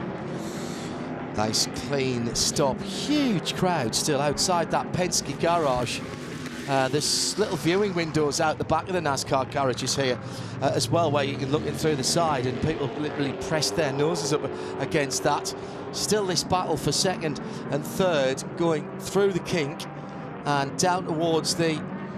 Which is now the battle for the lead, by the way, number 5, yes. And with the number 77 and 31 car in pit lane. Yes, good point. They've just gone past the Lexus That's the number 14, I think, that has just gone past that. Down to turn 6. Get your braking right. Power up onto the high banks again. Now all in shade, that western end of the speedway itself. Sun long since gone down far enough to put that in shade. Still in shade. And now they come back into sunshine just as they exit NASCAR 2 and down into the braking area for the bus stop, which Bourdais hits the brakes now and turns in left, just takes the curb, right, straighten the car up.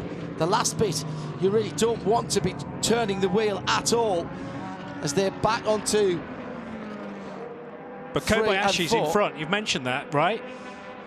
Did it on the infield. Did it on the infield, but I don't remember actually seeing it. But Kobayashi, the Japanese, now in front and pulling away from Sebastian Bourdais.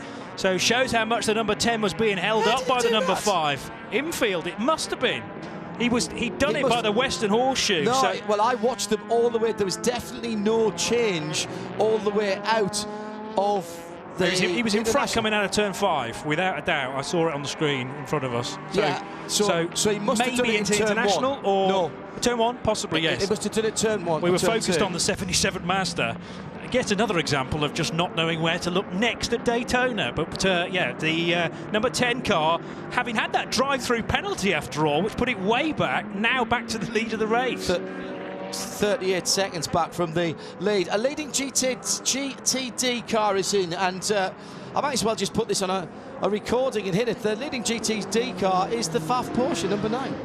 And that car has already made the stop and executed the driver change. Dennis Olsen is now out of the car. Lars Kurd is now behind the wheel. I also want to correct one thing I said. Catherine Legg had her suit and her helmet and everything on and at the ready, but she did not get behind the wheel of the number 19. So Raheel Fry is still out. It was round the outside at turn 1. Of course it was. Of course it was, because that's where Kamui doesn't understand. That was about his only chance. Well, he doesn't. He doesn't appear to feel that the laws of physics apply to him. He's working on a slightly different gravitational pull. Well, we've had inside, now we've had outside, so next time he takes the lead, it's got to be through the middle of two DPIs. And that's the full hat trick, left foot, right foot header. There you go, perfect. Lovely. He's probably moved on from his MP3 rotating now through shuffle and listening to us, so we'll look out for that later on. He's got a bit of thrash metal on if it's the way he's driving at the moment. Absolutely. So Ollie Pla in the 77 rejoining in 4th position and about 8 seconds behind Dane Cameron now in the sole surviving Acura, or they're working on the 7 car to get it back into the race as quickly as possible. Elio Castroneves and Harry Tinknell clashing at the bus stop chicane. That labelled firmly, the blame labelled firmly at the door of Harry Tinknell. He had to come in to serve a drive-through penalty in the 55 car, which has put it back to 6th position. And the 7 car being topped up with fluids now. But it's going to be a little while yet before we see that back in the race. Yeah, and Dane Cameron is in 3rd position, but dropping back pretty rapidly from the 2 leaders. Yes. Go back to lap 125. There was 25 seconds between the 5 and 10 battle, actually no, there was more than that. Well, you're looking at that, Jeremy. Dennis Olsen has come down from the pit box of the FAF Porsche to talk to Jamie Howe. Yes, and I'm sorry, it took me a minute to get over here. He had just climbed the stairs, tried to take a seat. You had a fantastic stint out there. We're talking about the sun. What condition is the racetrack in? Well, the track was pretty good, I must say. No massive issues with pickup, no debris, so that's good. And the car is running good and no issues, so we're happy. It's been a fairly clean race so far, at least in the GT ranks at the moment. What does the attitude of the drivers feel like when you're out behind the wheel? Well, actually, I think it's harder than what it usually is because they don't want to lose the lap. So I was behind a few guys and they started to defend their position, but it's a long race. We just started, so we just have to stay calm and get to the end. One of the things that we were talking about before the race started, these were the warmest conditions we had seen all week long. How did that change the start of this race compared to what everyone was expecting? Well, first of all, I think it's, at least since I've started racing here, which was last year, the weather was terrible. This year is no rain expected. So this means that you know, the strategy of the race and the structure is changing. There is not going to be so many yellows, and I think that's, you know, changing your mindset a little bit. It's probably going to be a 24-hour sprint race. 24-hour sprint race. John, thank you. That's what it is, absolutely what it is. Hello to Laura Plattman, who's tuned into the UK. Time there coming up to 10:30 in the evening. Jess Coleman in Michigan. Daytona and Bathurst 12 hours, back-to-back weekends. How lucky are we? Almost as lucky as we are, Jess, because we get to do them both, Johnny, Shea and myself, as well as about, I think, 17 drivers doing the double this year. 22 drivers, thank you, Shea, doing the double, and we'll be heading off. I'm heading off on Sunday. Shea and the drivers and Johnny all heading off on Monday. We're keeping the team split on itineraries after the recent issues with the air flights. Shea will be corralling and herding up all of those 22 drivers to make sure they get there on time. All of the teams have said that they need someone to get them there on time. Only kidding. Absolutely. 20 hours and 13 minutes to go. Hello to Scuderia Clam and Glickenhaus. Great race so far. Looking forward to VLN1 with the new 004C. And very happy with Convergence. Congratulations to everyone that put that together. It'll be a great day for us when we can race the Daytona, the Rolex Daytona 24 with our hypercar. I am not disagreeing with that at all. I presume that's Jesse who's tweeting that out. If it is, about time for another chat, I think, Jesse. Thank you very much for your time in the past on Midweek Motorsport. Wednesday, 8 o'clock UK time. That's 3 o'clock in the afternoon here on the Eastern Seaboard. And we'll be live from Bathurst for our usual 2-hour dose of motorsport chat. Let's go down to Shea Adam, where there's still a big crowd down by the Penske garage. Elio Castro-Neves, his two teammates, Alexander Rossi and Ricky Taylor, were both there as well. Shea, what's the situation down there now as we check back in with the ongoing repair? Well, I want you to just listen for a moment. I can't hear anything. You turned the mic off. No, I didn't. There's no panic. There's no screaming. There's no yelling. There's no throwing of tools or trying to go through toolboxes to find which one you need. You can't remember where it is. This is remarkable. Right now, everyone, and I mean just about everyone from both crews, working on the single car. There's a carpet laid down under the middle so that the crew members underneath the car have a very soft surface to work on it. They are all like little worker bees going to this middle area. There's two of the drivers still here right now. We've got Alexander Rossi and Ricky Taylor on the other side of the car. I can't get across as is because there's a crowd behind the back of the garage, and I've come in the Mazda side to try and sneak my way through. I do see Elio on the far side. I'm going to try and see if I can sneak around to there. Is that okay, John? You okay to bear with me? Yeah, go ahead. Okay. Yeah, let's see. Oh, I can get to Ricky now. Let me creep my way in through. And try I think that's a smarter idea to start with, Shea. I like you working your way up to it. That's good. Well, you know, I figured it might be worth talking to someone who's won the race before and understands what this is like and how crazy it can be when stuff is going on. Oh, Elio is actually going to be easier. Elio, I'm so sorry to stick a microphone under your nose right now, but it's not your situation. It's not your fault. It's not what you did out there. The penalty was assessed to the other car. Does that make this even worse? Well, it's not about whose fault is it. It's a common sense. You know, when we're talking about 24-hour race, it's about, I'm sure his team saying, look, stay off the curbs. Don't pass when you don't think it's going to pass. I mean, everyone go to the same meeting with everyone. Obviously, drivers put their helmets on and they forget about it. But what it really intrigues me right at this point, I mentioned to the team, look, tell his team that, and I'm sure they're watching TV because everybody's watching. I should tell them that I will let them by if they have a run on it. Just tell them to be patient. So when you say like that, and you tell to the competitor, you tell them like, oh, okay, we can work together. Plus, we're catching the leaders. We're catching the guys in front. It's not that I'm like a turtle out there, you know? We were actually pushing. It was good. It was fine. So that's why I'm so frustrated, because in the end, we're here in the garage. They just got to drive through.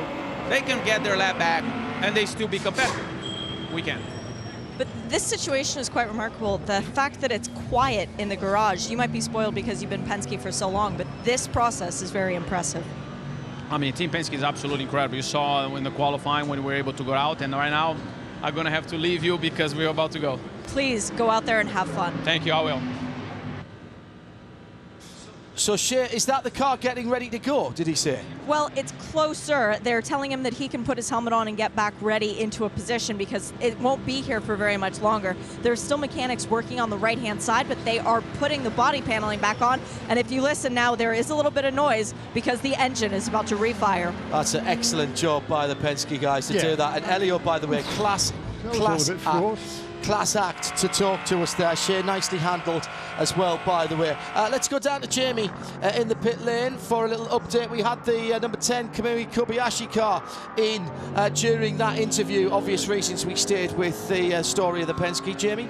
And it was a nice, clean, and easy stop. Ringer Van de Zande now behind the wheel. Kamui Kobayashi has taken his seat on the top of the Konica Minolta Wayne Taylor Racing pit cart, talking to the team, debriefing a little bit, but we'll get a word with him in just a moment. I think that it might have been another 3 laps or so early, that one, Jeremy. Every stint that car has been after 23 laps. That was just a 20-lap stint for KK there, Kamui Kobayashi. Curious to know about that.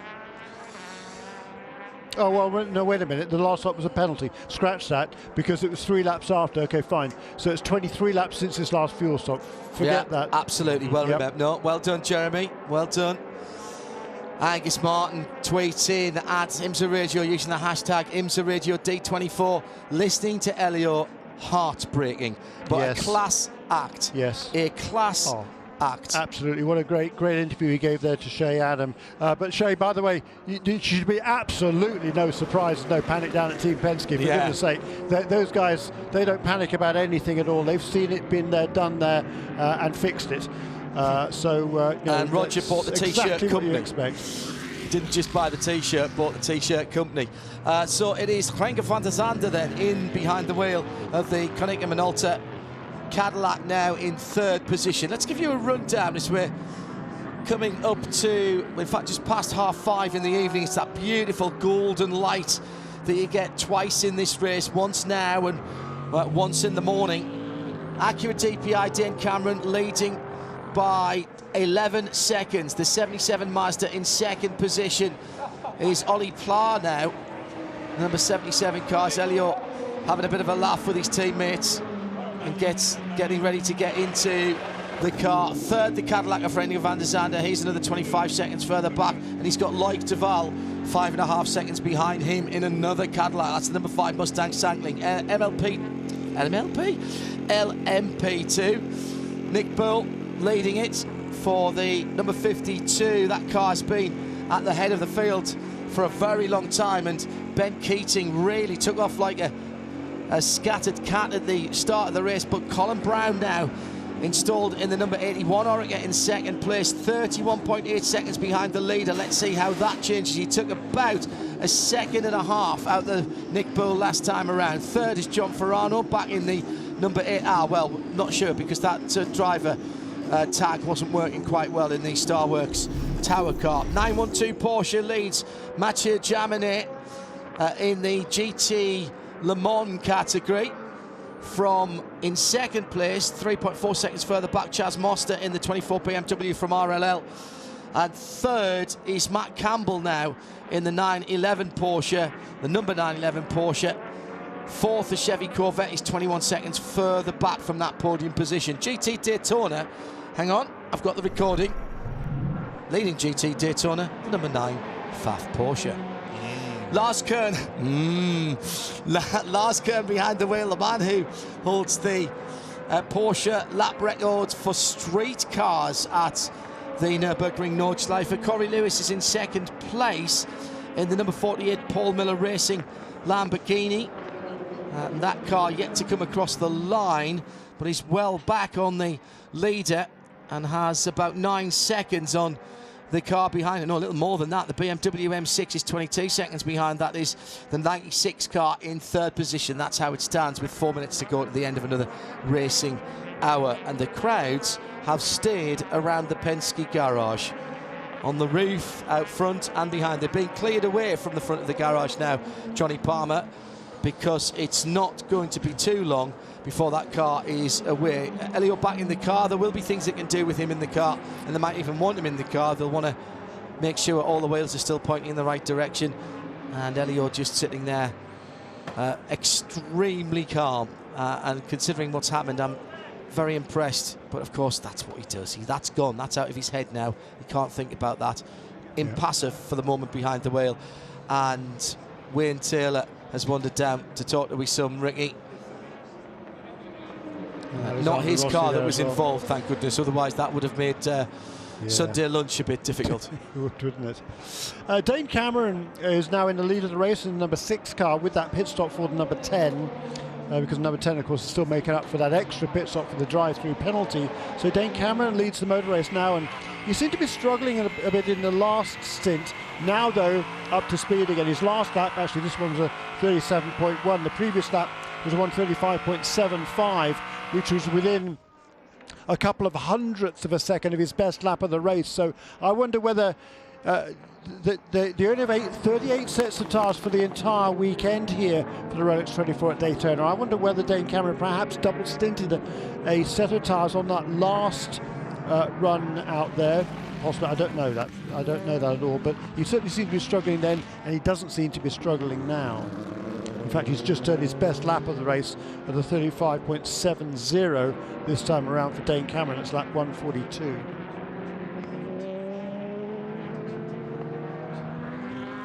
Jeremy Shaw with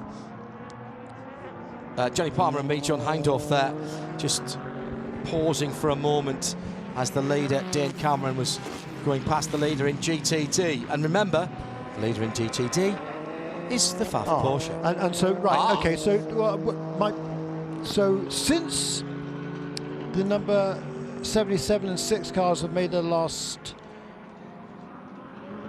That's the Mazda. Not since they made the last stops, but the number 77 car is now behind the number 6. Correct, by 11 seconds. By 11 seconds. The number 77 car, just before it made its last stop, had been struggling to get around the number 85 car, which is trying its darndest to remain on the lead lap. Correct. Cost it a fair bit of time.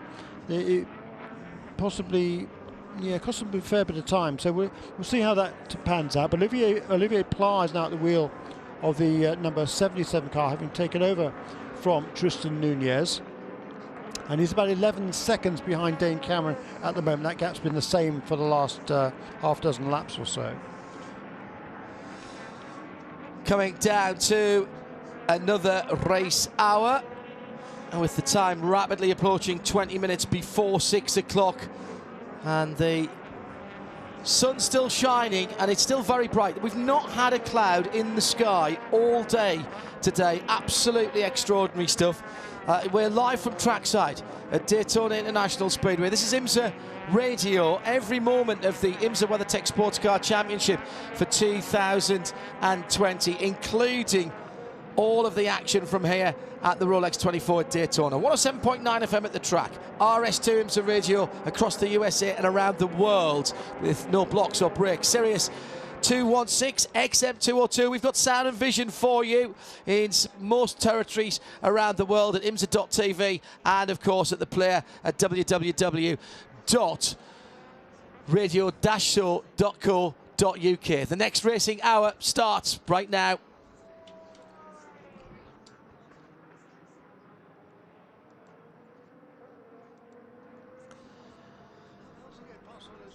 Let's go down to the pit lane where the temperatures are still fairly nice. What I would say, Jamie, is of course you're now in shade down there rather than in the sunshine. Has that made much difference to the comfort factor down there in the pit lane?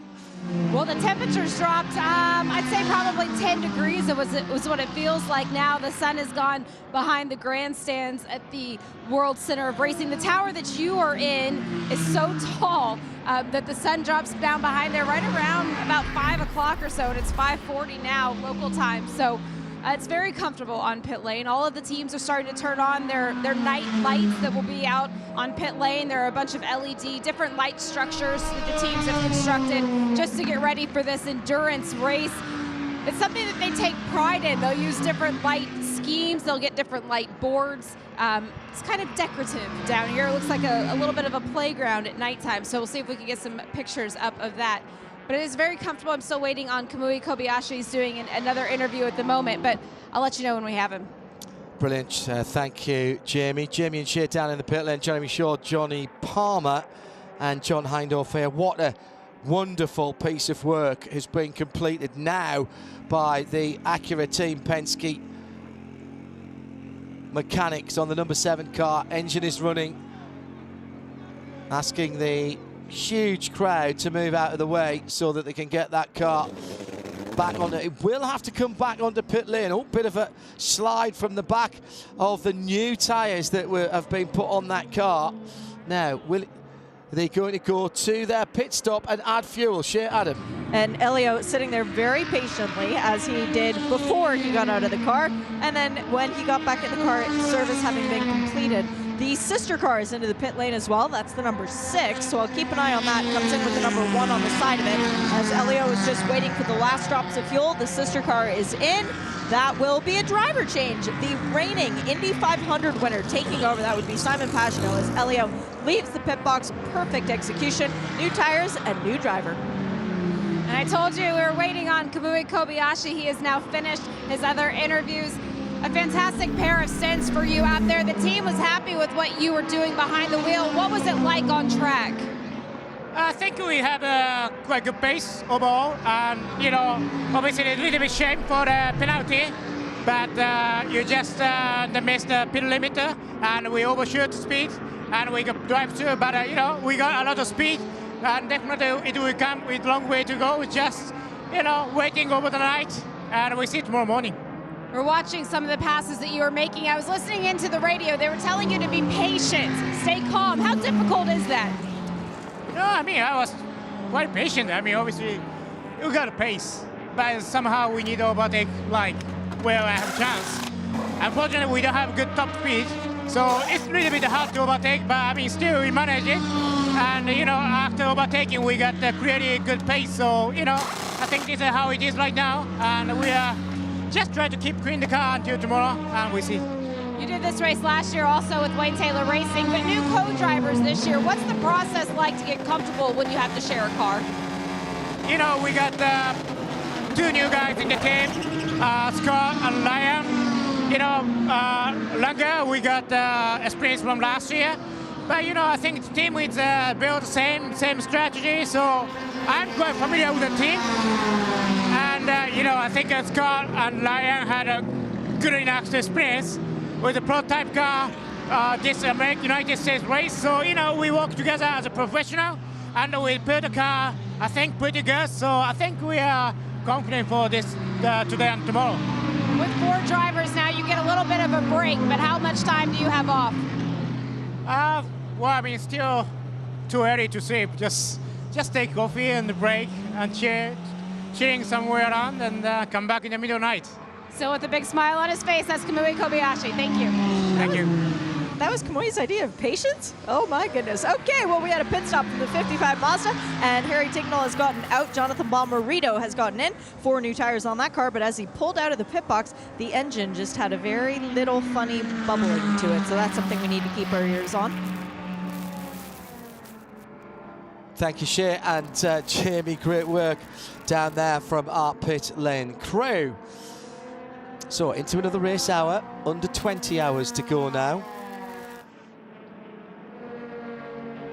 Johnny, you're looking perplexed. No, I was just waiting for you to put my microphone on. Okay, no. 39 minutes that car, the 7, was in the pits being worked on, by the way. So that's a stint. That's basically a stint. It is a stint, and the car is now stone last. I mean, it's behind all the GTDs as 22, 23 laps down. 23 laps down off the overall leader, yes, who is now Ollie Pla in the Mazda number 77. So I love the fact that the crowd all stayed to see the end result of that, and the car going back out again. Again, what I was saying, that's a knowledgeable crowd. round here. Championship points, though, they're all awarded within the class, aren't they? So Correct. it's still basically classified as 8th. And is it, or is it? Oh yeah. Yeah. And you don't have to hit a minimum distance either. No, there's no minimum distance anymore. So they'll be hoping that one or two of the other DPIs fall away through the course of this race, and you know, it's going to be a tough old ask to catch up with the overall leader. But it's really just about accumulating points now. Indeed, and the only good news is there are only 8 cars in the class. So yes, the worst so that can fall back is a dozen points basically, because it's 23 points for 8th position and 35 for the win. So Castroneves driving the 7 once again. In LMP2, all 5 cars together on the timing screen now, from 8th overall back to 12th. Nick Boole for PR1 Matheson Motorsport leads. All of the cars now are Oricas, by the way. We had the chance of having a Riley in the race, but that did not take part this week, although it was at the Raw. Very close indeed for GTLM. I've been watching this developing over the last hour or so. The top 3 are pretty much within a second of each other. And it's the 2 Australians, Mathieu Jaminet, and then the Australians behind, Chazzy Mostert and Matty Campbell in their BMW and Porsches respectively. But Chaz Mostert just 0.3 of a second off the back of Jaminet. He's pitting. That's a shame. Okay. It's broken it up. The BMW pulls left-handed and into the pit lane and will come in for service. It's team car Jamie Howe, who was in just a lap ago for RLL. Yes, that was the 25 BMW in 8. There was no driver change there. Connor De Felipe did stay behind the wheel of that car, but the number 24 now on its marks on pit lane, and they will do a driver change. So as Chaz climbs out, Jesse Krohn will get behind the wheel of the car. He finished 6th with BMW last year in the GTLM team standings, as Chaz now helps him fix up his belts there. The team takes on 4 new Michelin tires. They're still waiting on the fuel as well. It's 23 seconds, clean windscreen here. This is a longer stop than what the 25 machine was. They're at 30 seconds now, still waiting on that fuel. All the other work is complete. 35 seconds stopped in the box. That was extraordinarily efficient because, as Jamie was saying there, the driver change finished long before the fuel hose had to come out. That's how it should be done. A number of you noticing and commenting about the fact that the yellow Corvette has a headlight out, only has the left-hand headlight on, and what that means later. I'm pretty certain so long as it has one headlight, it's okay. One headlight and one tail light, that's fine. However, they may decide to change the nose cone or something like that, because obviously if the other one then gets damaged or goes out, then they have to come in. The only thing I would say is, have they actually got their headlights on at the moment, or is that just the running lights, the day notice lights? There's no regulation that says you have to run with lights all the time when you're on track in IMSA, as it does in some other series. So we'll keep an eye on that, but thanks for asking. That's why we have the Twitter feed on the screen in front of us, at IMSA Radio, hashtag IMSA Radio D24. That's the way to get in front of us, at IMSA Radio, hashtag IMSA Radio D24. And what about the illuminated race number boards on the side? What if one of those goes out? Does that need to be fixed? I don't think they are all illuminated, if I'm honest. Okay. It's, all right, well, that might answer that question then. They've got the those positional lights, of course, that are always illuminated because they're the LED'd on the side of the car. The electro-phosphorescent type of illumination seems only to be on some of the cars. I noticed that in nighttime practice. And so that's not like the Le Mans 24 Hours either, where you have to come in and repair a number. I can't think it must not be. So. Just starting to be able to see the headlight traces on the track from the number 55 Mazda. It's up on the high banks under the control of its driver, Jonathan Bomarito. Oh, problems. Right rear puncture for the 81, the Flexbox sponsored Dragon Speed USA car, and he's got half a lap to go. That's happened just going into the bus stop, and that at the moment being piloted by Colin Brown, so he will have been pushing very, very hard indeed. Right rear does get a bit of pounding here, Johnny, and we've seen that over the last couple of days. And Colin will have been pushing hard because he was trying to chase down the leader, of course. Yeah, this is the car that ended up on its belly earlier on in the weekend, of course, as well, when something went awry with a pit stop and the wheels had been taken off the car, and then all of a sudden the air jacks retracted and the car ended up on the ground, and the team struggled to get it back up again. But rear right on an LMP2, I'm trying to scratch my head whether we've had that before this week. We've certainly had it on GT4 cars in the Michelin Pilot Challenge. Ooh. But that tyre getting very, very apart from the car here. I think it's the Carcass is just about going to hang on to the rear right as Colin Brown arrives now on pit road. We'll take an update from Jamie in a second after Harry Tinknell with Shea Adam. Well, Harry, we heard from Elios half of the story. You were the one who got penalised. How did it go down from your vantage point, the contact with the Acura? Yeah, look, I sent him in the wall pretty hard. Doesn't look good on TV. But also you don't really see it from my side on the onboard either. You know, all through the stint, it's left and right in the brake zones. It was quite dicey racing at times. I wasn't really sure where to put the car. I was trying to be cautious and save fuel as much as I could. And then essentially, you know, all the way through that double stint, if there was a car in front going into the bus stop, he would lift early, so he wouldn't, you know, concertina up and give me a chance into turn one, which we all do. And this time around, I was much closer. I saw him back off and I thought, okay, well, I'll just nip through. The closing speed was maybe like 30, 40 kph, but then I think once he saw me coming, sped up a bit, or went back to the throttle, and then the pinch point comes really fast. I tried to get out of it once I realized he'd gone back on it, but like I say, you know, if you're lifting and accelerating, moving from left to right in the brake zone, sometimes you get sent in the wall pretty bad, and I feel bad for them because you know, they're a great team and a great driver, and I never want to send anyone in the wall like that. I'll take it on the chin if you know, we got the penalty, and I'm sure, you know, the viewers will see it as my fault, so I just have to move on, learn for next time. You know, it's easy to say, you know, 3 hours into race you don't need to be taking big risks, but honestly, when if you saw it from my perspective on board for the whole stint, you would see how it came to that point for me. The important question, though, is the 55 Mazda still capable of winning this thing? I hope so. I mean, I feel really bad. You know, I damaged the car a little bit, you know, and we're that down, so it's difficult, but I just went out and pushed. I think we had the fastest lap of the race at that point, but you know, not that it's about that at this point in the race, but when you're frustrated like that, the only thing I know to do is just push hard and try and get on with it. So it's certainly, you know, still in the race, clean so far. We need a couple of yellows, I think, and hopefully we'll get it back for Bomber and Ryan and the whole of Master Team Yost. Thanks, Harry, for chatting with us. Sorry? Thanks for chatting with us. Thank you very much, cheers. I think what Harry's trying to suggest there is that there were a number of occasions previously in the stint where he was up alongside somebody and there was a bit of give and take. But he wasn't, you know, you've got to be either level or just slightly ahead in the braking area as you get into the bus stop, and he wasn't there for me. Accepting his mistake. Yep. We've got to move on. Yep. In some ways, it might have been better if he kept on it and there'd been side-to-side contact rather than. Well, that's the thing. I mean, if you're going to make a pass, yeah, you've got to be fully committed.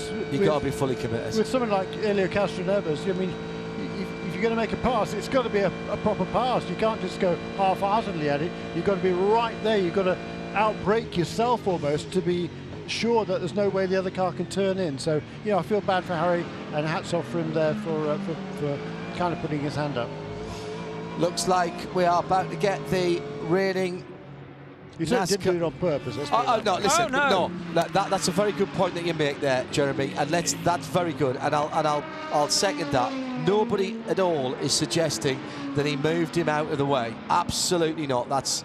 And I don't remember him ever making an error like that in the past. I mean, it's a glittering record that Ticknell's had through the years. Master Race really good through. I didn't see that race. Yeah. But in all his years in the ELMS and in F3 as well, you know, brilliant. So yeah, you know, it's a mistake, but it's not deliberate, and I think that's what he's saying. He's saying clearly also trying to mitigate it by saying frustration was building up there.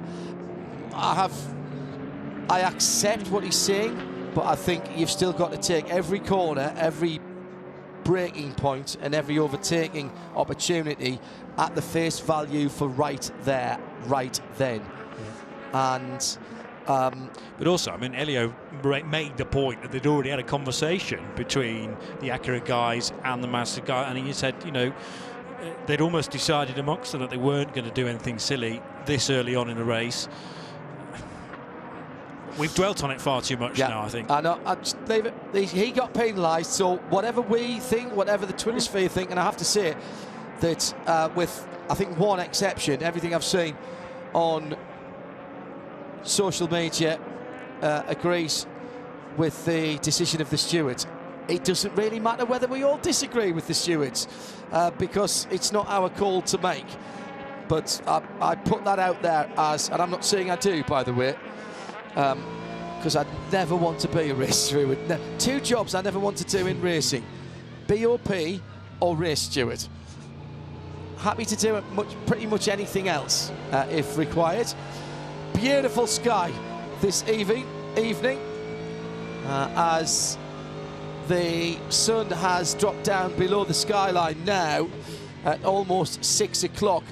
And with the introduction of the new driver into the Lexus, Shea Adam, he's going to get a new piece of equipment as well as Kyle Busch is getting ready. Well, it's sort of an interesting situation down here at Ambassador Sullivan because the 14 Lexus, which Kyle Busch will share along with Jack Croxford, Parker Chase, and of course Michael De Quesada, has a lot of cameras around it right now because Kyle Busch ready to get aboard that Lexus, as you just mentioned. The sister car, however, is the one that they just scrambled up onto the wall for the number 12 with a new door. So not entirely sure what's going on with that, if you can see if there's anything wrong with it out on the pictures on track, but they're just now lowering the board. So I'm going to keep an eye on this one and let you know if it's just something trying to pop loose. But also of relevance, the number 912 Porsche into the pit lane. That was the class leader in the GT Le Mans category. It was Jam bringing it in, and Matthew Jaminet will be staying aboard, but he is getting 4 shiny new Michelin, so it is not yet cool enough for teams to be comfortable double stinting their tires yet, which we will be seeing over the course of the night shift. Still waiting for that number 12 Lexus to come in. While you're waiting for that, just an important point to make about the differences between the GT Le Mans class and everybody else. Everybody on Michelin, but all classes except GT Le Mans have only one compound of dry weather tyres. Correct, and those compounds are determined by the team, but they must select well ahead of time before they get to the track. It's Shea Van Gisbergen who's driving the number 12 right now. They just looked at the door and gave a thumbs up to say, yeah, we're gonna need that other right side door. So the old one popped off as, the window had come out. That's what was going on. So perhaps Shea Van Gisbergen getting a little bit too chilly behind the wheel of the Lexus. This stop is going according to plan. The 77 Mazda is also in, fuel and tires for that car as well. 912 has already left and just waiting on fueling and of course getting the new door for Shane. And a few cars taking this opportunity to pit as well. The number 74 Riley AMG is in, but also making its way down pit lane right now is the number 31 Whalen Engineering Cadillac DPI car with Philippe Albuquerque behind the wheel. He will stay behind the wheel of this car. There was an interesting development during the stint. They told him they had lost all telemetry and he was going to have to relay information to the team, such as fuel numbers. I came down and checked with the team and I said, is that something that you'll be able to fix under a normal green flag stop? And they said, it's actually not a problem that we're dealing with. The only time we lose telemetry is when the TV cameras are in our section of the pit. He said there are only so many frequencies available. We seem to be on the same one and they cross us up, so we lose that telemetry. So as soon as the cameras are gone, everything's fine. They told Philippe we're all good now. They cleaned off the windscreen, gave him 4 new Michelins, and he's out. Did a TV camera come close to there? I don't know. lost the end of that one. In comes the number 14 Lexus. That means it's time to go to work for Kyle Busch. Shea Adam is down there. Driver change complete. The old driver getting out of the car. The new one already installed. That would be a guy who's not used to sharing cars and he's not used to turning right at Daytona. But, you know, Kyle Busch, he's a fast learner. He'll get this thing figured out. They've given him happy hour in effect, and they've given him 4 new Michelin. So it's going to be a very good stint for Rowdy as he's having a little bit of trouble plugging in his helmet. It looked as if they plugged in his helmet to the car and then it actually came unplugged from his earplugs. So that's Lots of first little drama for him to deal with, but now the driver change is complete. The windshield is being cleaned, no tear off. Fuel nozzle comes out, and Kyle Busch gets moving. Lost about 4 seconds from when the nozzle came out to when the car actually got any form of momentum. They'll take that. His headphone, his communications cord goes across the front of him and down into the centre console, and I'm not sure that's the best idea, to be honest. No, but awkward, isn't it? That's certainly, I've seen that in NASCAR before, but I've not seen it in a GT car.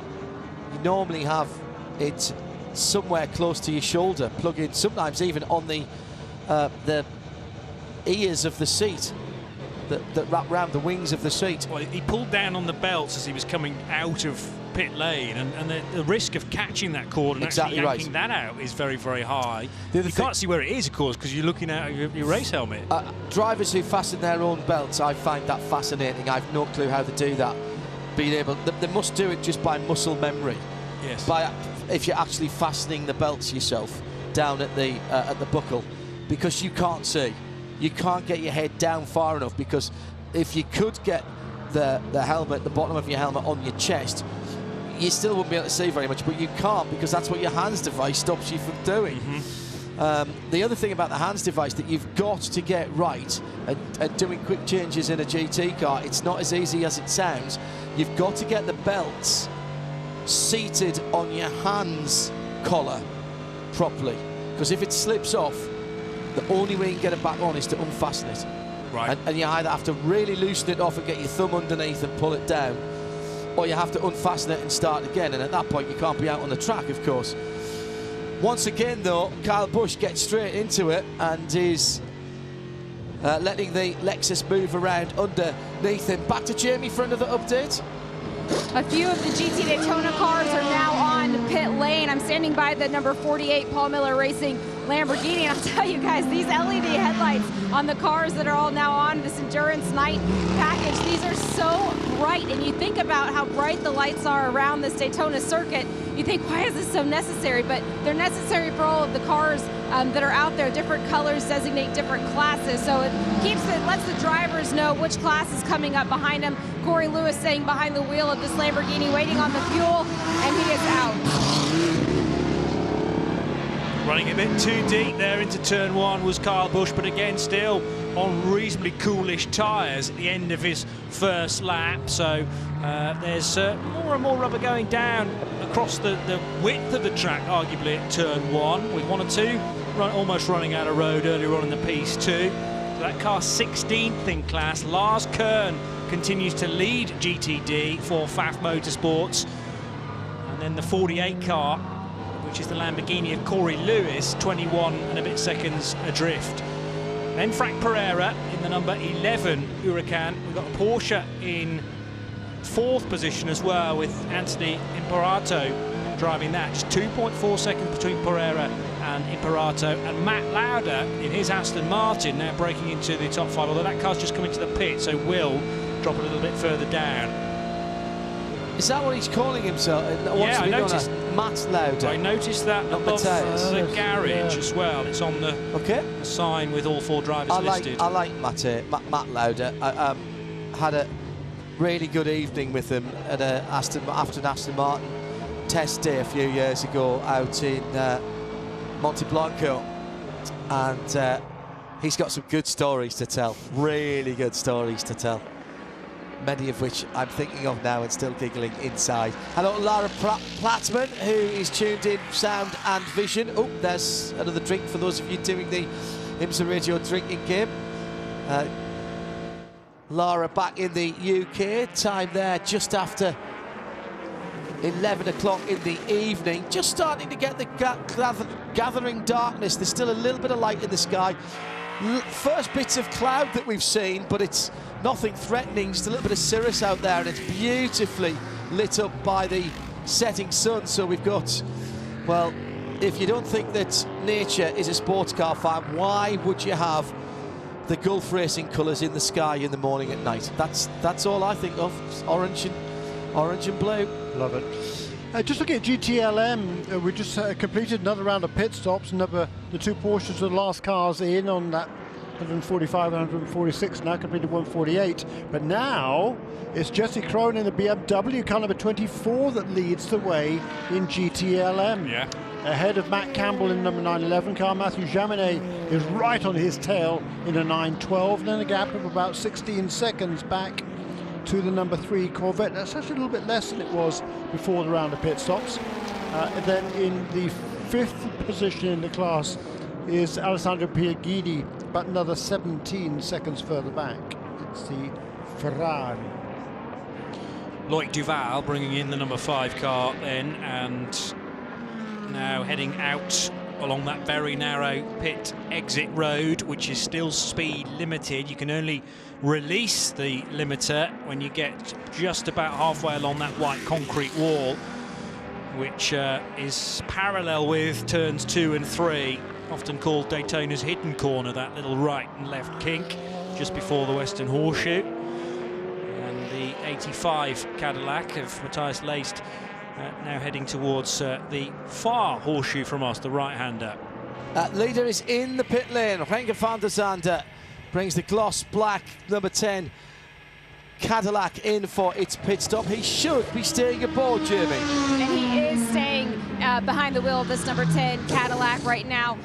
The spotter was so calm on the radio, telling him it was clean into pit lane. You're the only car there. Just enough information so he knows what to look out for. He knows there's not going to be any traffic, no surprises as he comes in. Just keep the driver nice and calm. 4 new Michelin tires, waiting on the fuel. The car is off of the jacks right now, cleaning off the windscreens, just making sure there's nothing blocking the airflow of this car as they get into this nighttime running. Nice, clean, and efficient stop. 33 seconds in and out. Very, very nice. The two things I noticed about the number 10 Konica Minolta Cadillac, when it goes down off its jacks, it doesn't drop down as if it's been dropped from the sky.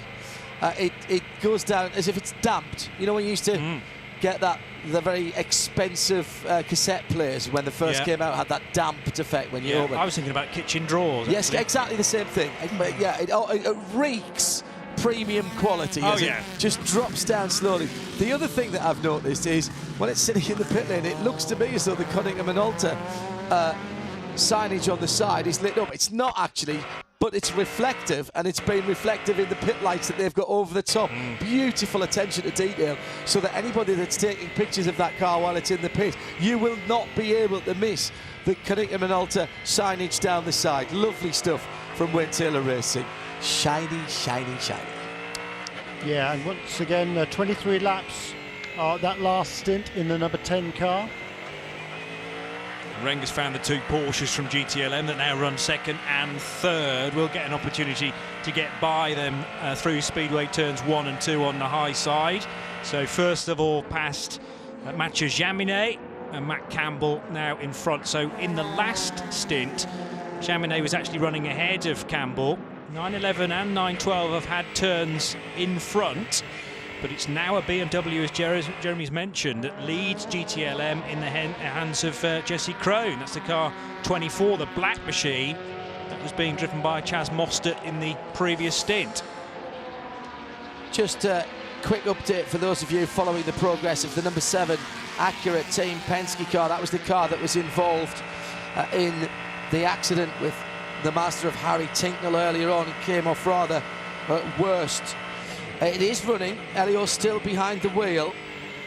It is 22 laps still off the lead. So it's exactly where it was, currently on lap number 138 as against the leaders 161. Virtually impossible to make up. Yeah, exactly. Yeah. Did you say 21 laps? 22. 22, right, yeah. In fairness, Jeremy, it could be 21. It depends where he's on the track, but yes. No, expect it to stay there. It was pretty much in for service and repair for a whole fuel stint, which is 22, 23 laps. That was my...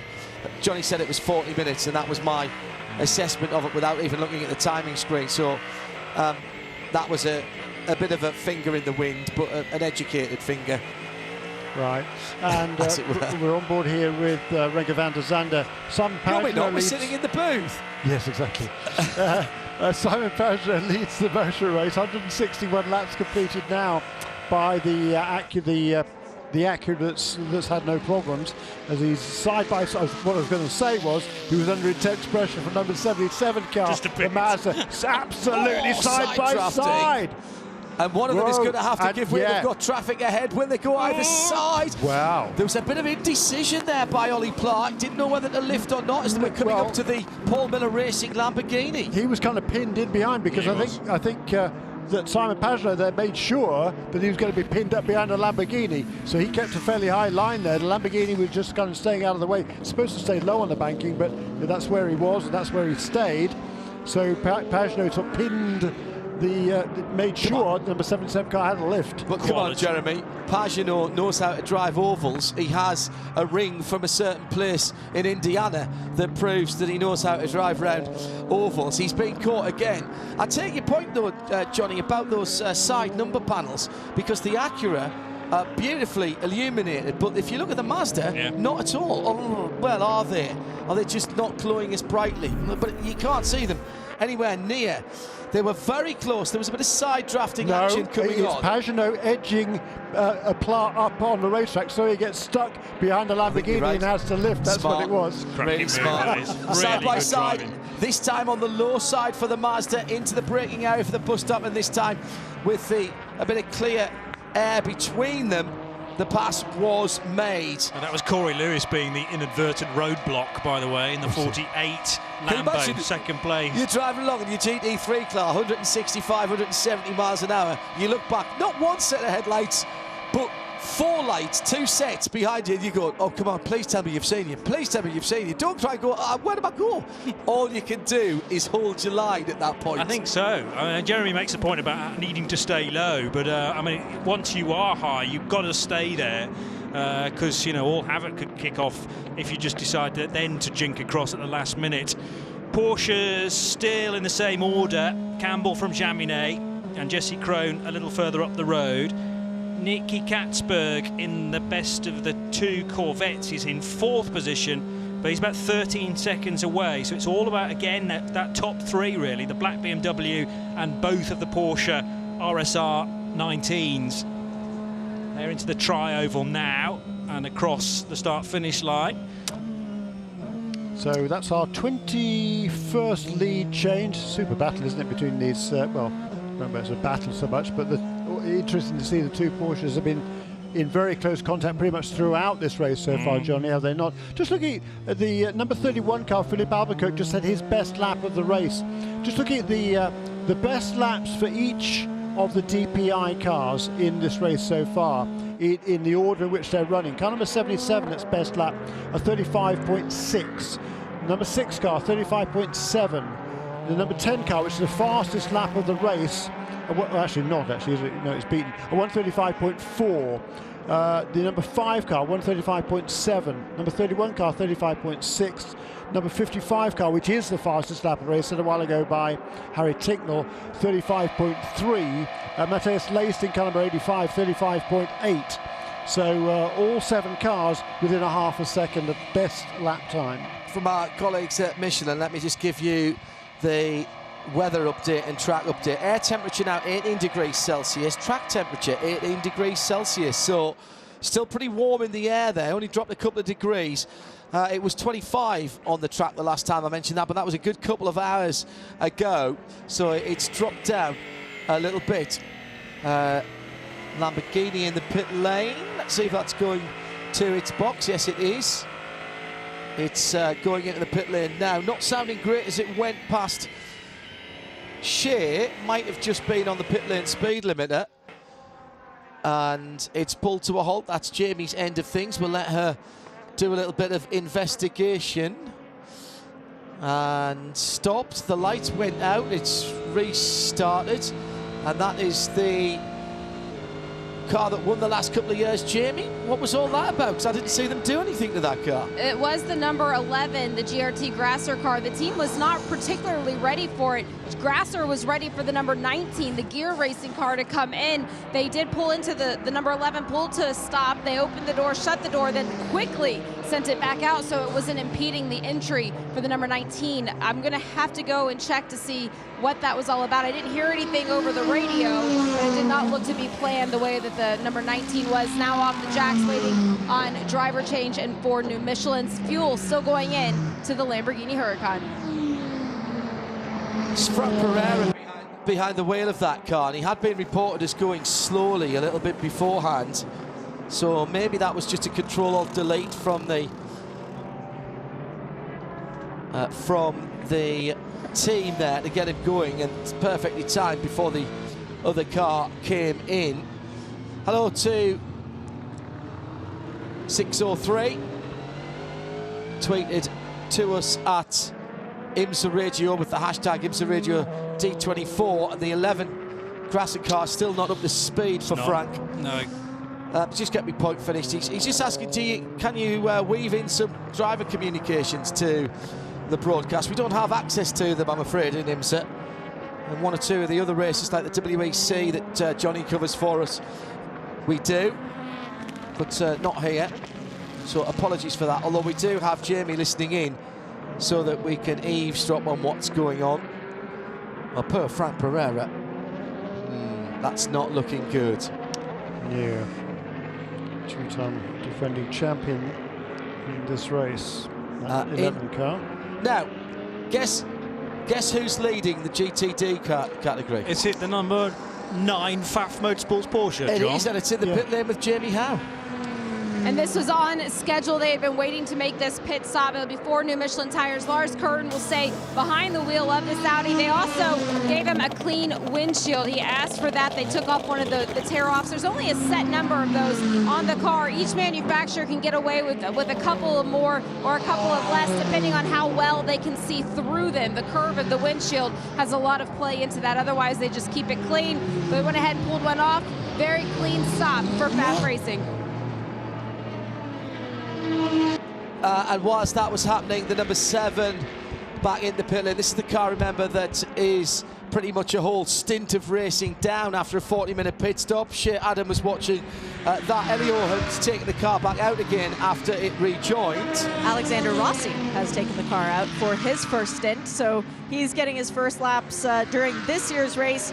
Effectively a stint behind, but it was new tires for that car as well. They did look like scrubbed rubber, so perhaps there is a little bit of teamwork going on between the two Penske's.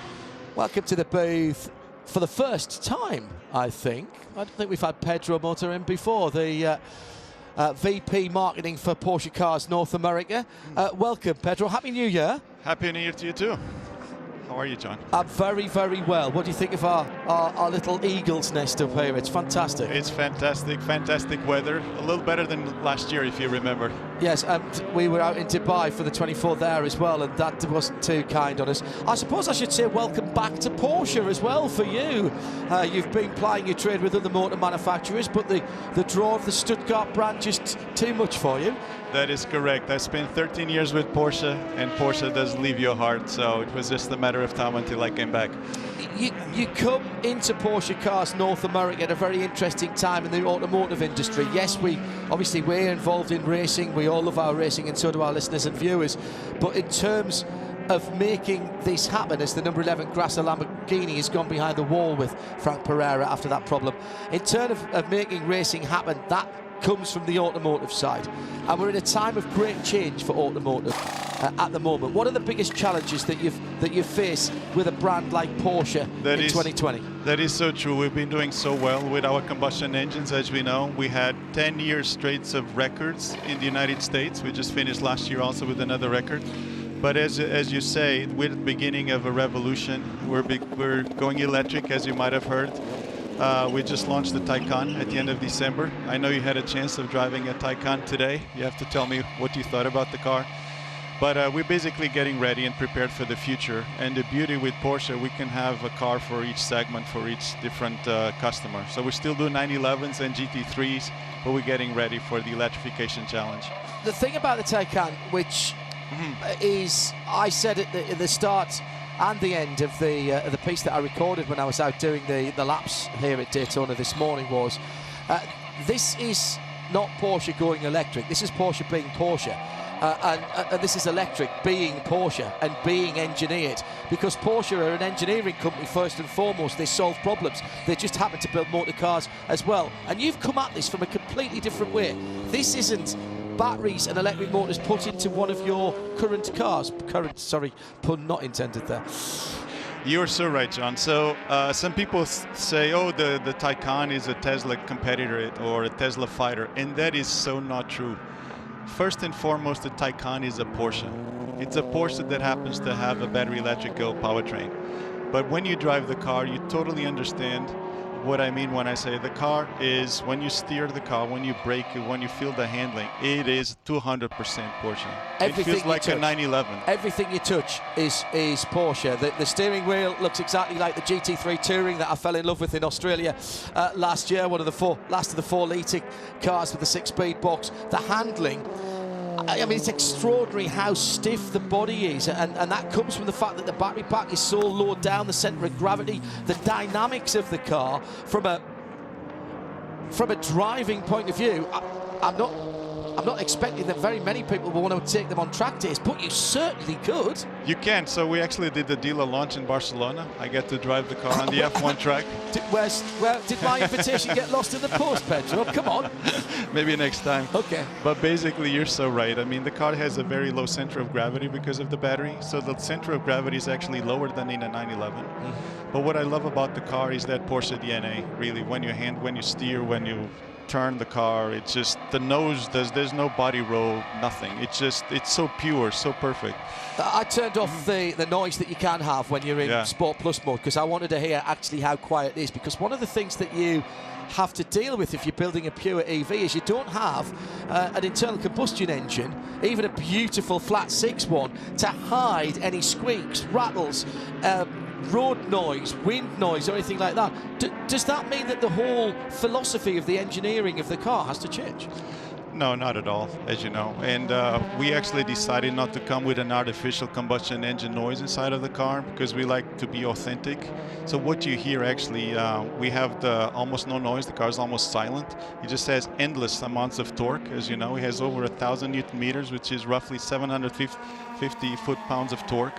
So the drive is absolutely effortless and silent.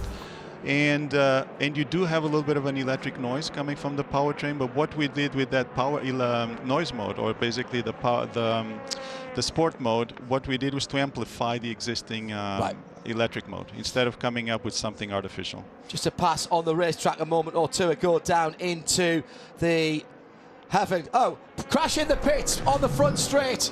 Two cars have come together. It's the 47 and the number 23 right in front of us here.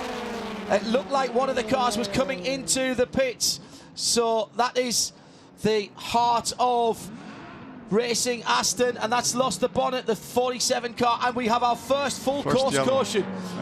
And it was I think it was the 47 that was coming into the pit lane and has made it to the pit lane. It's lost part of the rear end of the Lamborghini.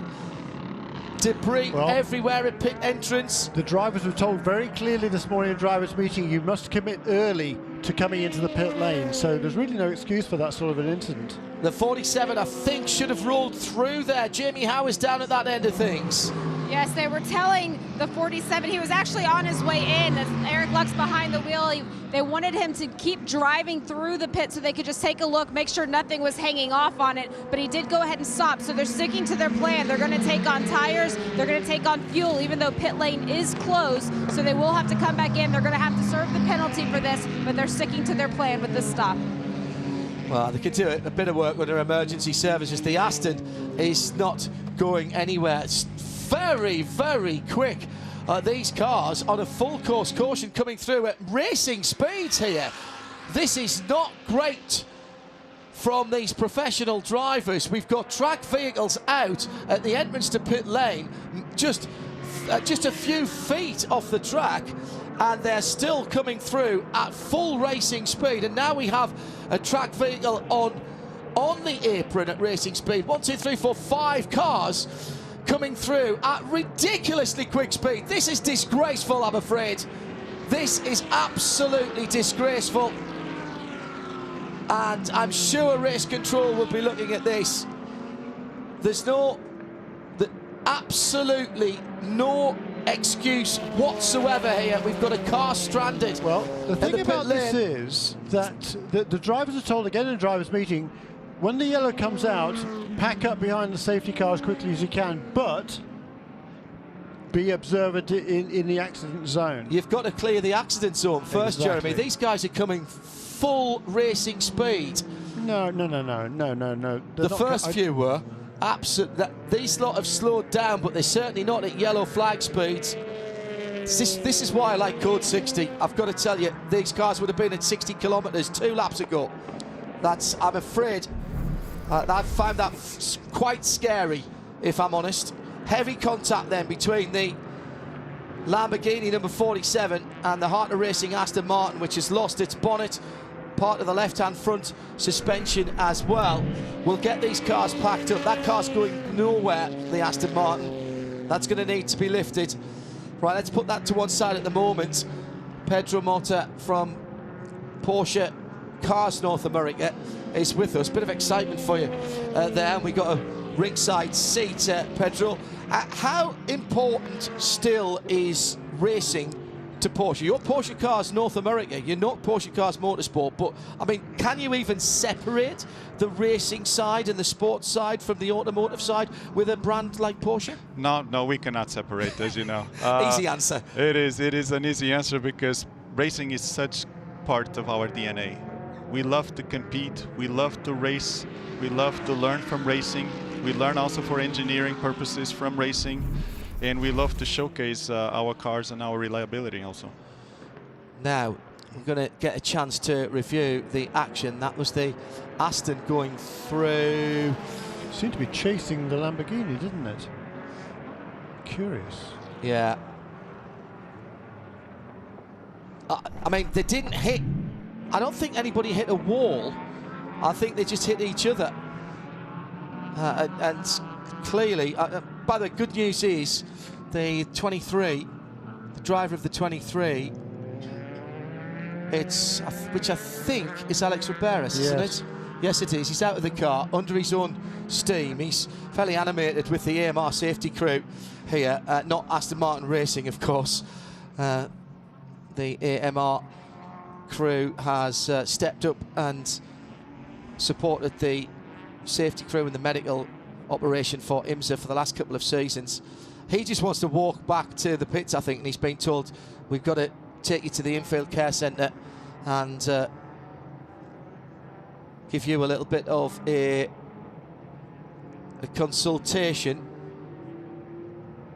But he's clearly very alert and very agitated about what went on. Pedro, before I let you go then, so Taycan now always going to be a place for 911 as far as Porsche is controlled, a fairly single-minded but very, very practical and usable sports car? Absolutely. So 911 is the icon of our brand. It shapes our brand. It's our brand shaper. And you might have heard our global CEO, Oliver Blume, say the 911 will stay with a combustion engine as long as possible. As long as I'm here, that's what he said. And as long as it doesn't get legislated out of existence, of course, which is always a possibility. As far as electrification is concerned, you've had hybrids for some time now. The Panama Sport Turismo SE turbo hybrid I drove across America was an extraordinary piece of equipment with all that horsepower, fabulous sounding 4-litre V8 and still 38 miles to the gallon, by the way, on that trip. Now you've got full EV, more EVs to come. The Taycan is a full-size, very, very luxurious and sporty saloon stroke hatchback. SUVs, crossovers, you build all of those now, and electrification to come. So we basically will continue with that three-pronged strategy. We have internal combustion engines. We'll continue with our plug-in hybrids, and we'll launch more electric vehicles in the future. The Taycan was the very first one. In terms you just asked about plug-in hybrids and other SUVs, we're coming with the Cayenne Coupe. It's coming now in March. So that's going to be a very sexy and attractive car for people that want a more sporty SUV. It looks great. I've seen it in the UK and I'm driving it next week in Australia.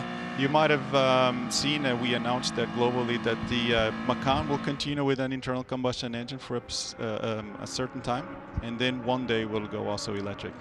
And in terms of the architecture of the Taycan, the batteries and the motors, is it possible to say that there was at least some learning, if not crossover, from what Porsche developed for LMP1 at Le Mans with the 919 hybrid? There's a little bit on the battery technology and the inverter that we learned from the LMP1, which is extremely exciting. It was an extremely successful car, as you know. Well, I managed to get to see the Evo version of that at Brands Hatch breaking the lap record with Nick Tandy behind the wheel.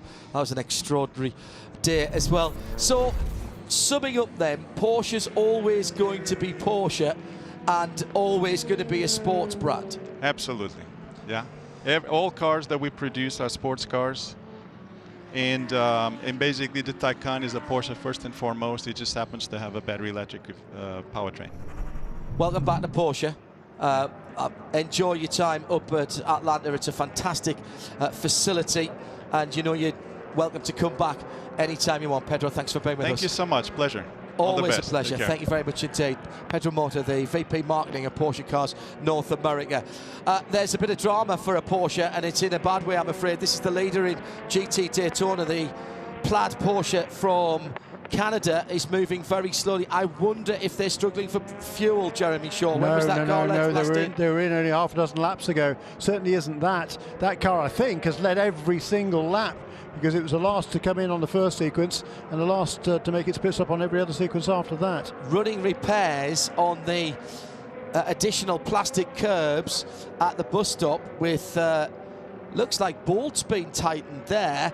And in the meantime, we also got a chance to take a look at some onboards of the cars from the cars behind the incident, and it looked like both cars were heading to the pit lane, Jeremy, and whichever car was behind, and I didn't really identify that. The 47 car certainly was, and the 98 Aston was, I'm pretty sure, was behind it. I'm 99% sure was behind the Lamborghini. The Lamborghini certainly came down below the double yellow lines, as did the Aston Martin. So whether the Aston kind of didn't realise where he was, or whether he just was surprised how early the 47 he slammed into the back of the number 47 Lamborghini. I'm surprised there's so little damage on the Lamborghini. Actually, it only had a bit taken out of the right rear.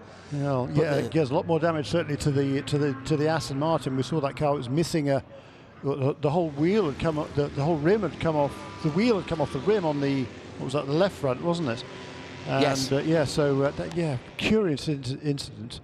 And there's so the pits are open and there's a safety car at the pit lane entrance. That's kind of interesting. I think that is pits are open for prototypes anyhow. Yeah, I think that's because there's so much debris there. They're covering workers getting that. 77 is in the pit lane. That's the race leader. And tyres going on that car. They look to be brand new. Fuel going in. Didn't see a driver change on that. Fuel only for the Acura number 6. No tyres. And that is gone. Down and away. That'll be a change of position in the pit lane. Let's see who gets to pit out first. I think it's going to be Acura Team Penske who get this one. Yes, it is. It is. So red light at the end of the pit lane, of course, because they haven't cleared all of the cars going through. Now it's a green. And off they go. There's a new bodywork. Oh, the bodywork's come off the number 10. Cunningham and Alta Cadillac. Diana Binks is down there. The bodywork came off. They put a new wing on the rear of the car and now putting the bodywork back on. They're working frantically to secure it into position. It's taking a bit longer than I think they expected, but they're just waiting to put the rear adjustment, the rear bodywork back onto that car. They've now done that. They're putting it on. These guys have worked quickly, but I think that could have been just a little bit slow. Now they're going to refuel the car once they've secured that bodywork onto the number 10. Meantime, Shea Adam was watching pit stops and including that really interesting piece of strategy, Shea Adam, by Acura Team Penske. Time stopped from Acura Team Penske on the fuel for Simon Pagenaud. No tires went on whatsoever, but of course they lost the benefit by then having to wait for the pit exit light. Weren't the first car back necessarily, well, they were the first car back out, but then they had the 31 Whelen Engineering Cadillac, which made it out in front of the Mazda, so the Mazda went from first in to third out. Yeah, they'll get the position in the line, and that's the key thing. It wouldn't have mattered if they'd been 3 or 4 seconds ahead, because they would have ended up with everybody line astern. Yeah, there was nothing lost there by the number 6 car being held at the end of the pit lane, because the point is he came out of the pits ahead of everybody else. He was first in the line of prototypes. And they're going to go out. But the reason that number 6 car was able to jump from 5th to 1st was because it was only in the pits 3 laps before the yellow, so they needed hardly any fuel. Great idea, great strategy by Acura Team Penske. Come in, just put a splash of fuel in, so he's got as much fuel as everybody else, and he's going to be at the lead of the pack. They knew that the next car behind them, so to speak, that came in was the number 10, and that was in 7 laps earlier, so that needed kind of 3 times as much fuel. So they were able to just splash that in and get it out of everybody else.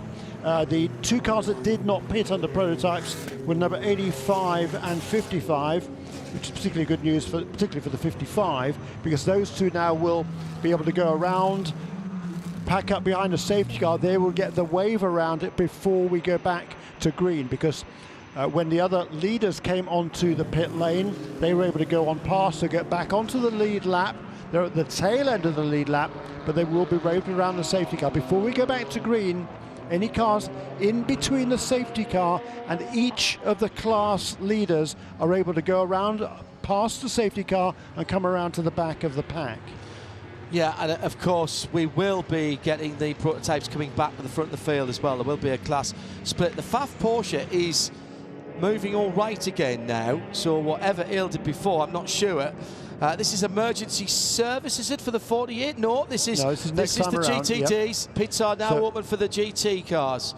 And GTLM Porsche's coming in together. Shea Adam, they'll have to be careful here as they stage this pit stop correctly. And a very sloppy stop for the number 911 as Matty Campbell slid the back tires coming into the box, and the car actually with its nose facing away from the pit wall, so that was not planned. But he is getting out, and that is Nick Tandy getting back in full service for the 912 as well. And also for the Turner Motorsports BMW, that is Robbie Foley getting behind the wheel of that car, as further down the pit lane, who is that screaming? 911 ahead of 912, it's Vantor once again. And in the Meyershank Racing Acura, the number 57, that's the Heinricher 2, that one has come in, but the 86 stayed out.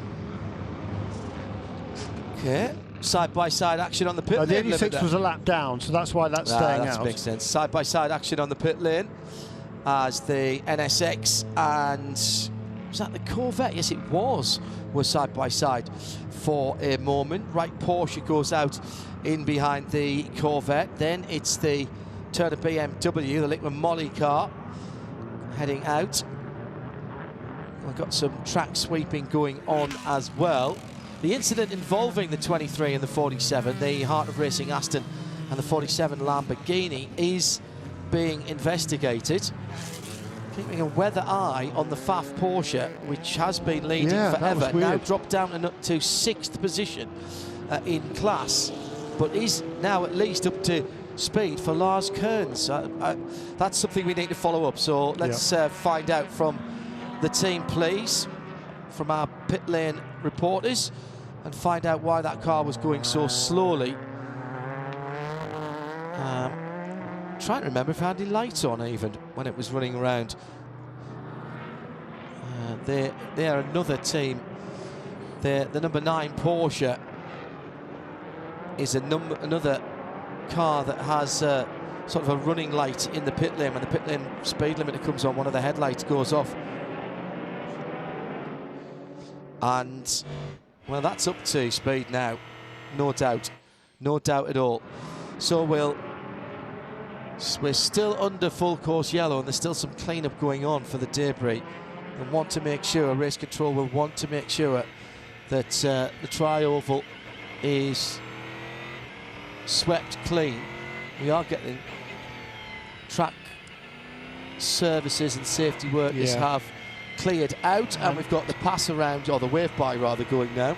Yeah, that's for those cars that were in between the safety car and their class leaders, able to go around to the back of the pack to take up their correct positions effectively on the lead lap behind the class leader. Again, in the drivers' meeting this morning, the Chief Steward Bo Barfield, he said, look, you know, we're not, everybody knows we're not expecting many full course caution during this race with the quality of the field here and the fact there aren't gazillions of cars out there, and therefore when we get an opportunity we're going to try and send out the sweeper and clear up some of the rubber marbles offline that will have developed. There have been a lot of marbles developed over the we're going for 5 hours now, haven't we? 107.9 at the track, RS2 IMSA radio across the USA, Sirius 216 and 202 and around the world, also on RS2 IMSA radio. No breaks and no blocks on our audio coverage, and it's all free as well. If you've missed any of the race and you want to catch up on it later, well, you can do. Our archive has been updated by our hard-working staff back at RSL HQ in London. Rob Lomas for the first stint, and it's Kescorp. Kerry is making sure we're talking to the world right now. We're live from Daytona International Speedway, trackside for the Rolex 24, under our first full course caution, and the next race hour starts right now.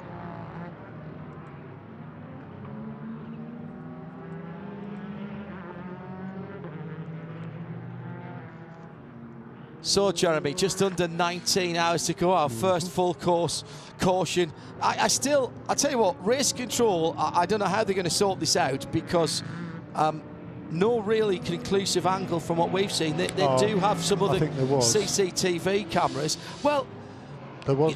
I saw one angle where the cars are going away from turn 4, and I'd be surprised if there wasn't a penalty for the 98 car. Anyhow, but what Riberas is going to say is he brake tested me.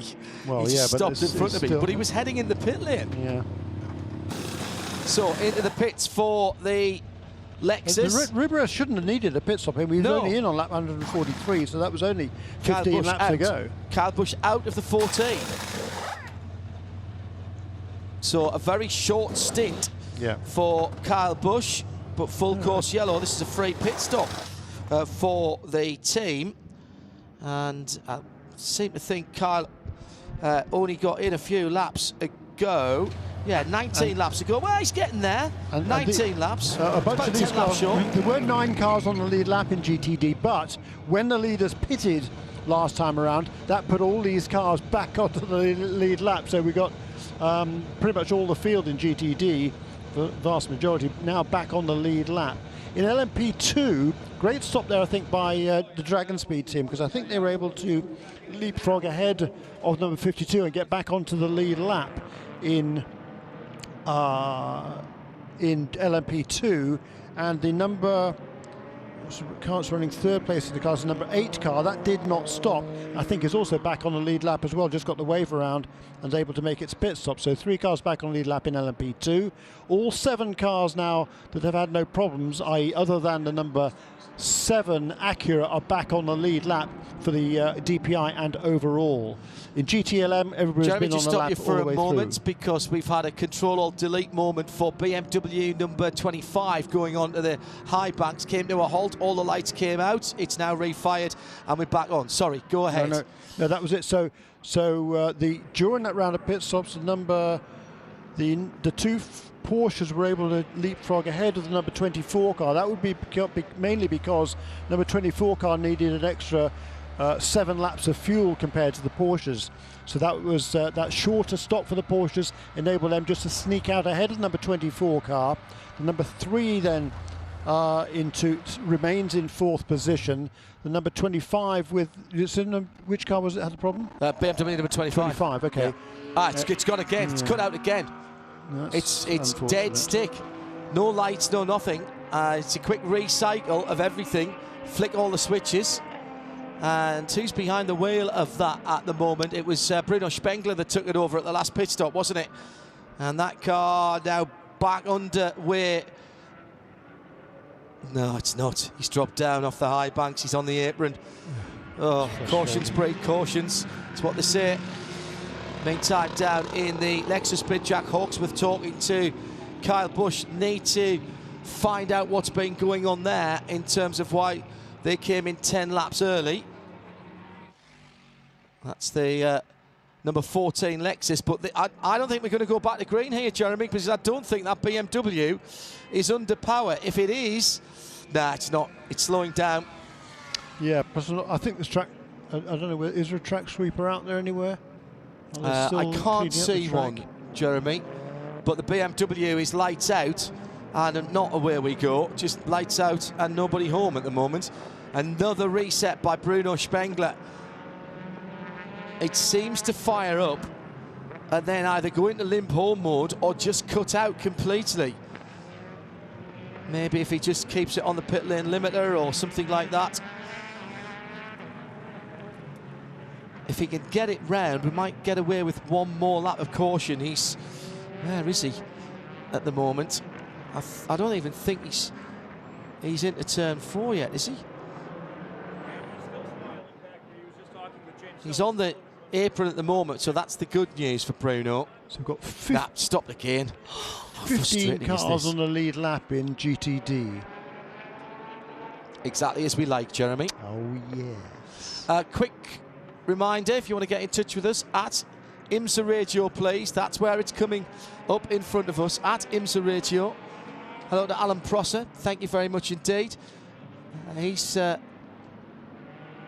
done some frame grabs, both in the pit lane entry lane from Alan. Thank you, Alan. BMW behind the wall to the garage. Has got it in 25. and got it right. Excellent. Well done, Bruno. Lots of flicking of switches and all that sort of thing. They've got a tyre cart to lead him back to his pits. They might actually rather want to either push him or tow him back to that. So well done to Bruno. We might actually be able to go green here. Let's have a look if the lights are still on the BMW safety car. I don't think they are. Are they? No, it's excuse me, onto the Audi safety car. BMW's just gone behind the wall and it's into the pit lane. So stand by for our first restart with 18 hours and 53 minutes on the nose. Still to go. Simon Pagenaud will lead the field to the green flag. Philippe Albuquerque, a little bit dozing there. That might give Olivier Pla a chance to steal away second position. Yes, Pla going round the outside, but then gets rebuffed. And the top three are together within fourth position. Loic Duval in the dark coloured Cadillac number 5. Then the whole of the GT field. Mazda number 77 trying to look to the left, now to the right with the Whelen Engineering number 31, the red and white Cadillac in front of him. Olivier Pla, never backwards and coming forwards, Ollie Pla. Very fast motor racing driver. And again putting pressure at the far end of the circuit. Meantime, WeatherTech 63 Ferrari has the GT Le Mans Ferrari behind him, and they're in a battle with the number 4.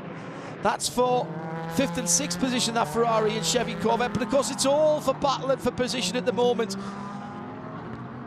He can make up a lot of ground on these restarts, but it can go horribly wrong as well. Out onto the high banks at turn 1.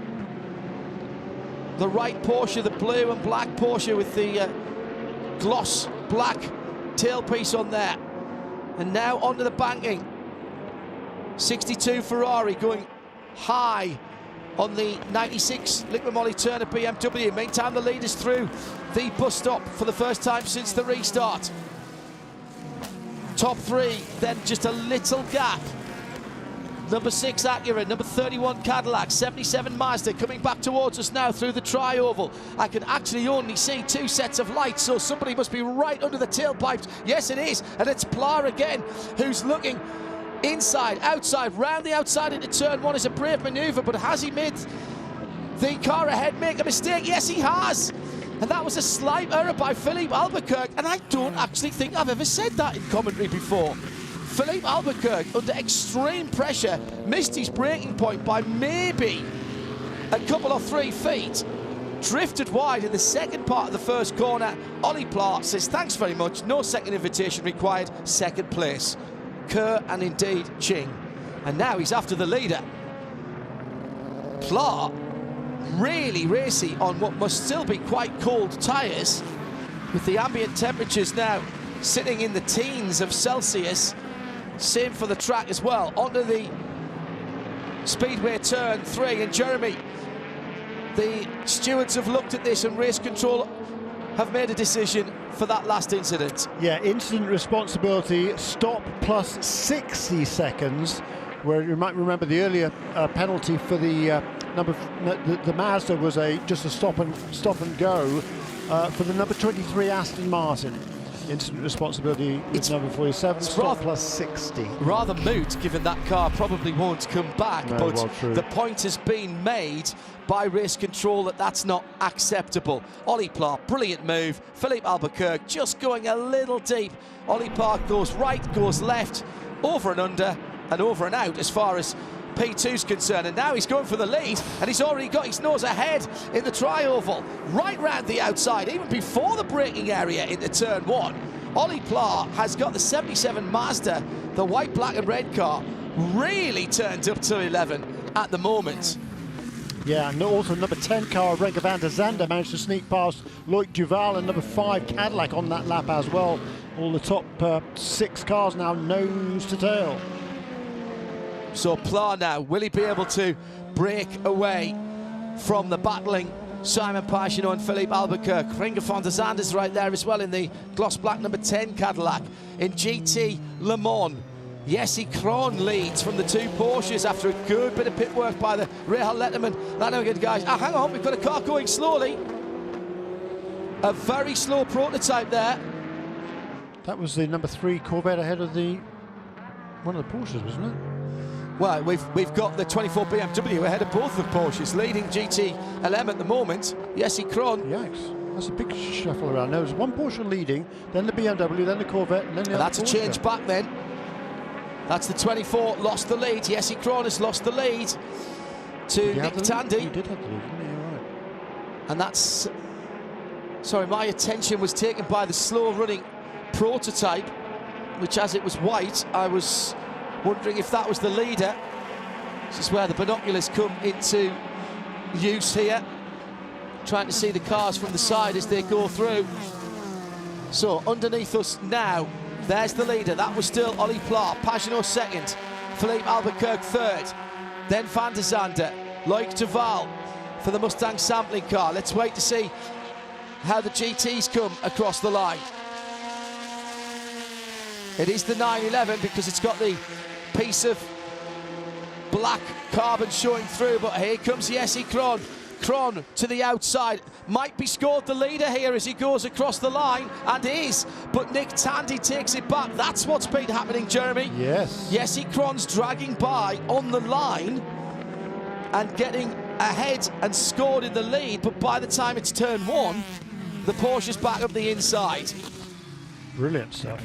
And sitting right in there is Nicky Katzberg in the mid-engined Corvette C8R. Yeah. Then in 4th place, Lawrence Vantor in the 912 Porsche. Then Tommy Milner's about 4 seconds further back. He's got his wing mirrors full of James Collado back in the 62 Ferrari. Still in the hunt, despite the lack of power that James was talking about earlier on. Bruno Spengler, of course, behind the wall and in the paddock, not just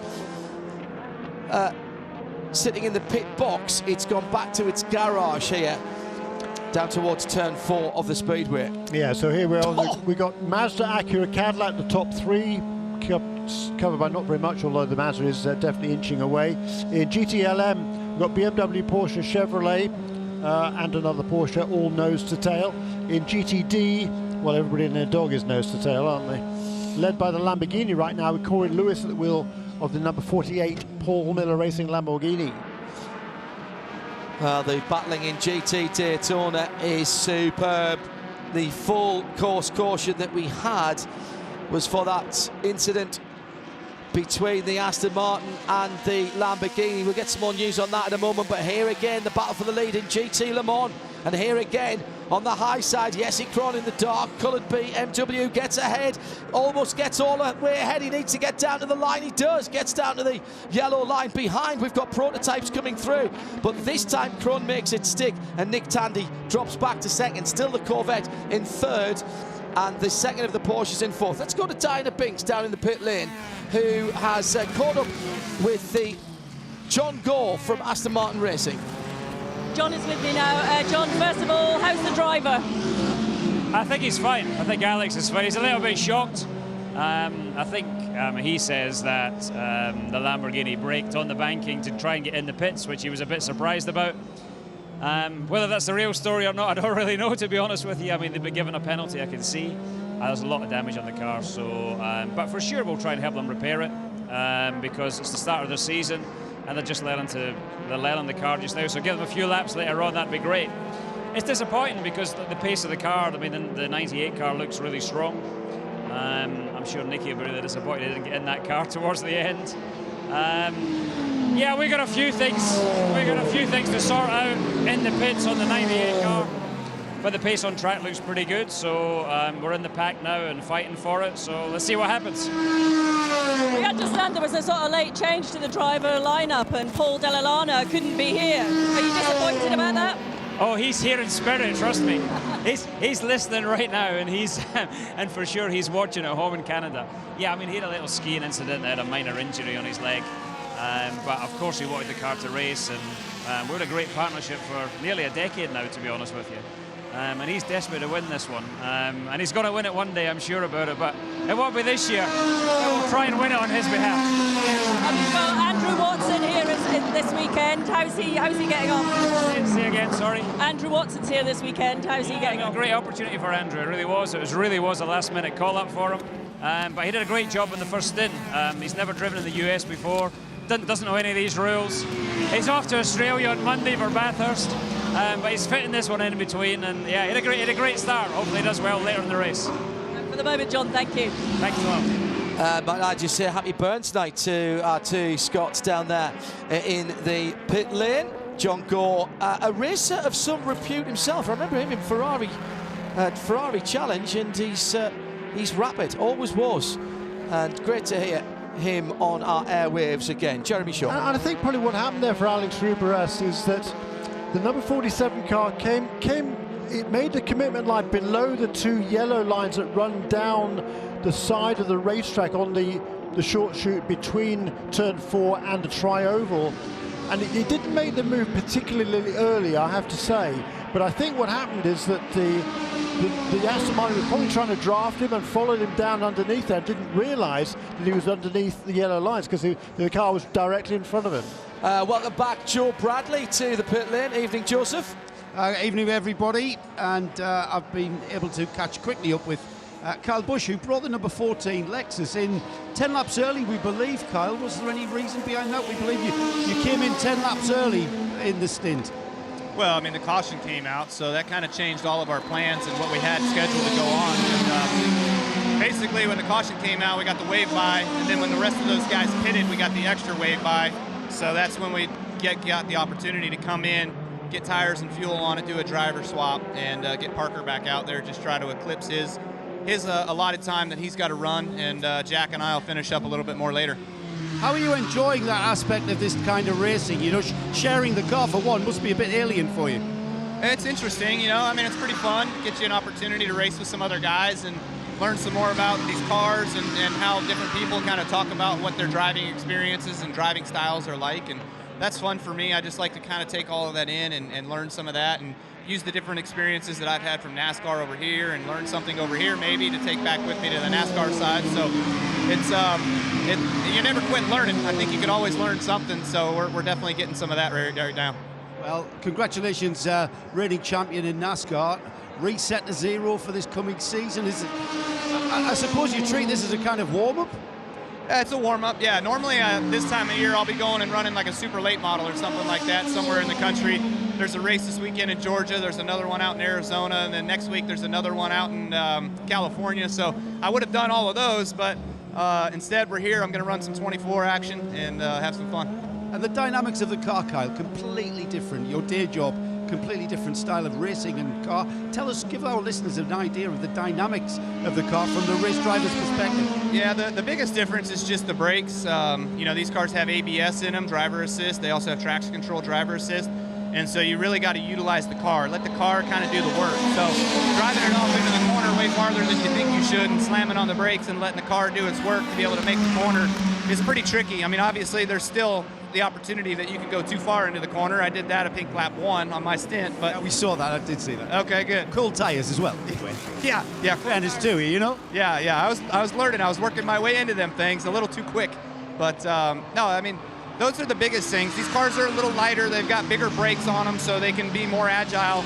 And it's interesting how this tire is too. This tire is way different than our tire. So, you know, just learning all of that and then knowing the technique that I've had in NASCAR forever is not even close to what you would use over here. I actually found myself getting back into that a little bit when we were testing here, and Jack had to slap me in the head and tell me to go back to sports car racing. Kyle, it's an honour to talk to you, and it's great having you here at this race. Fantastic to have a champion like yourself out of NASCAR, enjoying doing some endurance racing. All right, I will. Thank you very much. Thanks, Kyle. Brilliant stuff from Joe Bradley and Kyle Busch down there in the pit lane. You cannot deny Kyle's enthusiasm for motor racing, and you know, he's come into a GT car. He's not at the front of the field. Not in the glory drive, if you will, but my goodness me, he's taken that car by the scruff of its neck. I've been very impressed. And when he has lost it, Jeremy, it's because he's been trying to go fast. Yeah. And he's been trying to carry speed through the corners. And I don't think there's any shame in that. As I said the other night, I still think it's brave for a champion from a different form of motorsport to put his reputation on the line. I know you'll say that that's not how he's thinking, and I'm sure it's not how he's thinking. Right. But he's on a bit of a hiding to nothing, and more power to his elbow as far as I'm concerned. Love it. Yeah, I mean, you can hear the racer part of him there in that interview. Great interview. Great answers to Carl. Super to hear that. I mean, no short answers there, just proper answers to really, really good questions. I think that was a good insight into perhaps the real Kyle Busch, which maybe we haven't seen too often in the NASCAR Well, ranks. he has exactly. He has a particular reputation in NASCAR. Rowdy. I shall leave it at that. But he's come here with a different mindset. Right, let's get back to racing. Down to turn 1. 6th and this is the second and third place cars with the 6 and 31, which is what I was trying to say. The 6 Acura and the 31 Whelen Cadillac with traffic ahead of them. And the number 10 car right there as well. 2nd, 3rd and 4th then. Let me amend that too. Or if you prefer, Simon Pagenaud, Philippe Albuquerque and Renger van der Sande, all of this parish this weekend, and all fighting for position through a pack of GTD and GT Le Mans cars. Flash of the headlights from the number 10. Like Duval's not that far back in the number 5 Mustang sampling Cadillac as well. Bit of a rear end moment for the Whelen cars. It goes up onto the banking. Through past, this is unbelievable. Weave left, weave right.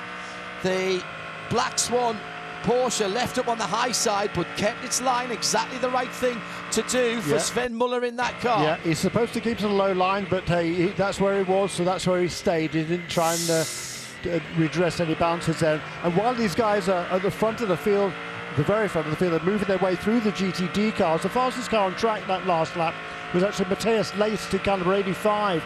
That's the car it's in 7th position. That was the car that got the wave around back on the lead lap, then made a pit stop to get back on the same fuel sequence as everybody else, but because of that had to start at the back of the field because he wasn't able to catch up before we went back to green. So he's got some ground to make up, and he's doing that right now. Still need to find out what happened to the Pfaff Porsche, the number 9 car, when it was crawling around was it in the full course yellow? Yes, it was, but it lost positions. However, now back up to 2nd position for Lars Kern, who's fought his way through. And he's only a second and a half away from the lead with Corey Lewis, the Lamborghini Huracan of Paul Miller Racing. Right, so Alvaro Parente was running in 2nd place in number 57 Meyer Shank Racing Acura at the restart behind Corey Lewis.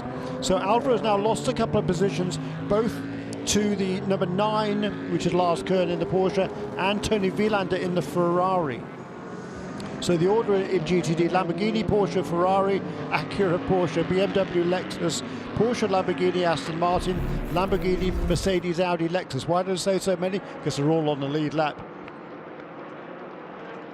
Cool stuff. We come to leaders one more time. 180 108 laps and 187 laps completed by the leaders. Oh, that was a replay. I didn't see them come past here. I wonder what that was all about. I'm not sure what the replay was about then. GT Le Mans, the 24 BMW of Jesse Krohn leads from Porsche. That amazing, I think it took 3 laps. He kept edging ahead at the line, then Tandy would come back to him, and then finally he gets past and is able to hold a Tandy second. Nicky Katzberg for Chevy Corvette in third. They're separated by all of a second, those top 3. And then there's a second further back. It's Lawrence Vantour. Then there's a 4.5 second gap between the 912 Porsche and the second of the Chevy Corvettes. That's the number 4. And he's got nothing at all between himself and James Collado. Top 6 in GT Le Mans, with, remember, the other BMW behind the wall receiving remedial attention at the moment from the Rahal Letterman Lanigan crew. In LMP2, Gabriel Aubry, who has impressed every time he's been behind the wheel of that car that we've seen him. Ben Keating did a great job at the start, by the way. The number 52 then leads with a lap on the field. No, he's just pulled away. He's a fair way ahead, but the other two, Ferrano and Henrik Hedman, are on a lead lap. Right. They're just a fair way behind. Okay. And in fact, those two, Ferrano has just got past Henrik Hedman, I think on that last lap. Yeah. And those 3 cars then are a couple of laps ahead of the number 18 car of Nick Minassian. Let's see, Era Motorsport entry. Battle for third position There's overall. battles everywhere. Talking of GTD, as you were a moment or so ago, Alvaro Prent, we said he took forward from 2nd to 4th. He's now also been passed by Sven Muller in the number 54 Black Swan Racing Porsche that is now up into contention in 4th place. Great stuff. Corey Lewis then by 1.1 seconds in GTD. The yellow lights on some of the GT cars, the GTD cars, and if I glance up and there's a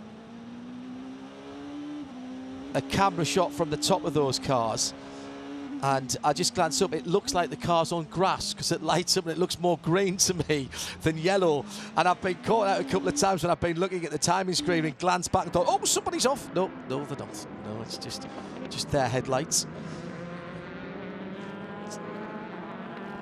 So I just nip back down to the pit lane and call in PC Bradley. Joseph, are you still with us down there in the pits?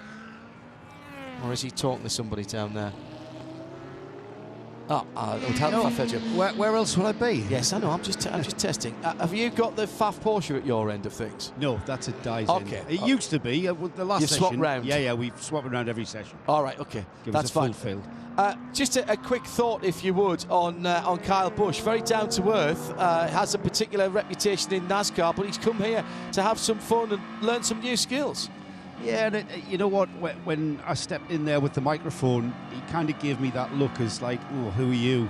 And I'm sure that, you know, when you've got a profile like him, current NASCAR champion, you kind of be very wary about how the media treats them in that kind of high-end level of racing. It's a bit like F1 drivers when they come to sports car racing. We heard Alonso say that it was refreshing to be here and be in sports car racing. And a different attitude, and I think I thought that was a good interview. I had him smiling, and it was very insightful. And I, for one, you know, being the geek that I am, I was interested to hear what he said about the complete difference in the cars.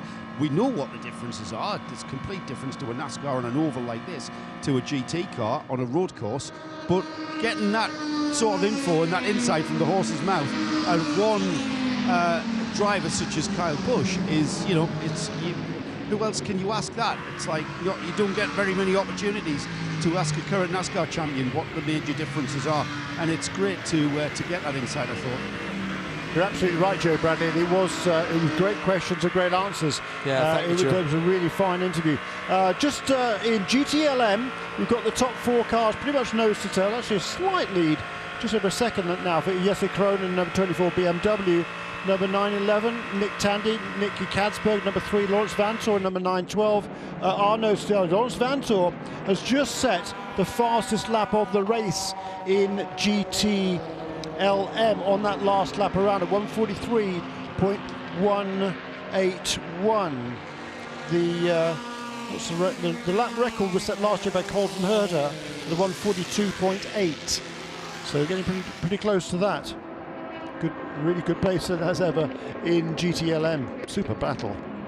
So, as you said a little while ago, though, Jeremy, super battles everywhere. Yeah. Actually. DPI, Daytona Prototype International. Oh, hello, welcome back to the 25 BMW. So that's another story we'll need to follow up and find out what the issue was when that car was coughing and spluttering. And it was Bruno Spengler who somehow got it back and didn't extend the full course yellow. Oh my goodness me. What was that? 912 Porsche going into the kink and gets passed by an absolute flying Renger van der Zande, who didn't lift at all going by and now is right on the tail of Philippe Albuquerque, and that is a battle for position as they go past the number 3 Chevy Corvette of Nicky Katzberg. They're up onto the banking at NASCAR Turn 2. We'll go down to Nick Manassian in a moment or two's time with Diana. Let's stay with this battle for position 3 overall and in Daytona Prototype International in DPI. Down towards the braking area. Oh, use of the indicator for the number 24 BMW leading the GT Le Mans class. Jesse Krohn, leading his class, has the awareness to know there's 2 faster cars coming, uses the right indicator to say, I've seen you and I'm staying high. That's a man who's used to racing on the Nordschleife right there. It's sometimes frowned upon in race series, but I think that was absolutely fabulous, the use of his trafficator there. It is, because in some conventions you use your indicator to point which way the other guy should go. In others, you use it to point where you're going to stay, and those can be obviously completely conflicting. So it is a bit dangerous, but as long as everybody knows where you are, then it'll be clearly good. Let's get a quick word with Nick Manassian before he jumps into the car. Diana? It's not. It's Nicolas Lapierre and the number 8. Nick Lapierre. Excuse Tower me. Motorsport by Starworks car. You're just about to get into the car in a few minutes' time. What's your thoughts ahead of this? Very excited, you know. It's always a big pleasure to be here in Daytona. The team did a great job to put this project together, you know, and John did a very great beginning of the race. So we are very happy with the position we have now. We are very pleased. We know it's still going to be very long, but it's looking very good right now. We will try to get through the night without any problems, but finger crossed. I jumped in the car in a few laps, so I will enjoy the time out there. How much has the car been evolving as this race has got on and now we're going into the night sessions? How much has the car evolved as we got to this point in the race going into the night sessions?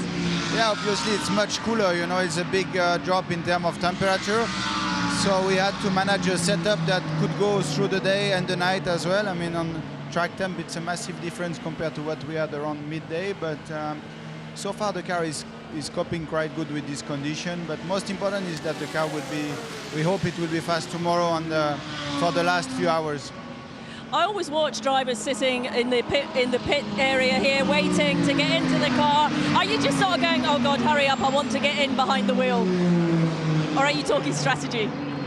Yeah, we speak about the strategy, how the tires are going, the fuel consumption, all these kind of details. The engineers are telling us what we should do, how many stints we're gonna do, what our opponent doing as well, and then we do our strategy considering this. And yeah, they just tell us for now to take it easy. At this moment of the race, it's really important to go safe. Go well. Thank you. Tyler Binks with Nico Lapierre. Got the wrong Frenchman. Great battle going on still between those 3 Daytona prototypes. Simon Pagenaud, Philippe Albuquerque, and Renger van der Zande, I think, did get in front of Albuquerque there. I think he did, yeah. Snuck around at turn 1. And this is the battle now for the lead in GTD. The number 48 Lamborghini leads Tony Villander in the WeatherTech Ferrari, wants that lead. Right behind them, maybe less than a couple of seconds, is Lars Kern. And then fellow German Sven Muller in 4th position in car number 54. So 2 Porsches battling for 3rd and 4th. But super battles all the way through. Also, Jonathan Bomarito on that lap 193, managed to sneak past Luc Duval in a number 5 Cadillac, just. News about the Pfaff Porsche. They mistakenly took the pass around and then tried, in fact, did give it back. That's why they had slowed down. Side by side for the leader, GT Daytona. Around the outside, and around the outside. That was bold, Jeremy. Yeah, I've seen that a few times today already. Through the kink, wasn't it? Yeah. Nice move. Very nice. Clean and good driving as well by Corey Lewis. Yes. As well to give the room. In comes the Acura number 6. Should say, by the way, the Pfaff Porsche still in 3rd position with Lars Kohn. Diana Binks is down at Acura Team Penske. Clean stop here for the guys, no driver change. It's just cleaning up the front of the car. Now it's all getting a bit dirty after being out there on track and all the rubber hitting the front of the car. Refueling done, and you can just hear that car firing up and it heads straight back out. Yeah, lovely job, and gets out ahead of the 31 Whelen car, which had dived into the pit lane as well. So Albuquerque was getting towards the end of his stint, was he? Oh, yeah. Yeah, okay. Yeah, we'll be seeing everybody in very shortly. That's all. Those last 20-odd laps have happened very quickly. Didn't they just? Albuquerque, 20 laps. At the moment, Ollie Pla's on his 22nd. So is Renger van der Zande, so is Loic Duval. Jonathan Bomarito, 19. Matthias List, 18. Yeah, all of which, except for the number 85 car, 4 of which were under yellow. Thank you. So that'll stretch it a little bit. Pass for 3rd place. Sven Muller has gone through in the Black Swan Racing car. So that's a position dropped for the Pfaff car. What a story this would be. Tim Pappas back to racing as a very late braking dive down into the pit lane from the number 10. Renger van der Zande from 2nd place. Jonathan Bomarito will go through with the 55 Mazda 1-2 as the Konica Minolta car comes into the pit lane. And that's very interesting because number 10 car usually has been going longer than everybody else on the tank of fuel. Well, that's only 21 laps, and they've done more than that. And there was 4 of 22, but 4 of them are under yellow. Exactly. That car did a 23 lap stint earlier on. It's been doing 23 on a regular basis. Yeah, absolutely. Yeah, Bourdieu got 23 out of it, didn't he? Yes. They all did. Yeah. So you'd have expected them to do a little more than that. Mind, they've been racing particularly hard, in fairness. At IMSA Radio, hashtag IMSA Radio D24. So even with, well, of course, there was a little bit of change of tactics for 1 or 2 teams. It's not as if everybody did full service or indeed needed full service at that last and first, and therefore only full. No, but they're all on even keel at the restart because they've all taken on. They're all full of fuel when they took the restart. So now we're seeing a read of where they think they are in terms of fuel consumption. It's certainly, I'm a little bit surprised to see number 10 car in ahead of everybody else, particularly ahead of the Mazdas.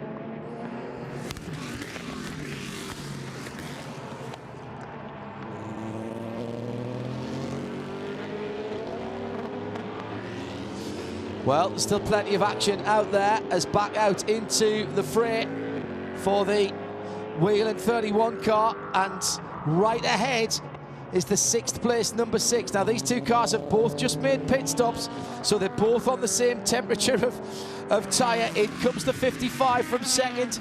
That's the Mazda of Jonathan Bomarito. Now, can he get out and put some pressure on the 2 cars that he was sitting in behind? It was all getting a bit tight. Last wipe of the windscreen. Fabulous stuff on the banks in the dark, isn't it? It really is wonderful. Here comes the pass down the inside into the bus stop again, and through goes the Whelen car. The number 31 takes 6th position, Philippe Albuquerque. And the Mazda is already rolling. I think he's going to get out ahead of these 2. Yes, he is. So that's a nice piece of strategy from Mazda Team Yost. Into the pit lane for Gabriel Aubry, leader in LMP2. The pit stop cycle starting again. Joe Bradley. Yeah, pretty standard though for the 52 car. Just tyres, Gabriel Aubry staying on board of the 52, and the fueling just stopped now. You'll hear the car fire. And that was the car just pulling away there. So pretty standard there, and continuing. Question asked by Spooner in Orange, one of our marshals listening in from back in the UK. Did the number 10 perhaps have to short fill when it came in last time because they replaced the rear wing in the bodywork and they maybe didn't want to lose the lead lap? That's a good question. I don't know the answer to that, but they did do the bodywork first before they filled that car when they did the replacement. 77 is in from the lead. Ollie Pla brought the car in, and new set of Michelin tyres. Clean of the windscreen because they've got time, because fuel is still going in. Normally a big rev from the Mazdas to get them going. Yes, they are. And off he goes. 38 seconds for the Mazda. The normally pristine front end of the Mazda Motorsports machine looking a bit battle-scarred already, but only from rubber debris. There's not any cracks or accident damage here. Here comes the number 10. Because the Matthias List machine also pitted, and the 10's gone through. The 10's gone through into turn 1, so the Mazda will come out at the very best in second position. So Renger van der Zande, I reckon, leads the motor race right now. Out of the international horseshoe and down towards the kink. It was his run through the kink in traffic that gave him the opportunity to make the pass on the wheel and engineering number 31 of Phelan Albuquerque.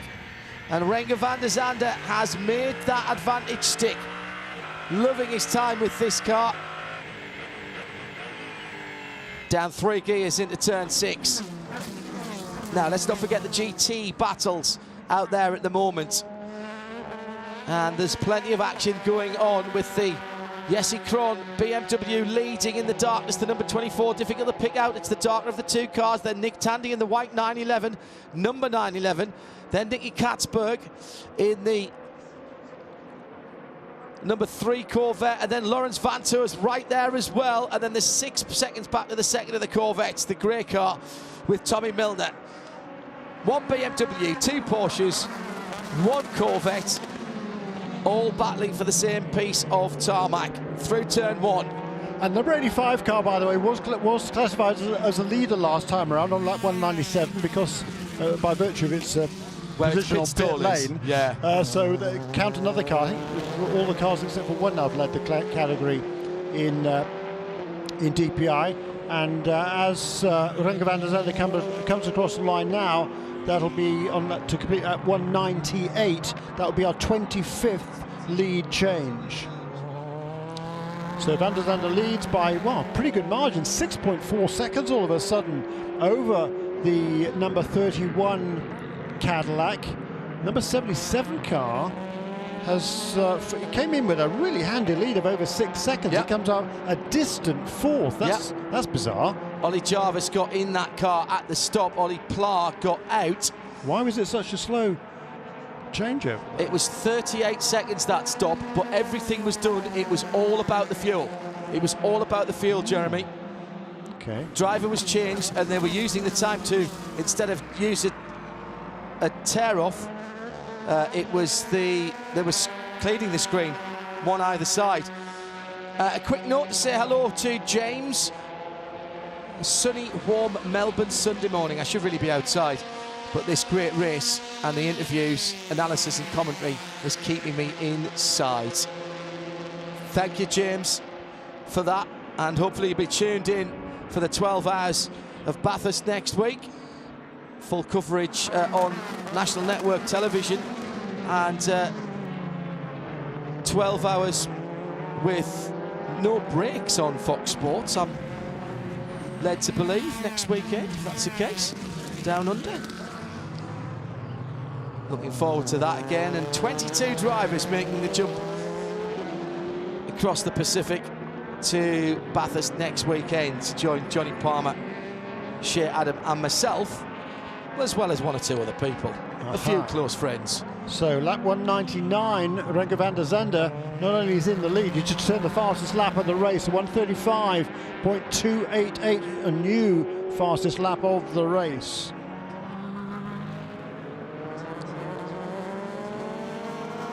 So that's Renke van der Zande, lap 199. And also it's the car's best lap of the race for the number 31 Cadillac in second place, 135.635. Simon Pagenaud in third position, exactly a second slower than that in third place. Corvette carving through traffic. Still this battle rages on in the GT Le Mans category. Corvette ahead of 911. That was a pass. Nicky Katzberg got by Nick Tandy in the traffic. Magnificent stuff from Katzberg, dragged up behind the Porsche and used the cars ahead as a bit of a pick, and managed to make the position going into the bus stop. Let's go down to Joe Bradley in the Master Team Yost pit, where Ollie Pla has just got out, Ollie Jarvis has just got in, and they lost a bit of time at the pit stop there. It was 38 seconds, Joe. Yeah, Oliver, firstly, we were watching that cracking battle you had out on track. You must have really enjoyed that. Yeah, that was fun. But, well, okay, at the moment we are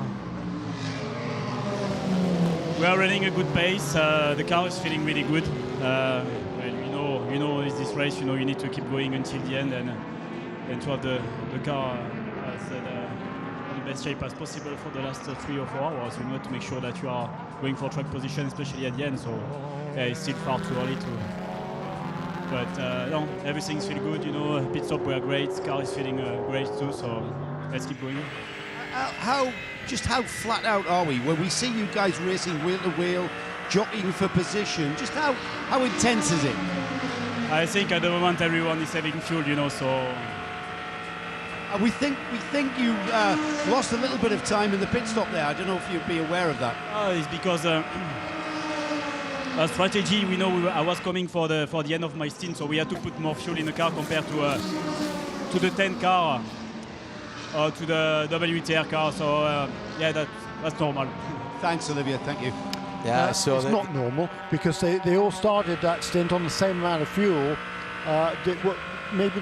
Maybe the number 10 car came in a little bit earlier than was anticipated. Perhaps with the idea of getting out there on a new set of tyres and trying to make up ground before the other guys do. The performance potential. Yeah, so the number 77 car certainly went a couple of laps longer than did number 10. Whoops. Turn 1, and it is the number 10. Jeremy was talking about that. Renke van der Zande, that was our leader, 5 seconds in the lead. He went long in turn 1, didn't panic, just released the steering a little bit, got off the brakes. Renke is pushing that car. There's no doubt about that in my mind at all. Fantastic stuff. Renke doing lap after lap through this traffic, leading the race for the Konica Minolta Wayne Taylor Racing organisation.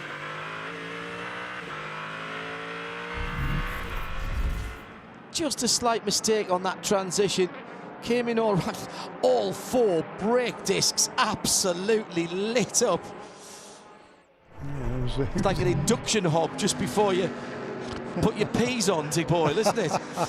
Unbelievable stuff. He was in way too deep. Yes. Oliver Jarvis, his best lap of the race on lap 201. Car number 77, 135.616. Half a minute off the lead and more now, that 77 car, Jeremy. Huh? The 77, 13 seconds off the lead, that 77 car. It's really interesting how, they all came in. The number 77 car had a good lead. Still don't understand why it lost as much ground as it did, because it lost about 15 seconds or more during that round of pit stops. That's not right. Something went awry there for sure. 38 seconds. It was before it moved, and the fuel hose was in all of that time. There was no problem with the driver exchange, so either the fuel hose didn't go on properly to start with, or it took an awful long time to fill. Something like that. No, it must have been the former, I think, because everybody needed pretty much the same amount of fuel within a couple of laps worth, which is only going to be a second or so difference at the most. So